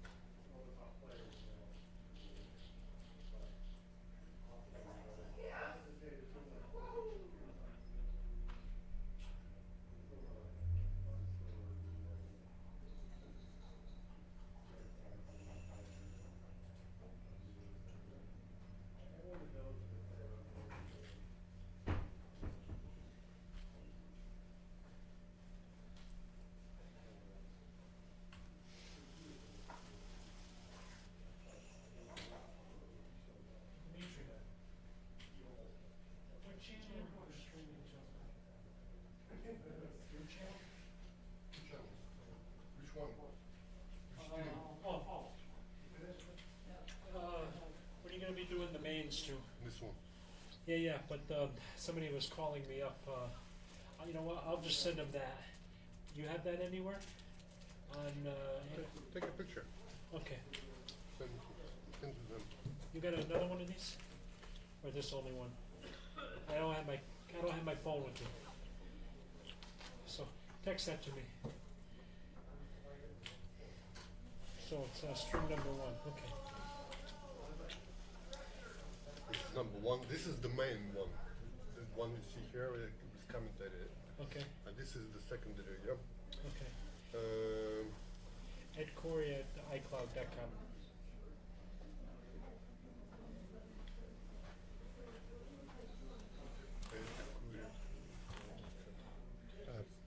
Let me see.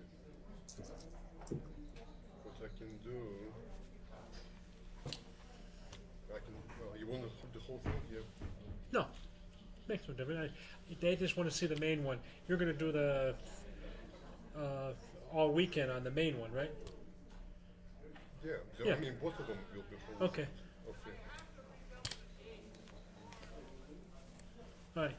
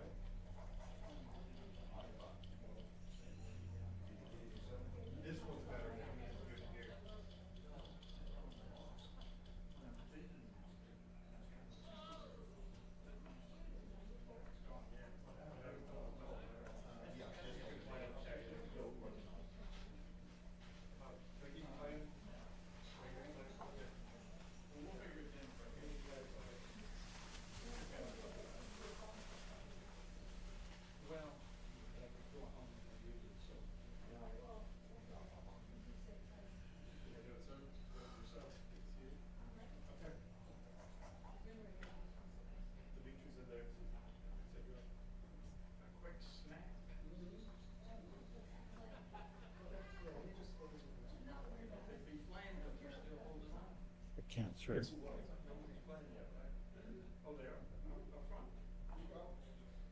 Did you need to see it?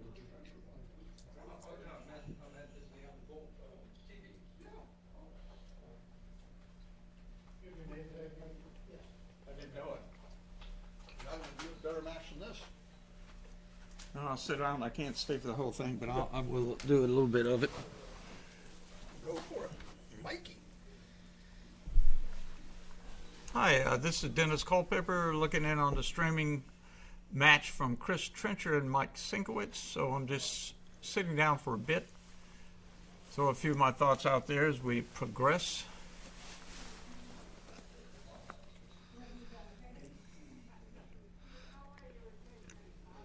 Who doubled who? I guess Mikey I guess doubled. White doubled. It White looked- must have I doubled. just sit down, but it looked like White doubled and He'll take. Looks take-ish, double take.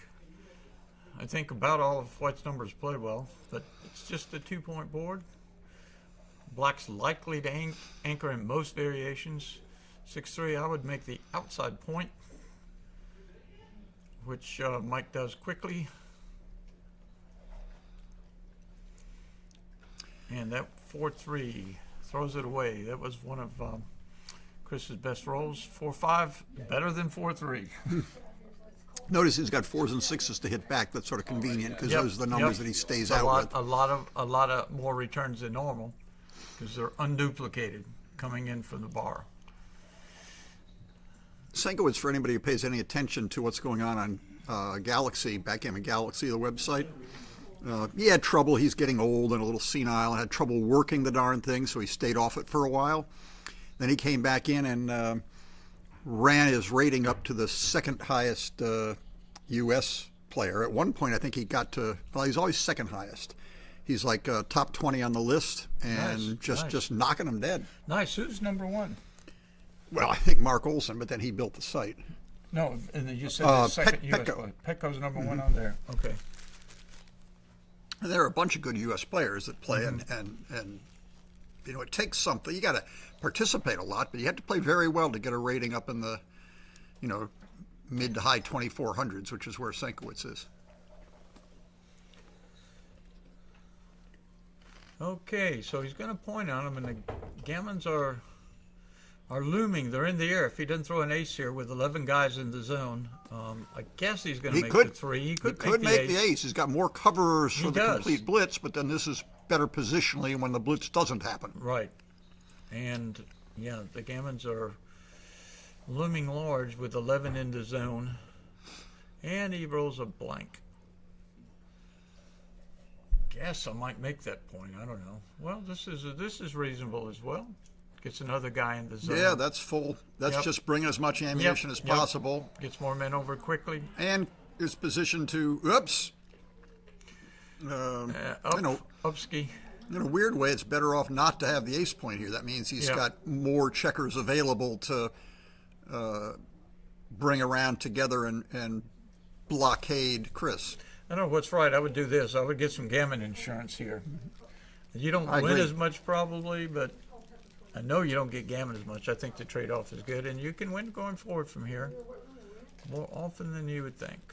5-4, 5, and pick up one of the blots. Seems right.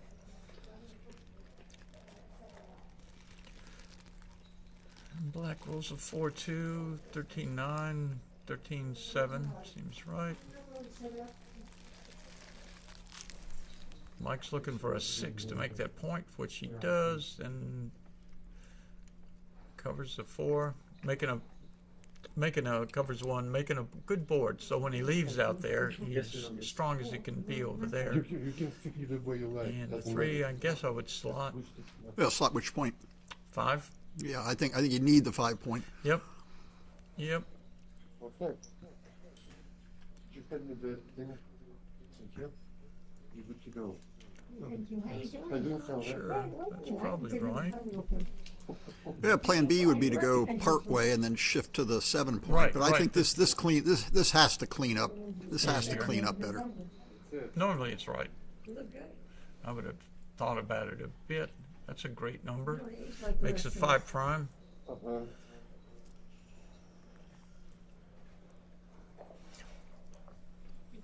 Sometimes the technique is interesting. Rather than slot his 3-point, he brought a checker down, but in doing so, he also made a 5 prime. So he's sort of advancing to useful points, possibly saving some fluke gammons, and builds a 5 prime anyway. So there's no reason to slot the 3 ahead of building the 8. That's awkward. Very awkward. You got to clear the 6. It's too strong to give a shot now. Yeah. Internal crackage. Yep. Now, Chris should just try to fill in his 3-point here. He doesn't need to do anything funny. There it is. And Mikey won't leave a shot unless he has to. There's a few numbers. Not a lot, but there's a few, and that's not one of them. But no shots. That's annoying. Yep.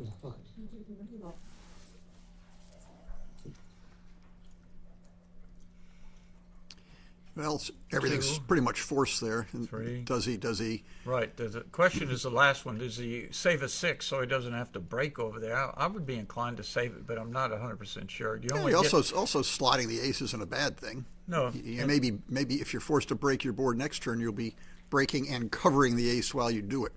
I think I would keep it. You save it on 6-1, 6-2, 6-3. You can play over there. 6-6, you're gone either one. That was a great number. One of his better numbers. Reduces the gap and slot and. What's he got for shot numbers now? 6-5. I would go 6 to 5. That's not. It's unduplicated. The Mikey shot just numbers. There's the only 6-5 leaves a shot. Wow, those 2 great rolls back to back. One off and. Chances are very small now for Chris.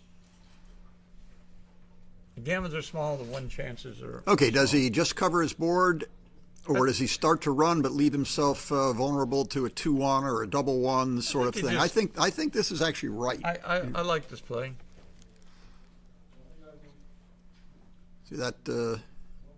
There's double 1s, 2s, and 2-1 that crack, but the other numbers you're better off. When you run, you've got the board. Okay, only 6-2 leaves a shot. We've all rolled it more times than we can count. Now we're down to 4-1, 5-1. 6-1 leaves shots and a hit, so it's about 5% hit, shot and hit roughly. And he leaps the hurdle. Well, yeah, maybe get a little oinking going on here. 1, 2. 2 off for sure. He says no oinking. No oinking. No oinking. I don't know. I might have curled up my tail for that one. Yeah, and the game was pretty remote. Yeah, it's worth thinking about. Yeah, one more checker off, so that making the pig play brought you down to 8 left. It might have been worth doing. Also, one more checker off means if you screwed it up and got hit, you still have a whole lot of checkers off. All right, that was exciting. Now I got to go see if I have a match. That was Kent Goulding. He's checking to see if he has a match, so he may be back. And for those that joined in, this is the Atlanta Classic Backgammon Tournament. Director Jeff Proctor.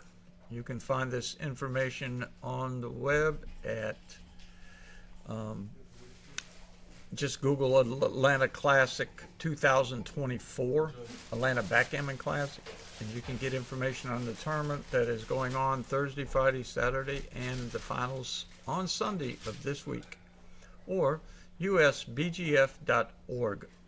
That's USBGF stands for United States Backgammon Federation, and that information on this tournament and all upcoming tournaments will be at that site as well.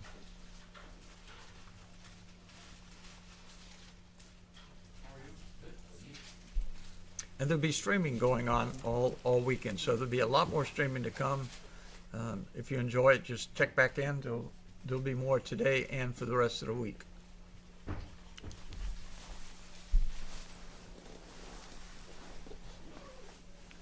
Kent Goulding back again. What did I miss? You missed me talking, so you didn't miss anything. Well, look, and Mikey's built a very pretty position, and Chris has made a mess. So you got the whole 5-4 to play? I kind of lost the thread. I was given the USBGF a plug and Jeff Proctor a plug for his tournament here, so I kind of always fun. Kind of missed it. Yeah, there's all kinds of possible plays there. Yeah, I kind of like that one. Keeps everything pure, unstacks, and that's the point you want. Yeah, just make your 4 point and hang on for. You got a game. Yeah. Just come down. Any reason to poke him? I don't think so. It saves a 6, but I don't think it's right. Well, it does steal a tempo, but it's not like Mikey's poised to do anything that great. Yeah, I do. This might be right to step up with that 4. I'm inclined to think it is. He only has aces and 3s to hit you, and it's just going to get worse later. He can still hit you with a 6-2 and 5-3, but he has to give the midpoint up to make those attacks. All right, push the pip count button. 3-2. Out scout all the way. Mm-hmm. Ooh. That's okay. Well, that's a good miss. Don't need to count the brace anymore. No, it's just 13-9-2. Try to now you just slot and build your 3 and 5 point over there. Black. That's kind of his game plan, and wait to hit a shot or throw a double. And Mike's going to be doing pretty much the same. He's concerned about blocking in black, but he also wants to build and slot his points.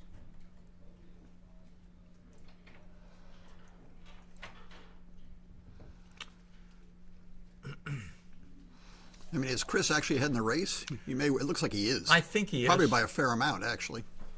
Yeah, I think he is. I didn't count. So I would go to the 2 point. Give yourself more covers.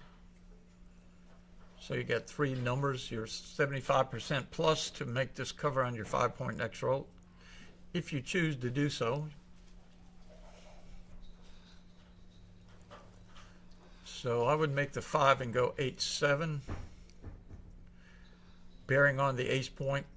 Oh, that could be right. I'm not sure it makes much difference. I think they're really close. I don't want the other way, but it's got to be close. Nothing wrong, but you make it with a 5 next time instead of slotting it.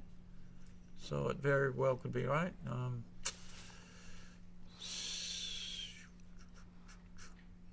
Okay, giving himself a good 6 down there. Now I think it transposed whatever. Whatever it was, we'd have ended up here anyway. You'd have ended up here. Now Mikey's got awkward 6-1s. Yep, 5-1 he can handle. He makes a point. These positions, it's sort of annoying. That 11 point almost is more of a liability than an asset because it messes up your timing, and you may have to give a shot first. Right, or break your board. Yeah. Not to leave a shot. And here, that's a great roll. Yeah, Mikey quickly does this, and he's caught up in the race. Very close to have caught up in the race. 6-1 is my first thought, and he makes it. Now with a big race lead, that you'd be doubling here. Ooh, look at this. A lot of pips, fills in a point, but now it's sudden death. Somebody's got to break. And he leaves the first. Okay, is this a double? Hitter. I don't know. You got 17 hits. How's the race with your non-hits? Your little baby non-hits are horrible. How's the race as it is? What if up 5, down 4. What if he hits and you're down rolls a 3? You're down a moderate number of pips. So if you take is easy. There's no question. Yeah, take is easy. I think he may be a smidgen too far behind. The problem is if he doesn't roll a 6, then he rolls 5-2, 5-3, 5-4. He can't even run. He's just got to. Yeah, but the contact goes both ways there. He's still containing the blot. I think if the race were closer, Mikey would have a pretty solid double. Now I think he has to assume he's going to get another poke at that checker and not, for the bear off he would play 6-3, leaving 2 blots, but. He might look at that. It is. Speaking of another poke, he's got a 5 point board. He's also gained a couple of pips. He gained a couple of pips in the race. This is I would closer. He should be stewing on this. I would. Well, okay. Now we do this way. Yeah. And this was a closer decision than last roll for sure. Oh, and Chris gets by. Now, how big is Chris's lead here? Mikey needs like 9 or 10 pips to make it interesting. 5 pips is bad. My guess is it's a double. So he's down a full crossover, which must mean, and probably a couple of pips to go with it. Not a lot of pips, but a couple. 1 there and 8 there. He's down 9 pips. This is a big double. The only question is, can Mikey squeeze out a take? It's big double. Yeah, it's the guy at the back to the 3-point. Yeah. So 8 pips. So double pass probably. Well, I think pass also. It's too many pips. Plus he's a big Crossovers. fat cross. It's a full crossover. He needs 4s and 5s to get those 2 outfield checkers home. Chris's wastage by having the spare on the 3rd checker on the 3-point is not that big a deal. Yeah, Michael needed to roll better than he did the roll before for this to be close. Yeah, he rolled 5 pips. He needed at least 8 probably. I think another pip or 2. He did the same thing. Might have been. It still was a pass probably. Down to 6 pips even. I'm not sure. No, that spare big 5 he needed to get home with one of his outfield checkers. Plus Chris is in with 3s or bigger. Mikey needed a 4 and a 5. That's monstrous. It's not quite, pips versus checkers or pips versus rolls. It's not quite into a rolls situation, but it's getting there. So the pips may not matter so much as the number of crossovers and how hard it is to get them. In any event, on to the next game. Senkowitz, as usual, makes his 5-point, and Chris stacks up checkers on his 6 and 8. Not silly to go out with a 6 and pull a 5 down. Not silly at all. In fact, I probably would have done it. Often overlooked with 6-5 is jumping out with a 6 and pulling the 5 down. My rule would apply. Yeah, it's definitely right at times. I probably make it more often than it's right. I mean, because I'm like you, I see it and know it's right sometimes and just say, okay, this might be the time when I do it. Yeah, for years, way back in the 1970s and early 80s, my opening role play with 6-5 was out and down. Okay, Takes the anchor, slots the point he wants next, and leaves him half the deck to hit, and he's hit and gone. There's a big shot, and if he misses, he's a sizable underdog, but not a doubling favorite yet. 4, no shots, right there, right. Could be tempted to come down with a 4 and play 8-5, but it's even though it duplicates 6-4, well, it could be right because your 6s are playing. Yeah, it's well, awkward, but I think Chris's position is strong enough. And how many hits is it? It's 6-4 plus some of the 8s. So now it's a lot of shots. If this works, he might have a double. If it doesn't work, he's got a miss. If he was slotted, I would have done this play. But in not being slotted, I would probably have not done this play. All right, back the other way. There we go. Now, 5s are poopy. There's no good 5s for Chris. One of those. Now, Mikey looks to see he's got a decided advantage, but is it a doubling advantage? And I think probably not quite. What you start with is Stick Rice's quote: 3-point anchors or 3-point games are almost always almost takes. So if all you've got is a 3-point game and your race is no good, you've got a bare pass. So if you've got a 3-point game with any other stuff to add to it, then you got to take, and you shouldn't be doubled. And it could be right to make the 9 instead of the 2, but he's looking at making that and just leave 11, 12, 13 shots, which clearly. is probably right. I think running for safety is the right strategy. Here, the 2 hit actually costs the midpoint. 6-5 is a perfect hit. Oh, I just hate it when they do that. And they got him with the vigorish.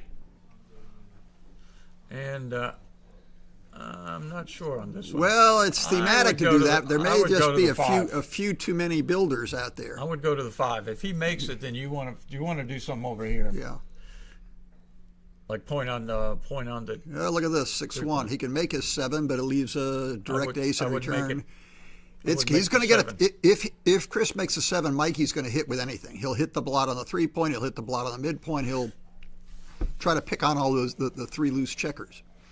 you know, you could try something like out from the 22 of the 6 and make the outfield post. But I think the aces are duplicated. His 8-4-1, 2-1. I think he should. I think he should make. 4-1. I think he should make the 7. That's what I would do as well. I mean, it's Now, what's our dangerous. second choice? Pop out with a 6 and play 11 to 10. Yeah, I think so. That looks. This play looks prettier. I'm not sure it's stronger, but this looks prettier. And all the 4s and 2s are duplication. Good Yeah. duplication here. Now, what do you do with your 6? Out. No. Wait a minute. No, I don't know. Yeah, I think Mikey's got it right. Okay. Okay, 9s and some combinations of 1s and 3s and 6s, none of which are 5-2. So here we are again. Flunkola come out to the Now, bar. see, It's definitely a take. I don't know if it's a double. I mean, think it's a take. their positions are very, very similar. Each have a 3-point board. Home board's the same. Home board's the same. They both have the 8 Right, point. we have 3 blots. I would take it fairly quickly, but Okay. it could still be a double. But Right now, once again, only 5 is a 4-5. Only good 5's a 4-5, or a 3-6. That works. That's a better 9. And once again, it's Senk should roll something good. Otherwise, Chris has got a decided advantage. If Senk doesn't get, Yikes. that's poopy. That's almost worse. That's probably worse than fanning. That I was about to say, it may be worse than staying. Clearly, yeah, I think it's clearly right to do this and hold what you've got. But I think that might have been a cube here. yeah, he rolled too fast. He rolled fast. I would still would be have liked- thinking about it, and I probably would have doubled. I would have as well. Mikey My needs gut small instinct was doubles it's a here. cube. No. Now this is not a take any longer, No, it's in no my longer humble take. opinion. Maybe too good. My guess is. I doubt it's my too good. guess. I think it's double pass personally. Yeah. But yeah, I think it was last one. It rolled pretty quickly on it, but I mean, it's hard to play on when you're. Well, there you go. When when Senkowitz's position, What? he has an anchor. He has the Wow. 4, 5, 6, 7 Wow. points, and 6 to 5, or step up and freeze the 8 point. I think at this point you're spread out your builders and try to build your blockade and assume you win the timing battle. Yep. 4-2. What a great number that was. That was. This may well Double twos may have been better, but that's. This may have given him his take. Yeah. It's out. Out. Now what do we got? 5-3 and 5-4 to hit. Yep. 5-3. Well, take it. nice take, Michael. He routinely gets to this position. Okay, aces and 4s to hit back. 6s, interesting. That's a 2-1. Hits on the outside. Definitely. Now Mikey really wants to get a 4 and reestablish that anchor. And he does. 6, go to the ace, keep your Well, block. he can't play it in the back. So yeah, you just keep your little block. Keep your little block and see what happens.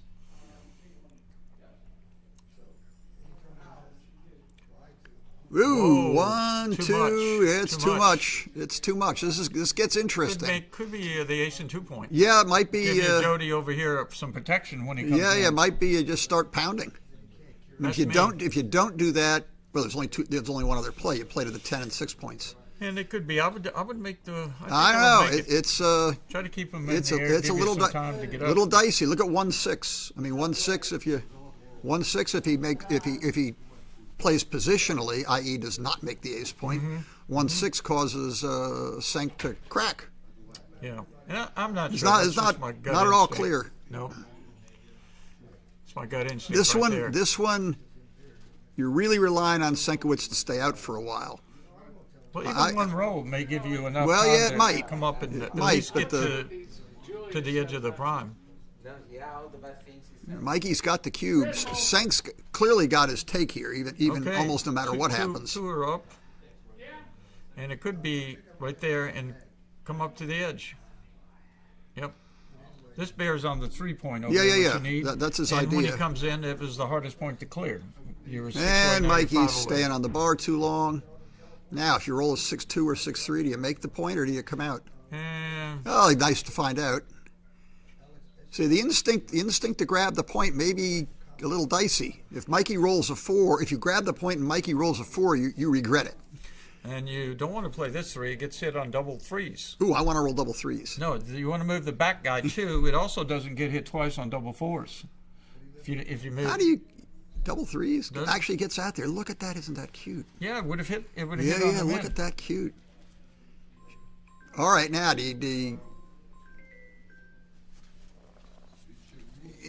some interesting, weird possibilities here. It's not ridiculous to actually come in on the 3 and cover your ace point, but he's just making the normal looking play.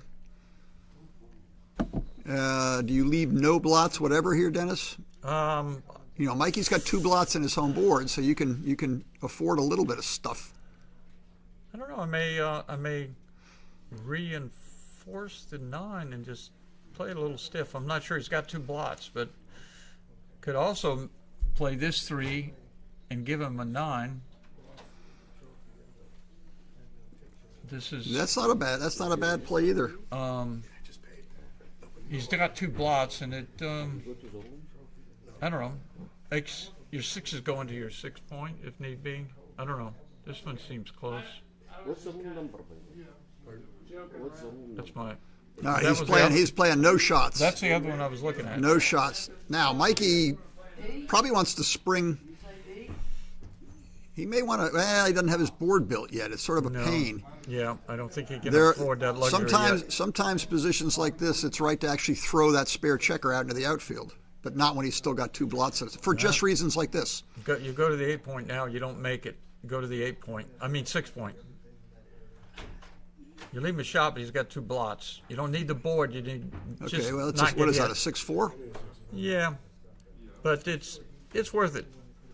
Okay, You don't need a board to win this game. You need not to get hit. So that's why I'm making the 3 point is not best. You want to break the outside point before he builds a board, and then it becomes lethal. Like now, if you try to leave this roll and get hit, it's pretty lethal. Right. I agree completely. Safety Sam. Right, now it takes a while to get a shot here. All the way.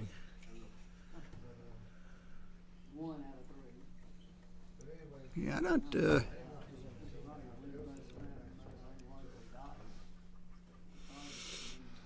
All right, so remote racing chances for Senkowitz. He'd need like 2 or 3 big doubles.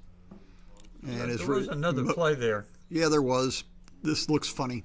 It's slotting it, and then you can make either with a lot of numbers or both before you get a shot. That last play looked funny. There was no shot coming right away, so it might have been right to spread them out a bit. And this is all but forced. Now we've got 6-5, 6-1, 6-2, and 6-6, and 6-6. 3. So he got off the 6-6, but he still has 6-1, 6-2, 6-5. How's 5-2 play? Oh, for Mikey. How's 5-2 play for Chris? Shatito. Yeah, There's 5-2. There might be more. 5's up or bad. You don't want to see a 5 up. 6-3 is perfect. One of his best. Leaves no shots next roll and gets them all in. Okay, now Mikey needs 2 sets of big doubles.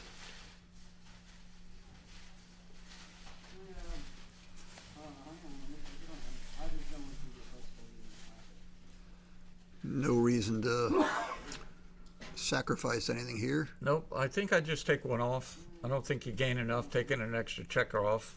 So you play 6-5. Yep. Yeah. Just prepare to clear the. Yeah. So Mikey needs hardest something like that, a big number which moves a lot of pips but allows him to stay back. And now he gets his shot and hits it, or he rolls boxes twice. He cost him a checker off. Okay, now he's just going to have to run now. Most of the time, it's best just to go. Yeah, and he's forced. Yeah, you're forced. You break your board and you don't get shots with most of your numbers. Okay, Mikey's 4 checkers behind, so boxes makes him 2 checkers behind, and then boxes again makes it interesting. 4-2 does none of the above. It's almost over. Pretty much. Yeah, that's a miss. 6, 7, 8, 9, 10, 5 off.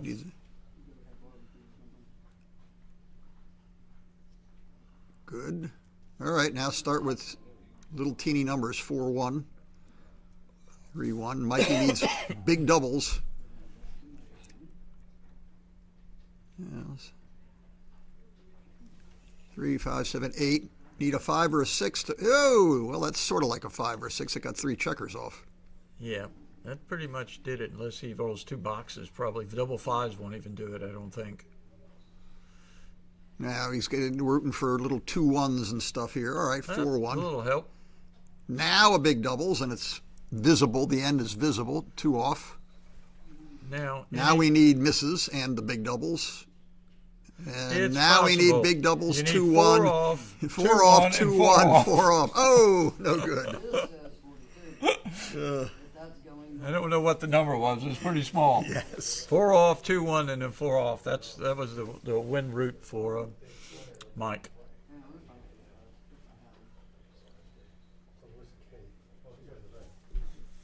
What? So you guys are the people that play each other now. Oh, why are we sitting around doing nothing? So you I guys, haven't gotten a text yet, have I? I'm telling you. Yeah, I'm sorry. We don't understand words. We need texts. Not official until it comes It over the just phone. hit my phone.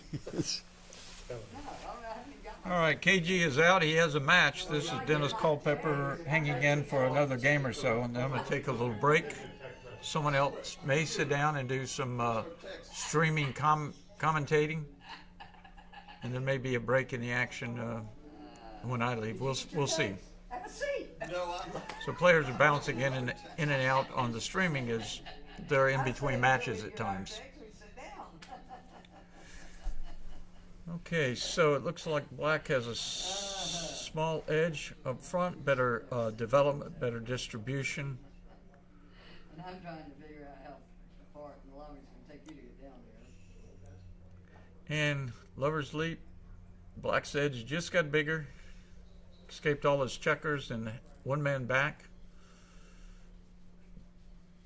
for white, and white could come up, but they're likely going to just stay there, maybe 2 down like this. Hope to hit a checker or get a shot. Wow, you can make the 5. My guess is the bar point is right, but I'm not sure. That's just my gut instinct there. You can also make the 5 and a 3. I'm going to try to find the play here that prevents the escape of the white checker the most. And So after this round, you guys will be free. After That would be nice. You'll be free until. And it's probably that. There's no direct route to getting out. You know, if you don't make the bar, he has double 5s. Now, he can step up and get out after he rolls a 1 or a 3, but then he's sticking his head out, and could get it chopped off. So he slops, goes to the 5, and I guess makes the... Who's being streamed right Yeah, that one seemed close. Now, Chris is thinking about the cube. He's counting the race, the shots. And he doesn't, he's got four active builders, but of course he can't use a lot of them, like 6-2. He can't make the 5 without leaving a shot. So it really doesn't have that many numbers that make the point.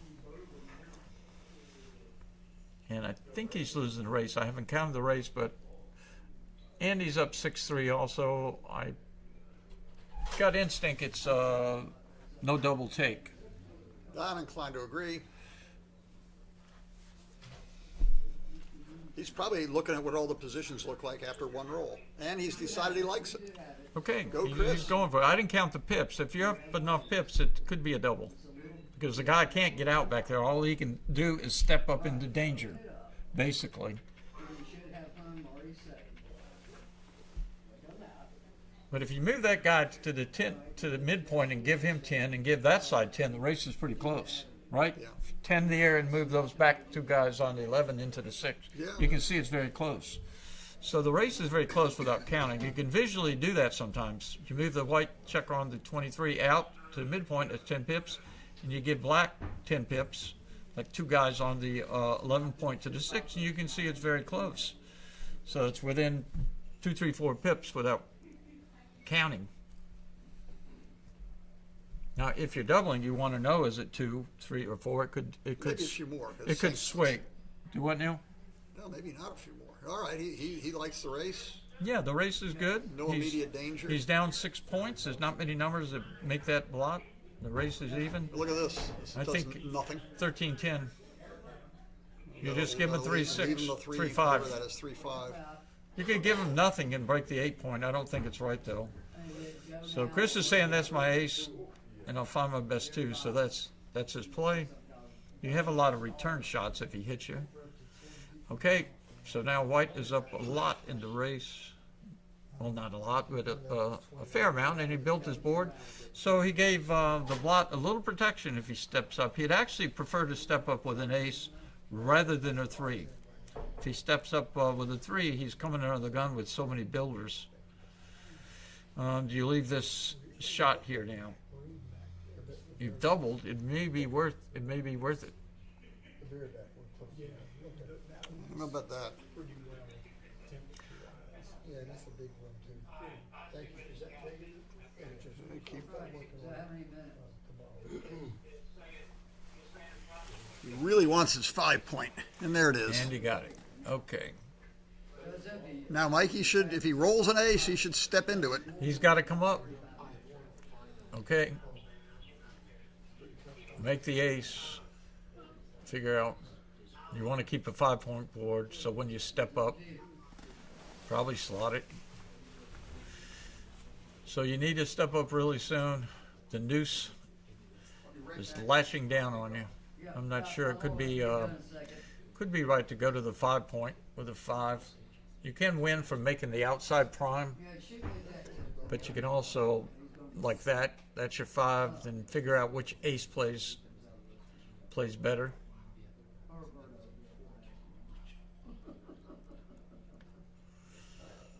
Okay.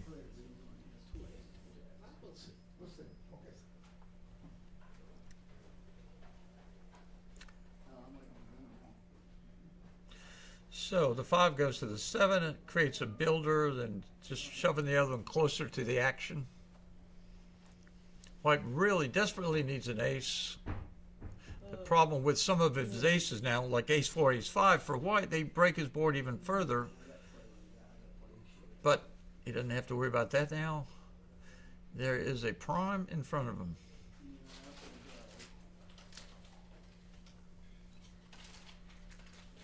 So there's a hit from the outside.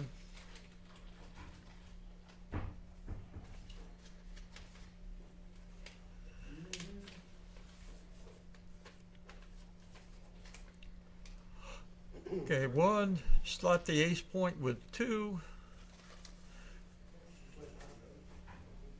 And prepare to make your ace point. With really no risk. Only double 6s leave a shot.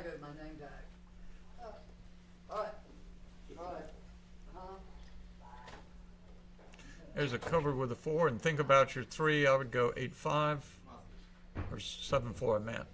Stay flexible with your 2 outside checkers. So you go put an extra one on the 4 and one on the deuce. That looks right.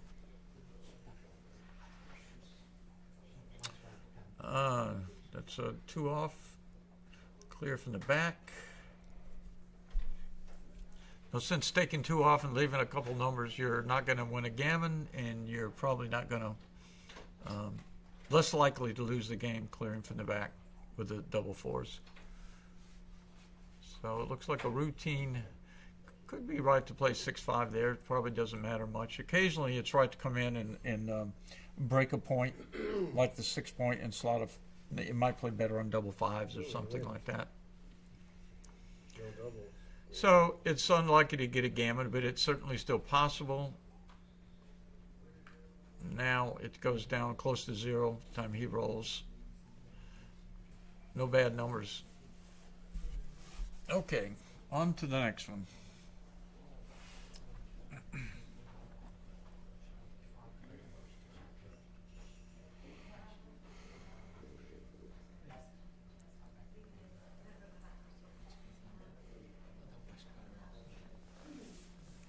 Okay, I'm going to comment on this last game here. KG is gone. I'll probably take a little break after this one, stretch my legs. But the match will continue. You may or may not have a commentator till someone gets free in between matches and steps in. Pretty standard play so far. Look at the identical positions. 6-2. I would run all the way from right there. That's better than running off the ace in general. Most of these early positions. 6-5 is a great number. Makes the point. Locks up a advanced anchor, so to speak. It's not in the board, but it serves the same purpose. I would play the 6 across and play 6-4 with the 2. You can play also 2, then the 6 out. So I'm not sure which of those two plays.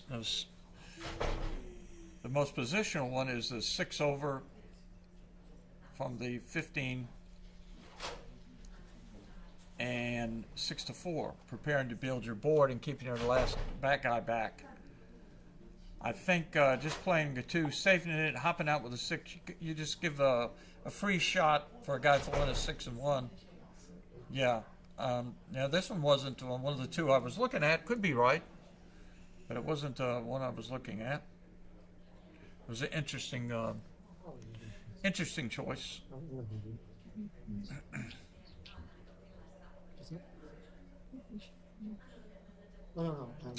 That was a great roll for Mike. He needed that. He's close to a cube, but not anymore. He's got to hit this. I don't think he's there yet. He looks like he's probably losing the race by a little bit. The way I look at this is give White on the 7 point, give him 18 point, 10 pips, and put him on the mid and give the other side 10. You can see who's winning the race just like that. It's 5 over there to 4, and you don't even have to count. So if you move the 2 white ones on the 18 point to the midpoint, that's 10 pips. Then move the spare checker around, and that's what he was doing. He was counting, but visually, a lot of times, you can save some work. You don't have to count them all. You can move a few checkers here or there and arrive at a decision if you're winning or losing the race. Okay, my guess is this is double pass. That's my quick 2-second analysis, which is often wrong, but that's my gut instinct now, especially losing 8-3. And with a gammon, he's 1 roll away from a 5 prime over here. He's probably winning the race. It's close, but probably. I think it's a pass at the score. He might could eke out a take, but my gut instinct, it's a pass here.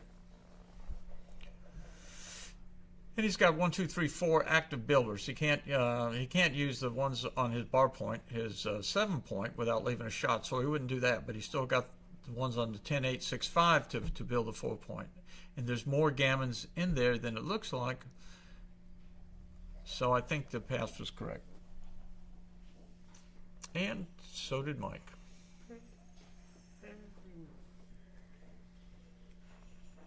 All right, I'm going to take a short break, take a little walk, and one of us will be back. Enjoy the game. Hey,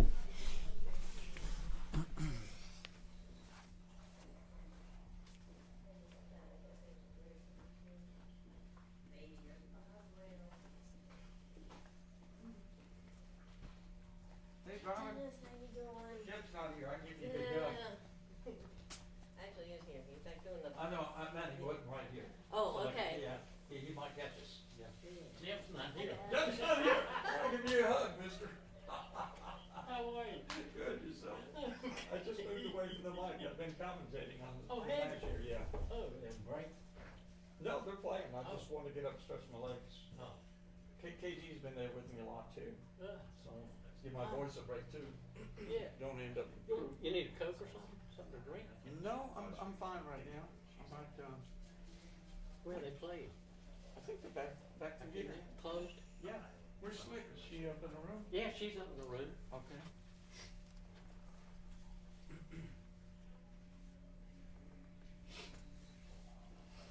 It's been, yeah, that's a good match to watch. I mean, some strong players, but there's some more back here. There's only 4 or 5 players in the Super Jackpot. I think this is a Super Jackpot.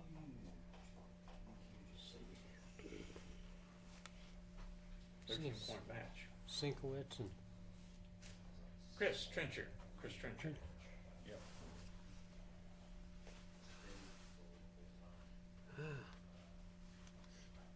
When'd you get to town? Well, I came down for the weekly tournament yesterday. I played on the Wednesday night, but I drove from Chattanooga to Canton, Georgia, and met my aunt and uncle in Cracker Barrel, ate, drove down to the tournament, played in the tournament, then drove down here yesterday, so I had a long day yesterday. Where was the tournament played? Sandy Springs. Okay. Yeah. Who's running that? I can't remember his name. They had 24 there, local players. I think he told me how many weeks they've had, at least 20 or more. It was like, wow. I wanna watch them on with this. Yeah, I'm gonna walk down through here. I just got up. I'm gonna stretch my legs. Okay, a bit. man. How How you doing? Good. Good to see you. Good to see you. I'm Ben Elliott. Sam Ahmed. Sam. Brian. Brian. Ben Elliott. Good to meet you. Keep your seat. You're seeing enough? Well, I like the commentating. I mean, I can watch and Yeah. someone smarter than me starts talking about it, I'm all ears.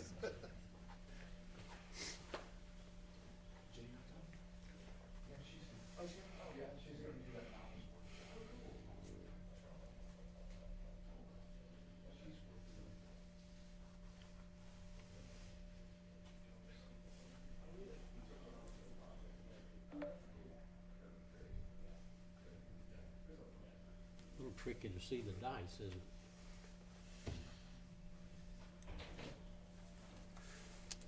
Excuse me. It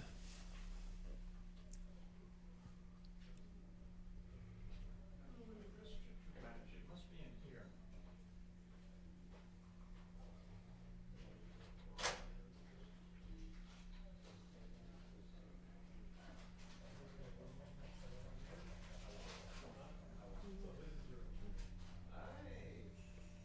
You don't want to go outside and watch it. It's on the screen.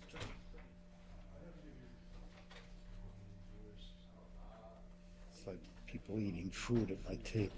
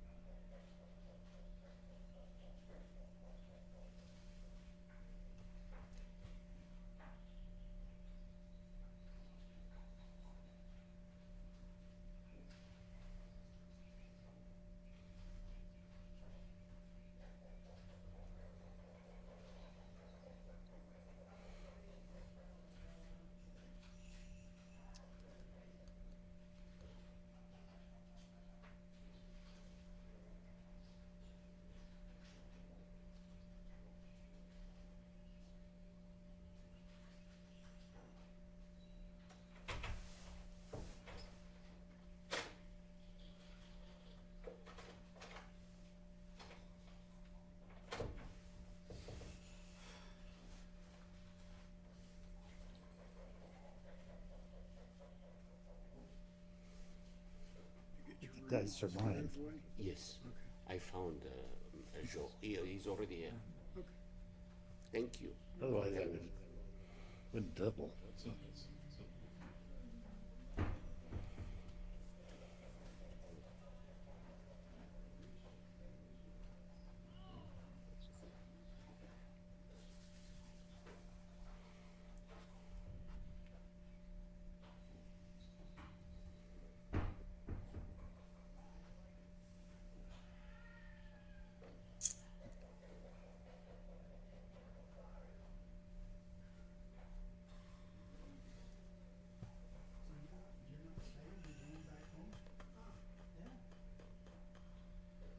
All right.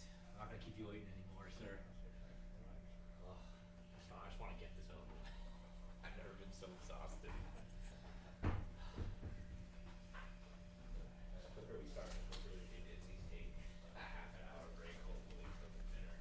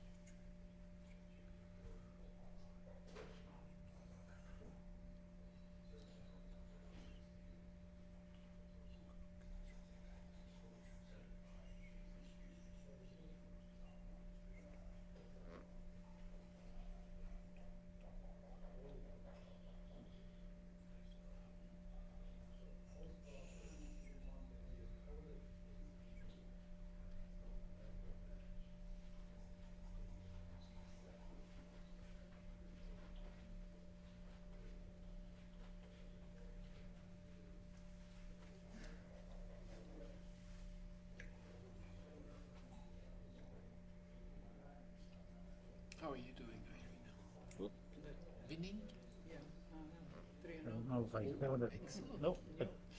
Lost to 1-1. Two more rounds to go. We know who we're gonna play with the 4th round, but how about the 5th round? No, they're gonna see Results? the results, and they're gonna do the pairings for the last round According to after dinner. Yeah. Oh, okay. What time is dinner? After the next round. So whenever you're done with the next round, you're free. You finish fast, you get a longer dinner. What's good around here? I have no idea. I mean, I live in Atlanta, but not here in Marietta, but I don't know very little about this area. Yeah, it is. Julius might know. Came here a few days earlier. He might know.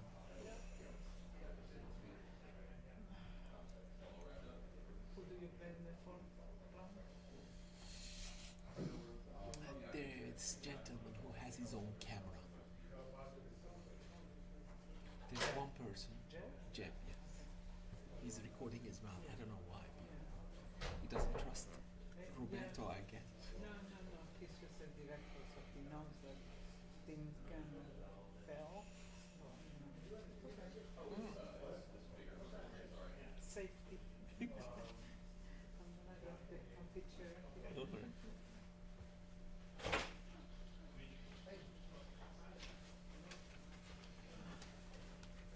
What you doing? You can go to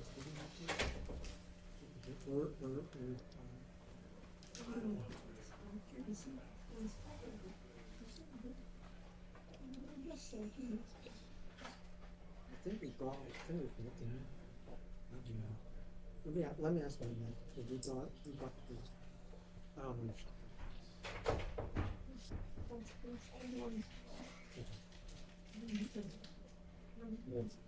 Yeah, I'll let you know. You were playing in the Colby room? No. Which one is called Cole? Colby. I think that the first one was National. Right. No, I was you were in Cole before. Not in the last match, No? but my war is in the Colby. Let's see. You need 2 minutes? Sam, Yeah. at some stage within the next 3 days, if you get time, we can play our 11-point match. Okay. Tonight I'm going out to dinner with Dennis Culpepper. Where are you gonna go? I have no idea. It's up to him. All right. I don't know if he's eating in the hotel. I don't know where he's a funny eater. He and I are real close friends. Hi, Sam. Hi, sweetie. How are you? Yeah, I know you know Dennis. He's been a close friend of mine for 35 years. 35? Wow. Yeah. Such a long time. I knew him before I even met Corinne. Oh. Thank you for the Sam.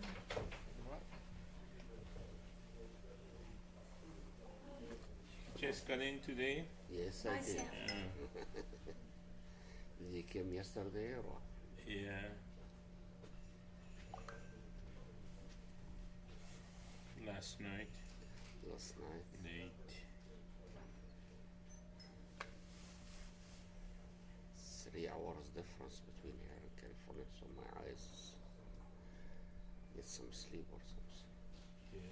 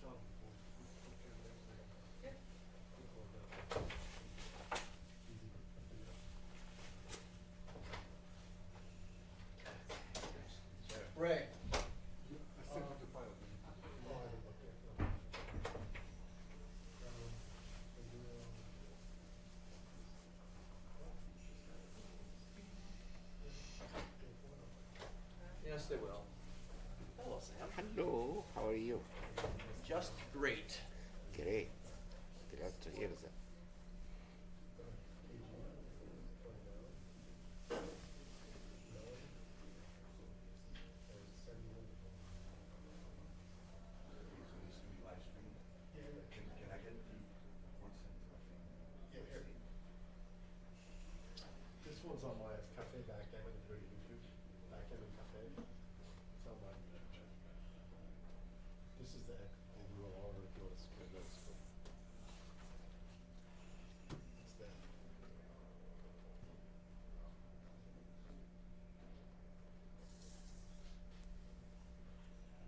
Anyone subscribe yet? Subscribe. Yeah, we get one.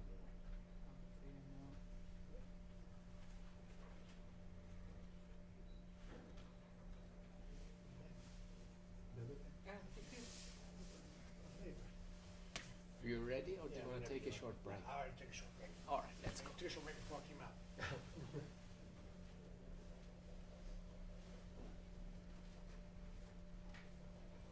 I wouldn't mind someone else was like,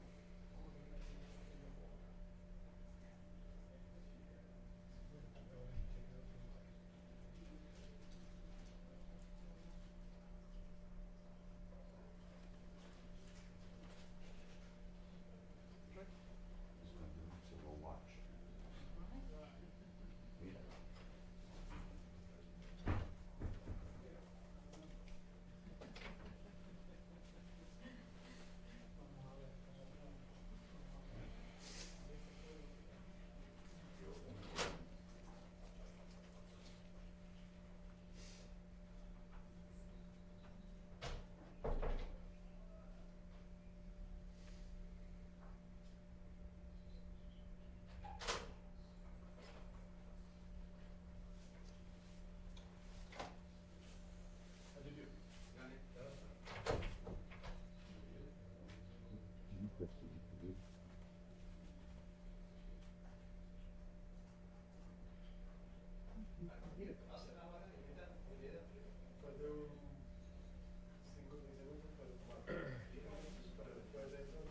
Después de eso va a ser break hasta las 7:30. Menos break que tienes ahora va a ser más tiempo. A ver, ok. Te digo contra quién vas a jugar. Sí, ahí está.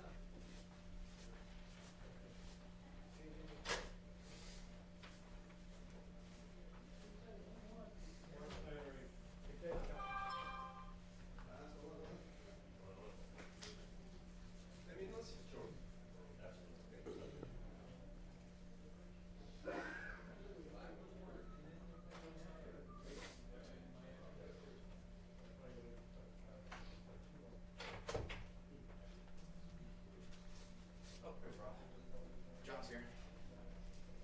He's ready? Yeah. Hey, John. Hit the restroom first. I'll be with you. Hey. Don't worry. Okay.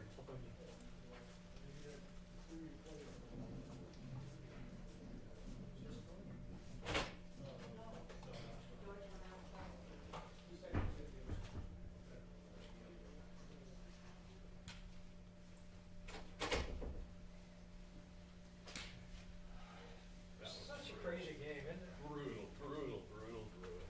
I hit all the rules that game for sure. That match. I don't realize how cold I am until I come out here where it's warm.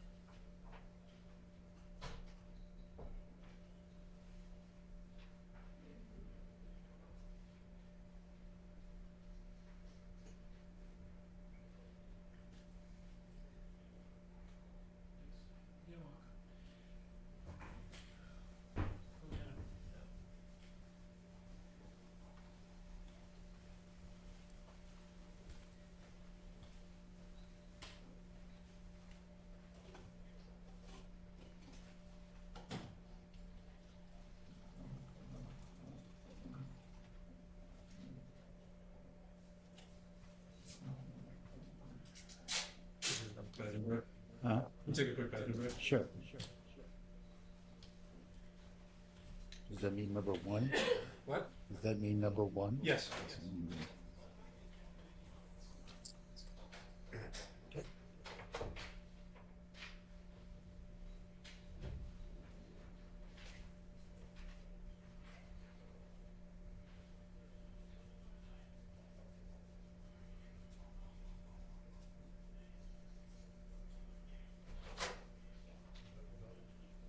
Sorry?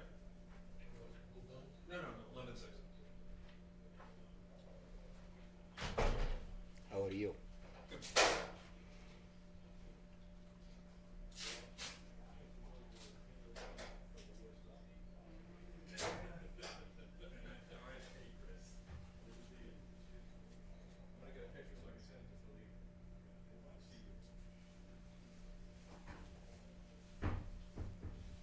So if you roll a joker, does that count as unlucky dice for me? Yes, It yes, does? oh, yeah. That yeah. might have a shot. Yeah, certainly, because what XG counts is your luck, it'll be negative luck, it'll be positive luck. Oh, it's a zero, Negative for you. yeah, it's a zero sum. Yeah, Dimitri can clarify, but I'm sure that's right, I think that's right. If I'm very lucky, he's necessarily very unlucky. It's a zero sum. So you got a good chance. You're doing good. For the worst rolls. Oh, boy.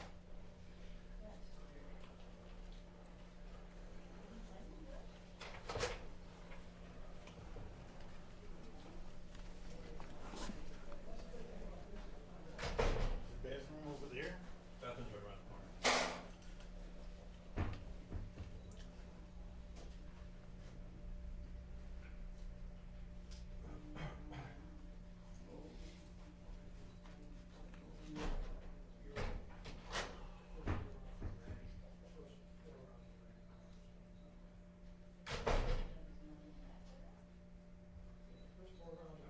Ready?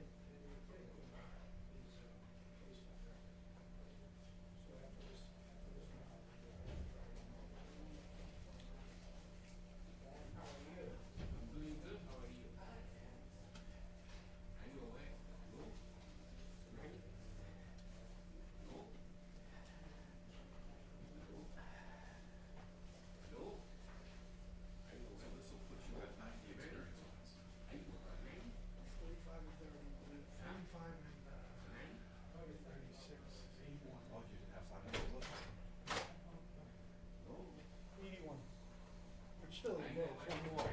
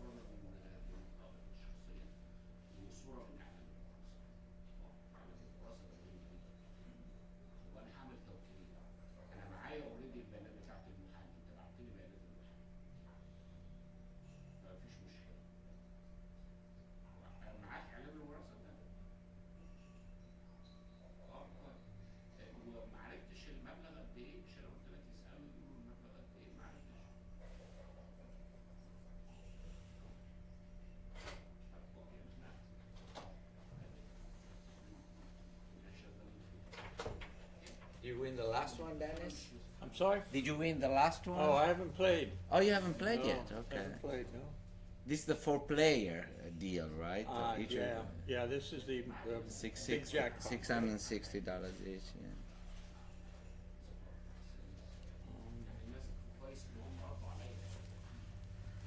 yeah. Is the microphone on? I should practice my commentary. Yeah. Yeah. Good roll. Double fours.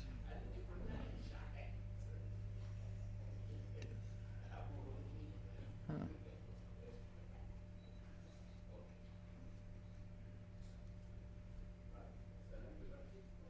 What's up? What's up? What's happening? Hey, how's it going? Is it everything down here? Down the hall. Yeah, well, anyway.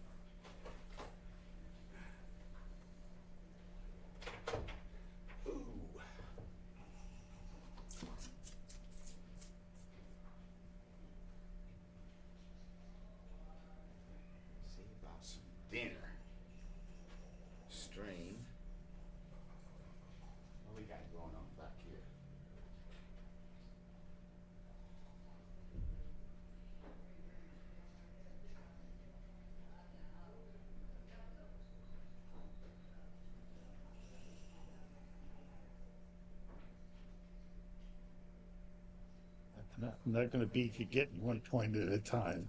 Might as well lose.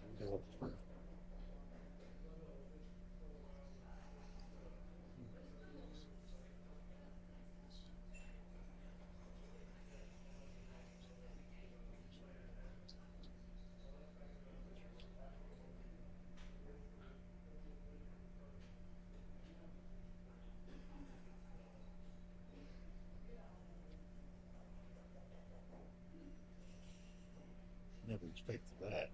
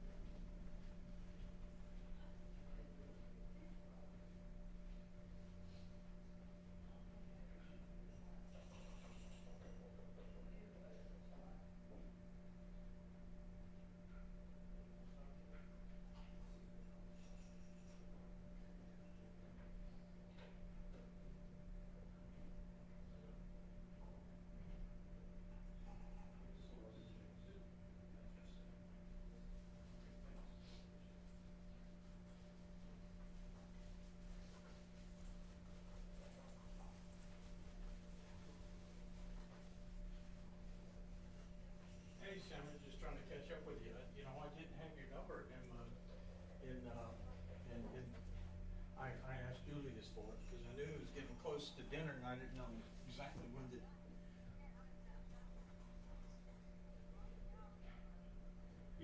Yeah, I'm good now. I'm good now.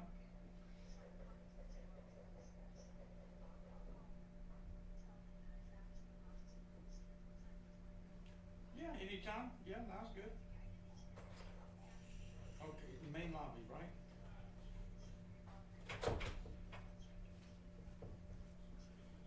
Okay, I'll meet you at the main lobby. All right, thanks. Bye. I think they're still going, yeah. Oh, okay.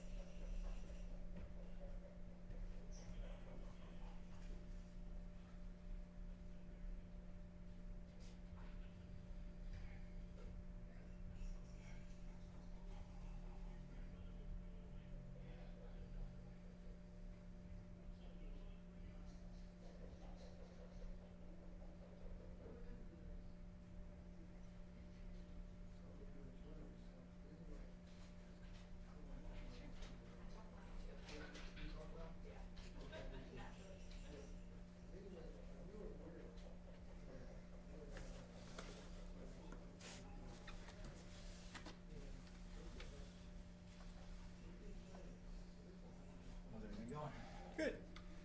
I think. Anything I can help you with? You never know, there's not a lot to do. Yeah, Thursday Vicious. night. Tomorrow you just, I give you the brackets and you can like put them up for the, like the side events and Yeah, yeah. everything else. And to be on that wall over there, I've got to move a table. Okay. But besides that, you know, Nice. that's all. Nice. Move that out here, actually. That's a good idea. Need a hand? No. All right.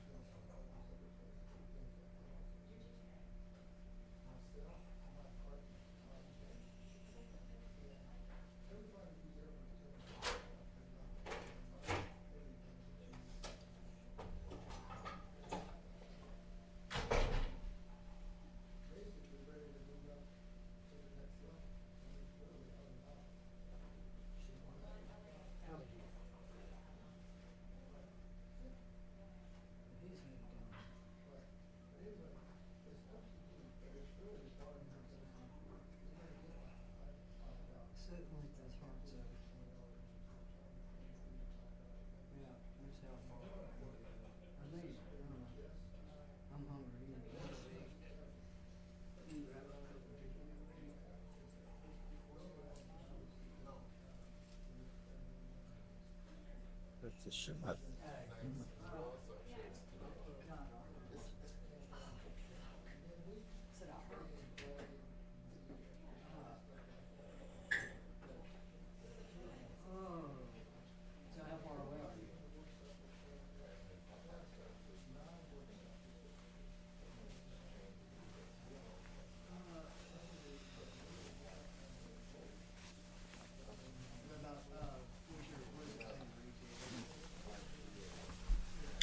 got here just in time for the desperation rally by Sienkiewicz.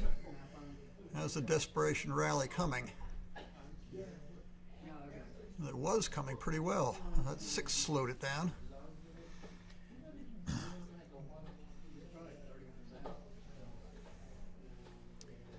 Well, now what? Probably don't want to come off the 22 point. I guess that and then off the 19. Yeah, those two. That looks good to me. And it's 9s and 11s for Chris, plus some 2 combinations. That's an 11. Now Mikey needs in plus a 3 or a 5 or a 6-2. In plus 3 or 5 or a 6-2. Well, that holds everything together. Now he's blocked 3s and 5s. That cleans up nicely. I think he's supposed to strip it down, but what do I know? And Mikey wants to hold everything and slot his 7 point, or 6 point rather. That'll do. Now, 1s, 2s, and 4s with a big number, like that. And Sienkiewicz can't double because hitting doesn't win. But he's got a whole bunch of hits here, 4s and 2s and double 1s and 3-1. There's 2. Very bottom, it'll tell you. Probably keep that going so you don't get, maybe not. Now the question will be, well, it's 8s and 9s. There's no question about slotting anything because Chris got in. 8s and 9s and 12s. That's not on the list. Now it might actually be right to block the 8s and 9s. Leave the 22 point. I'd actually be inclined to do that, although, I hate pulling the last one off the 22, but the future is sort of now. He doesn't really want to, if he doesn't pull it up, then he's going to have to bury a checker, and he really needs all 15 of his checkers. Okay, Chris needs a 10 or 11 or 12. That's none of the above. 1. Okay, 4s and 5s and some small combinations. Oh, nice roll, Sienkiewicz. You cripple. All right. Pip challenged. All right, is this worth, is it even cashable at this match score? And how much of a gammon chance do you have if you get by? Any 6 gets by, that's 11 numbers. Plus 1, 5, and 2, 5. That's 13. And 3, 5 is 15. 17. Oh, a whole bunch. But if he doesn't get by, he's got problems. And where's Mikey stand if he falls behind 12 to 7? 8, 9, 10, 11, 12. Real bad shape. All right, I'll trust Chris to sort all this out. How often will Michael win the game? Let's just say Chris doesn't get by. Mikey's going to, if he's frozen in place, which is the best Michael can hope for, then Michael will have all 4s and 5s is 20, plus double 1s and 3-1 is 21, 23, double 2s, 24, and 3-2, 26. Okay.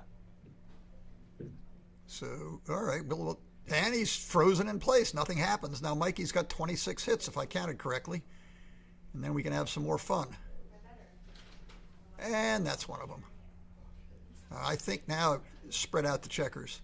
Right. You want to have maximum coverage if Chris rolls 6-3, 6-4, 6-5, whatever. Now, does Mikey control the outfield or slot the 6 point as soon as he can? I think the first step is to bring that one around and aim at the 6 point. And I think as soon as he can slot with a coverer in place, it might be right. Well, if he's doubling, that means he plans to slot. If he's not planning to slot, then then there's no reason to double now. This looks like a pretty easy take to me.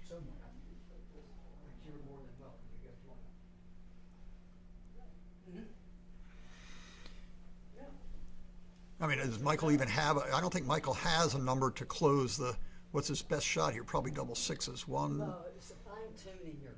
two, three, four. No, I think I don't see why this isn't a take. He's not getting, the gammon is completely remote, so he's not getting gammon. It's got to be a take. And Michael,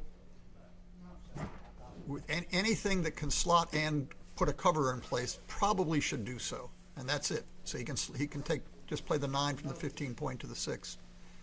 If his plan is to play cautiously, then he probably should not have doubled last turn. The only reason to double is that you lose your market. You lose your market by slotting and then Chris fans, and then you've lost your market. So this is consistent with doubling last turn. And now a 6 is a big deal, and a 5-4 is not. He's got 17 covers there, plus a couple more from there, and that's one of the 17. And now Mikey is big advantage to win the game, and a few percent gammons. Gammon would be nice, and a fraction of a percent backgammons. I want to play for the backgammon. Backgammon him, shake his hand, win the match. All right, that's good. Put him in high. Double sixes doesn't leave a shot. Double fives doesn't leave a shot. It's hard to lose this race because of the stack of checkers that Chris has on his 4 point. 1, 2, take them off. Yep. You lose the game by rolling double fives or sixes here, getting hit, and then somehow losing anyway. But I think that's unlikely. He'll take a checker off. Gammon is huge, and the remote but occasional backgammon is even huger. Yeah, too bad. No reason to do any McGreal gammon counts here to keep even. Just get your checkers safe for now. You get closer to the end, and this is forced, closer to the end, and you look at, well, do I leave a shot to take an extra checker off to go for the gammon? Big doubles now. Gammon is in the picture. Okay, it's, Chris is starting to get a little nervous. That should be enough. Should be enough. Now it's going to take a couple of big doubles and a couple of crappy rolls by Chris. And that's probably too big. Doubles by Michael, 2-1, doubles by Michael, and he's still off. This is really remote now. Well, there's the doubles. And there's the 6-3, and he's safe. He managed to get that 3-point slot, and so double threes didn't miss. I lost a pile of money in a $400 chouette once by rolling double fours when I had all my checkers home, but none on my 4 point. I got gammoned.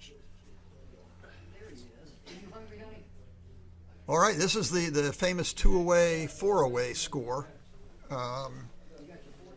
The safest thing for most players to do is from the side that needs 4s to double on the opening roll.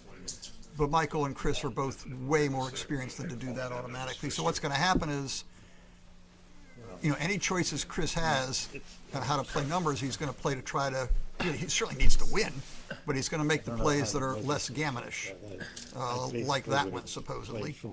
I don't think Mikey should double yet, but as soon as Mikey has some advantage, which this is a good start, no reason not to split. He doesn't need much. He does not need much. A crappy roll by. Oh, this is exactly what Chris wanted. This staves away the cube forever. When you're not getting gammoned, the side needing 2 can take a 2 cube more often than he does for money. The match equity table works out that you can, I don't know the exact number. Down to like 18%. Yeah, well, Cool Ray's saying down to like 18%, and I think that sounds about right to me. And he probably actually knows. Mikey's putting pressure on. Again, there's this big reluctance by Chris to give up his anchor, so Mikey can, sprinkle blots in front of him and not really worry too much about getting hit. Here, I think he's supposed to move those forward. Hi, buddy. Nice to see you. I think he's supposed to move those forward. The 23 points is the last place you want checkers here. Oh, you did? Yeah. Just checked in. All right, and again, I don't think Chris will touch this. But what will he do? Play to the 7 point and the 3 point? If he's going to hit it, he might hit with both. Hit and then come out. That's sort of the normal play, and it could blow up in his face. I mean, double ones by itself is huge. Double threes is huge. you know, ace 4, ace 6, ace 3. All right, this The one's not so bad. All right, Fixes now, his only problem. hit 2 of them. All right, yee. Do you hit any? All right, Nothing, honey. you know, I guess Whoa. since the blot's still on the 24 point, so any hit has automatic rehits, like this. You pick it off the ace, the midpoint, or do you come into the ace and knock it off the 10 point? I get it out the midpoint. I don't want 5 checkers stacked up over there. Yeah, I agree with Ray. Spread them out, make it look pretty. Yeah, do the prettiest You play. don't really want to be back on the 24 either. Yeah, this is maybe I don't know. thinking a little That's too stiff. DT would not have done that. hard. And Michael, I would not have rolled He was that. doing that quite a bit, though. Okay, well, then now we stick our neck in the noose. I mean, normally you'd cover the ace, cover the ace. Just run You can just out. run out. Run out is fine. Just run out. I like run out. I didn't see run out initially. Just pop out there. Now, Mikey better roll an ace to make things work a little bit here. That's going to fix Chris's only problem. Well, it might. Okay, so does he come in with a 5 and just wait? Yep. You know, Senk wants to build his 5 and 4 point quickly. And Playing Chris, the 2, meanwhile, 4, is 5 back game. stuck with nothing. When do you cover the ace point, Ray? You're supposed to cover it DT? soon, right now. You cover it as soon as you can. There you go. Old school and older school. Well, no, this is the Back in the day, the DTs of the world and KGs would never make that play, but it's. But the XGs of the world cover it as soon as it's there. As soon as they're there, they cover it. So And this you is cover amazing. Once they make it, then they get extra spears going right down to the ace point. It sucks them on down there. Yeah, there you go. Okay, Mikey, you would rather make them in order, but any point is a good point here. Senkowitz's position's pretty good. Yep. His 4-3 does nothing. He's probably going to stack it up on the 6 point. It's a little bit slightly better distribution. Now, Mikey really wants to make his 5 point here. Hey, Mikey. Mikey likes it. Ooh, look at this. Wow. A lot of wood. Maybe take the 1 from the 20 around to the 8. Yep. Just move Oh, the this point. needs 2. Oh, Just that's move an the interesting point. There you strategy. go. Freeze him on the 15 point. I like that. The Dildonian defense, Yeah, defending whatever. with blots. Yeah, there you go. It Oops. doesn't work all that often. That shows you why you don't defend with a blot, David. Oh. Here comes the cube. I wouldn't know that. Did he fan? Well, why? Absolutely. Yeah, the question is, the DT's saying. Wait for a shot. What are you talking about? No, you send it. Well, what, because you come in with something, and that does Chris have a roll so bad that you've lost your market? I'm not sure he does. That's not a good reason to have sent it. Now, you're not protecting much, but So was that a take? of course it was a take. Yeah. The question is a cube. Now, do we stack them up or make a little bit of a move? Little bit of a move for freedom. DT saying 11. Okay, Mikey needs to get in. Almost any in. That's not in. Senkowitz's brilliant plan so far has not borne fruit. The Dildonian defense is failing. No, it's not At over this yet. point. It's not over yet. This, finally forces a shot. Looks like 11 and, well, he could clear the start to clear the 15. 11 and 5, right? 11 and 5 is the prettiest looking play, but I don't know if it's best or not. You're right. He could clear that. Use this opportunity. But then if he gets hit here, there's 2 blots and a quadruple shot. Come in with a 1. That's it. Only leaves 7 blots. 6 Yeah, blots. no I big can't count deal. on DT. Is that enough blots? It's enough. Yeah. You got it.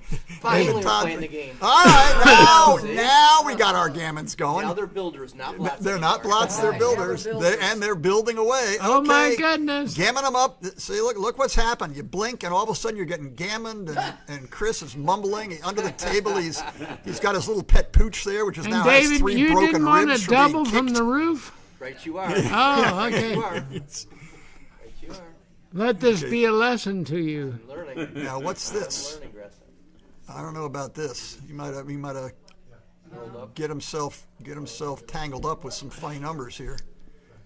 Boy, you know what? I really like the color scheme on that board. I do Actually. too. I like the colors That's too. great. Well, maybe just bring them all. Yeah, just the way to win this and gammon this, just close your ace point. So Yeah. bring them all in. Sometimes Any old ace will do here, Chris, although some of your aces are hard to play. Ace 6 is easy to play. Okay, we got 1s, 2s, and 14s. 16s are blocked. The 16s are blocked. What For the what? heck is that? 5-4. It's Oh, a man. bunch of poop. Well, does he keep some of the contact, like come in with a 5 and slot his ace point? You gotta come in with a 4, not with a 5. Give him the aces. Aces and 6. Well, he can just. I would hold bring this- both of them in. There's no good use for getting hit out there, I don't believe. Well, I guess then he can re-anchor, huh? That must have been That'll help All him right, anchor if he gets hit with a 2. And he will. Ooh, he's going to point on him, right? I don't know. I think Pointing so. on him leaves a whole lot of return shots. No, not as many. Well, now he's going to anchor up with a lot of return stuff. shots here. But there's a lot of anchor shots. I guess he's just tries to win. No sneaky double 3s or anything in here. Best to get in. He wants to slime this one. Okay, all right. Yeah, somehow it seems right to hold some kind of anchor. Yeah, and then roll double 6s and win the We're race. gonna have 11s and 12s if he covers the 11 point. Mm-hmm. Are all the 11s blocked? No. Are the 12s blocked? No. So You're looking for fly shots and doubles, right? You want some kind of 11s and 12s here. Sank was doing real good until Ray crowed about the cube and how right what the cube was. Ah. Yeah, okay. 1, 3, 5. Provoking That's contact. odd. That's odd enough. Oh, Chris, he's not having trouble. That looks prettiest. It does keep some contact, but it looks prettiest in terms of landing places to come home, plus blocking Mikey from getting out. Well, Not Mikey's bad- going to not bad have a for- nice not perfect bad for board. Mikey. Now, are we going to get a combo shot straight away? Nope. No. Are we going to get a box tuples straight away, or box tuples, or double 3s? The best you're going to do is a fly Box-tuples. shot. Yeah, it's a pile of poop. Chris is rolling. Oh, that was not Chris. Okay, that was not good. No, that one. Okay, Mikey's got to start thinking about 9s. Oh, there's a 9. Side. Okay, box tuples. Still not too He didn't late. want a 9 here of No, any not now. kind. Neither side wants a 9. No. All right, 5-4 is okay. 6-3 is a little awkward. Little number, 4-3. All right, there's our 6-3 and double 3s. Yep. Box tuples on the side. 6-3. Oh! Box tuples. Box tuples on the side. A side order of box tuples. Now, how close is Coming this? out to play. How close? There goes any of You our want a gammon medium fun. or large box tuples? All right, how's our race? This is Good. This is pretty. It's excellent. Roll some 9s and 10s in here. Okay, looks to the 5 point and the 11 point, or both to the 11 Yeah, point. there you go. He's. All right, we're Would you take this if the cube was in the middle? I don't think. counted. It doesn't look. This doesn't look good. I wouldn't take. He's, This is Old Yeller. whoa, that's good stuff. That's too Just big a brings them eat. all the way. Yep. All right, now Chris needs to get a couple of Checkers 6-3s or something in there just to get some more pips in Yeah, the back. then he'll be Mikey a really wants to get a checker respectable off here. second Get a place checker in off this here. game. That's good. Get a checker off. Now he's basically 2 rolls ahead. Let's Oops, have now one it's more back game in this back in. match. All right, let's get on to the next game. Let's just. Mikey needs big stuff. That's You don't okay. need big stuff. Chris needs 5s or 6s. Right, Chris needs. 4-3. You don't want to hit those holes. 2, 4, 6, 8, 10, 4, 7, 8, 10, 12. This is the 3, second 2, big 7. lead Chris almost lost. And 3-1. Yeah, he drew up too many holes. There's a hole in this bucket there, Liza. Yeah, there's a hole in the bucket. Well, what shall I mend? This is not even close. Oh, that tightens it up a little bit. That's how you. Oh end my it. goodness! that. Mikey's been right? diddling around over there, and all of a my sudden God. he's in deep trouble. All of a sudden, he's in deep Five. trouble. Oh, almost Mikey five's on can't top afford of a it. miss. Wants to get 3 or 4 off right here. Do it. No, it's a flunk. Well, how's he? What can get which doubles get 3 checkers off? If he goes to the 4. The 4. There's one rule next if you do it. He doesn't have to get 4 off. He just has to get 3 3 off. out. If you go to You the gotta get 3, fives or 3 sixes doesn't or, do anything, does fours it? or He can go to the Next roll, 2. next roll, not this. Yeah. 3 to 2 he could do. And get That's 3 off right. of double At 2s. three and double 3s. Well, somebody should count all this up. 2s, 3s, 5s, and 6s. Yep. And 4s, not If he 4s. goes to the 3. Yeah, look at We that. can see that gets 3 off on double 2s. You can see that there's something in the bank. I still think it's. It looks a little funny otherwise, but it gets 3 off on double 2s, which is okay. 6s and 5s and 4s are always going to play. Double 3s, can you ever get 3? You can't. You can't get 3 off with double 3s. So this covers double 2s. That must be worth something. Yeah. Now, is there some funny biz on the downside of it? You don't You have know, to. do you lose on some doubles if you roll a 3-1 next turn or something? But I tell you, some of these If you're going to positions, roll the 3-1, then you can the give up immediate in this extra game. doubles in the first, what the future is now. I would because double 2s works, and 3s, 4s, 5s, and 6s are the same. See, 3s get you flush. That seems like it's right. He gains on 2. Okay, now Chris just rolls doubles and ends the match. Nope. And now Mikey. That was a big. It's going to be hard. Well, first is to get. Oh, who said something 3-1. about 3-1? Who said 3-1? He didn't. Now he Probably- just needs that 5s probably or cost better. him. Yeah, he might have been. Don't roll 4s here because you probably could have gotten off with 4s if you didn't play your last roll that way. Oh! Very exciting. Wow. Very exciting. Wow, Mikey had it. Yeah. He absolutely had it. He absolutely had it. He He had just it. rolled like He that. was winning the race, and the other guy rolled double 6s. Well, not only Has that, that ever happened to you? He had it when he popped the checker. He had the gammon going, and then 1-6 miss. Yeah, and that then was. dance home. It's Very Chris's exciting. day. But I got some bad news for him. How's everybody's win-loss? How does everybody stand here? Well, Chris is 2-0. Mike's 1-1. I'm 1-1, and I can't remember the other guy, but he. DT's I think 0-2. I can figure it out. Let me see. I was 12-2 and 12-1. How's it? How are you? How is this thing working? Are you? I got to play Chris now, so Right. he could potentially go 3-0. Okay, so you do your first round robin and then see what happens, or is it end after? No, the no, round it's robin? just each one of the matches is worth $660.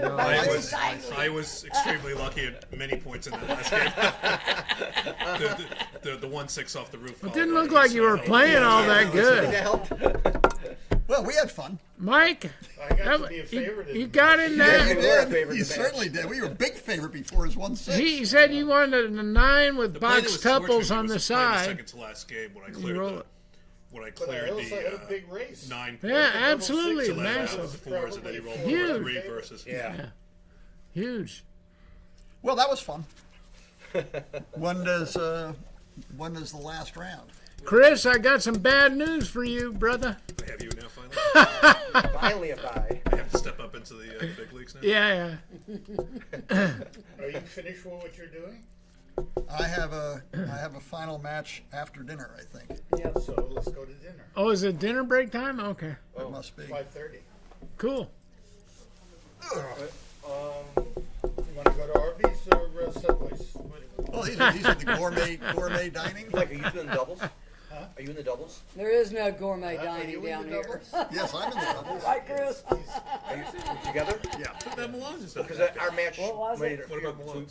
I think we It's play at Spandifia. 9. Is it doubles tomorrow? Yeah, it's Play it what? Yeah, that's where we should go. I believe we play at I 9 know, it's at o'clock Waffle House all tomorrow. the time. I think doubles is tomorrow. There's no gourmet Double, oh, I don't okay, think okay. doubles- All right. nobody And then here. there's McDonald's. So. McDonald's isn't gourmet. Waffle House though. Right. Subway's is kind of good. I think we'll go to Spandifia. So you guys have a 9 o'clock big boy match. Okay. I'm not It's about the asking best about thing in telling. the series. No, I think Mike said, you said 9 o'clock. You want us back here at 9. He Who won the told second me round we between were you two supposed guys? to play at 9. Okay, that's fine. That's fine. Who won the second round with you two guys? Ray. I do have someone headed down here. Do they have any here? Well, they got a restaurant here, but it's not. They got some kind of thing that they're making tacos or something over there. What You upstairs? wanna go eat something? Yeah, it's on its way. I don't know how far away it is. Who's it? He's on his way down here. Oh, okay. Well, I'm He, gonna he, talk to Julie. he's almost here. Julie, So where are we gonna go? I'm gonna go into the restaurant. Upstairs? Oh, you gonna stay here? Ready to eat something? Yeah.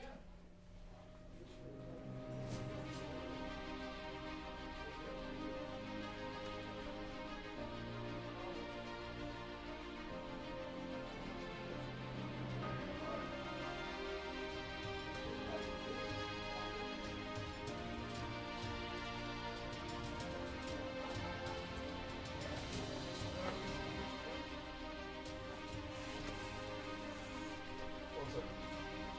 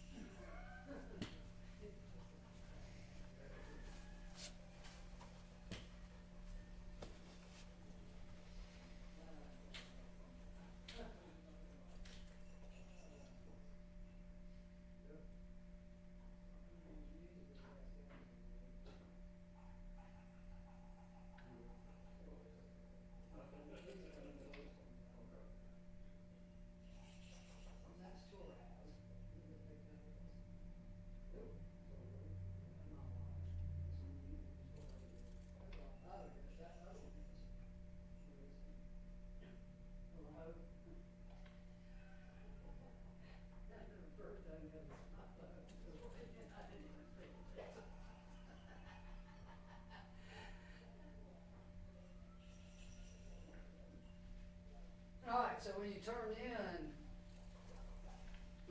in, take take immediate right. You come along the building.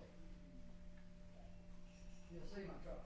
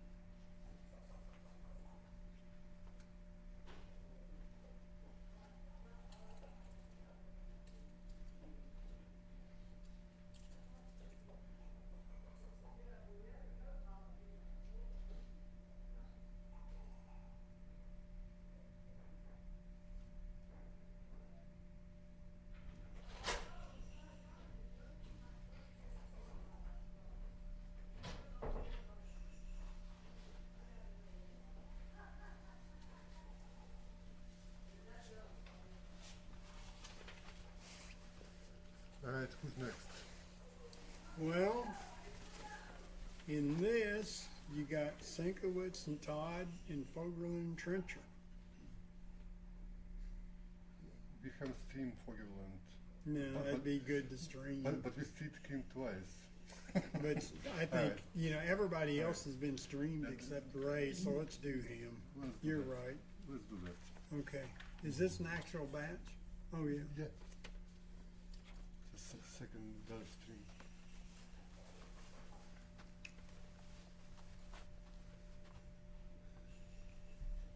We've had, you know, a steady 20, 25 people, I mean, which is not bad for a Thursday afternoon. Right. Well, it's not. It's a young channel. Well, yeah, not. It's not. BGF is a huge channel. Everybody needs also to go there. Okay. Right. And this is not the same.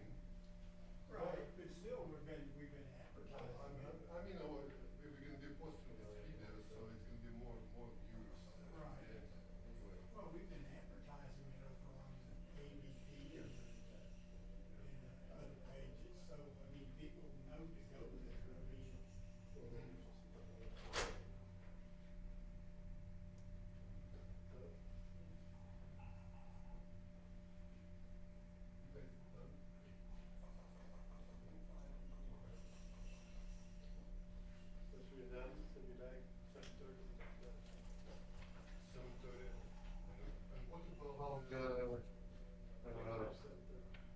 About this much.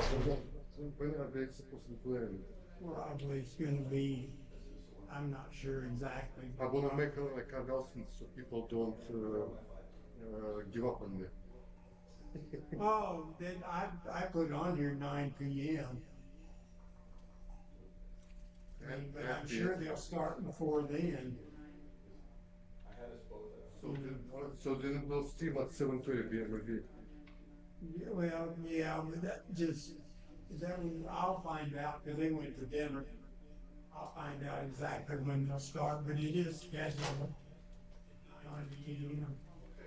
Yeah, can we put that back on? Yeah, and then what we do is have that note on there that shows that. I think I got it pointed the right way.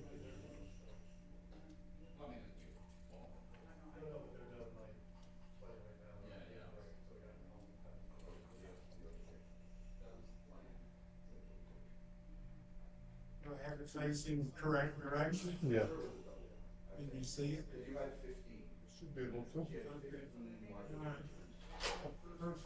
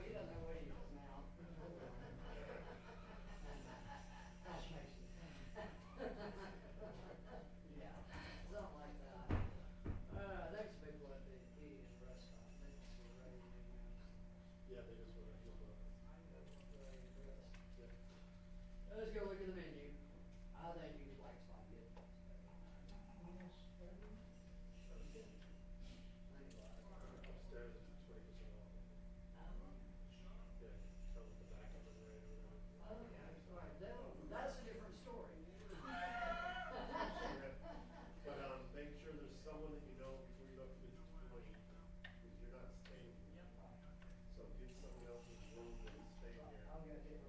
Yeah, exactly. Poor Chris. Right. I don't think Chris is staying here. I think he's staying up at the Hilton. Oh, my goodness. Yeah.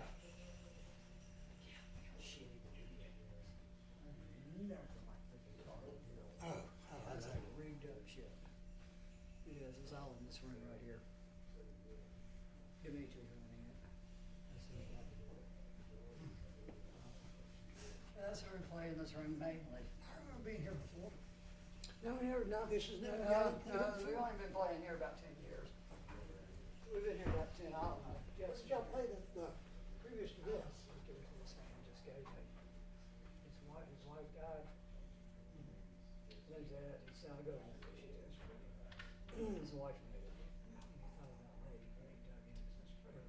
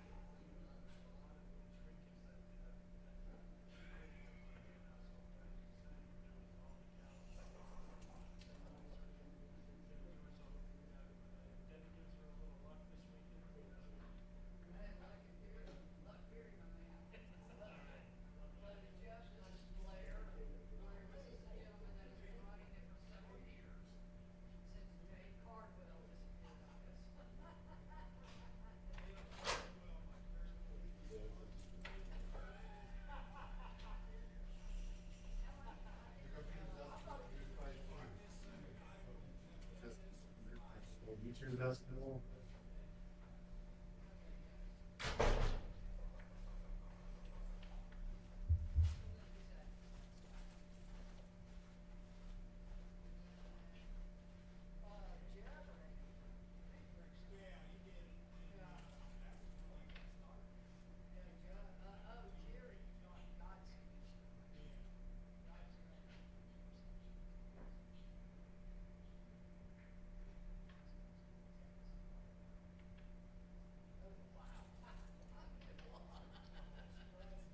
Bullshit, get locked out of your own account, man.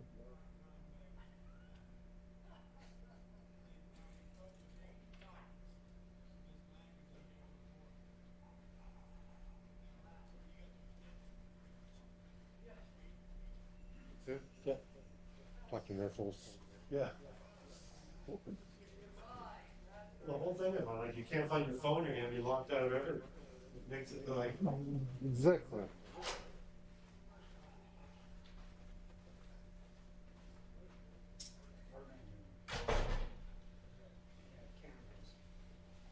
Alright. They just went up, so we're gonna see what's up there. Food's okay.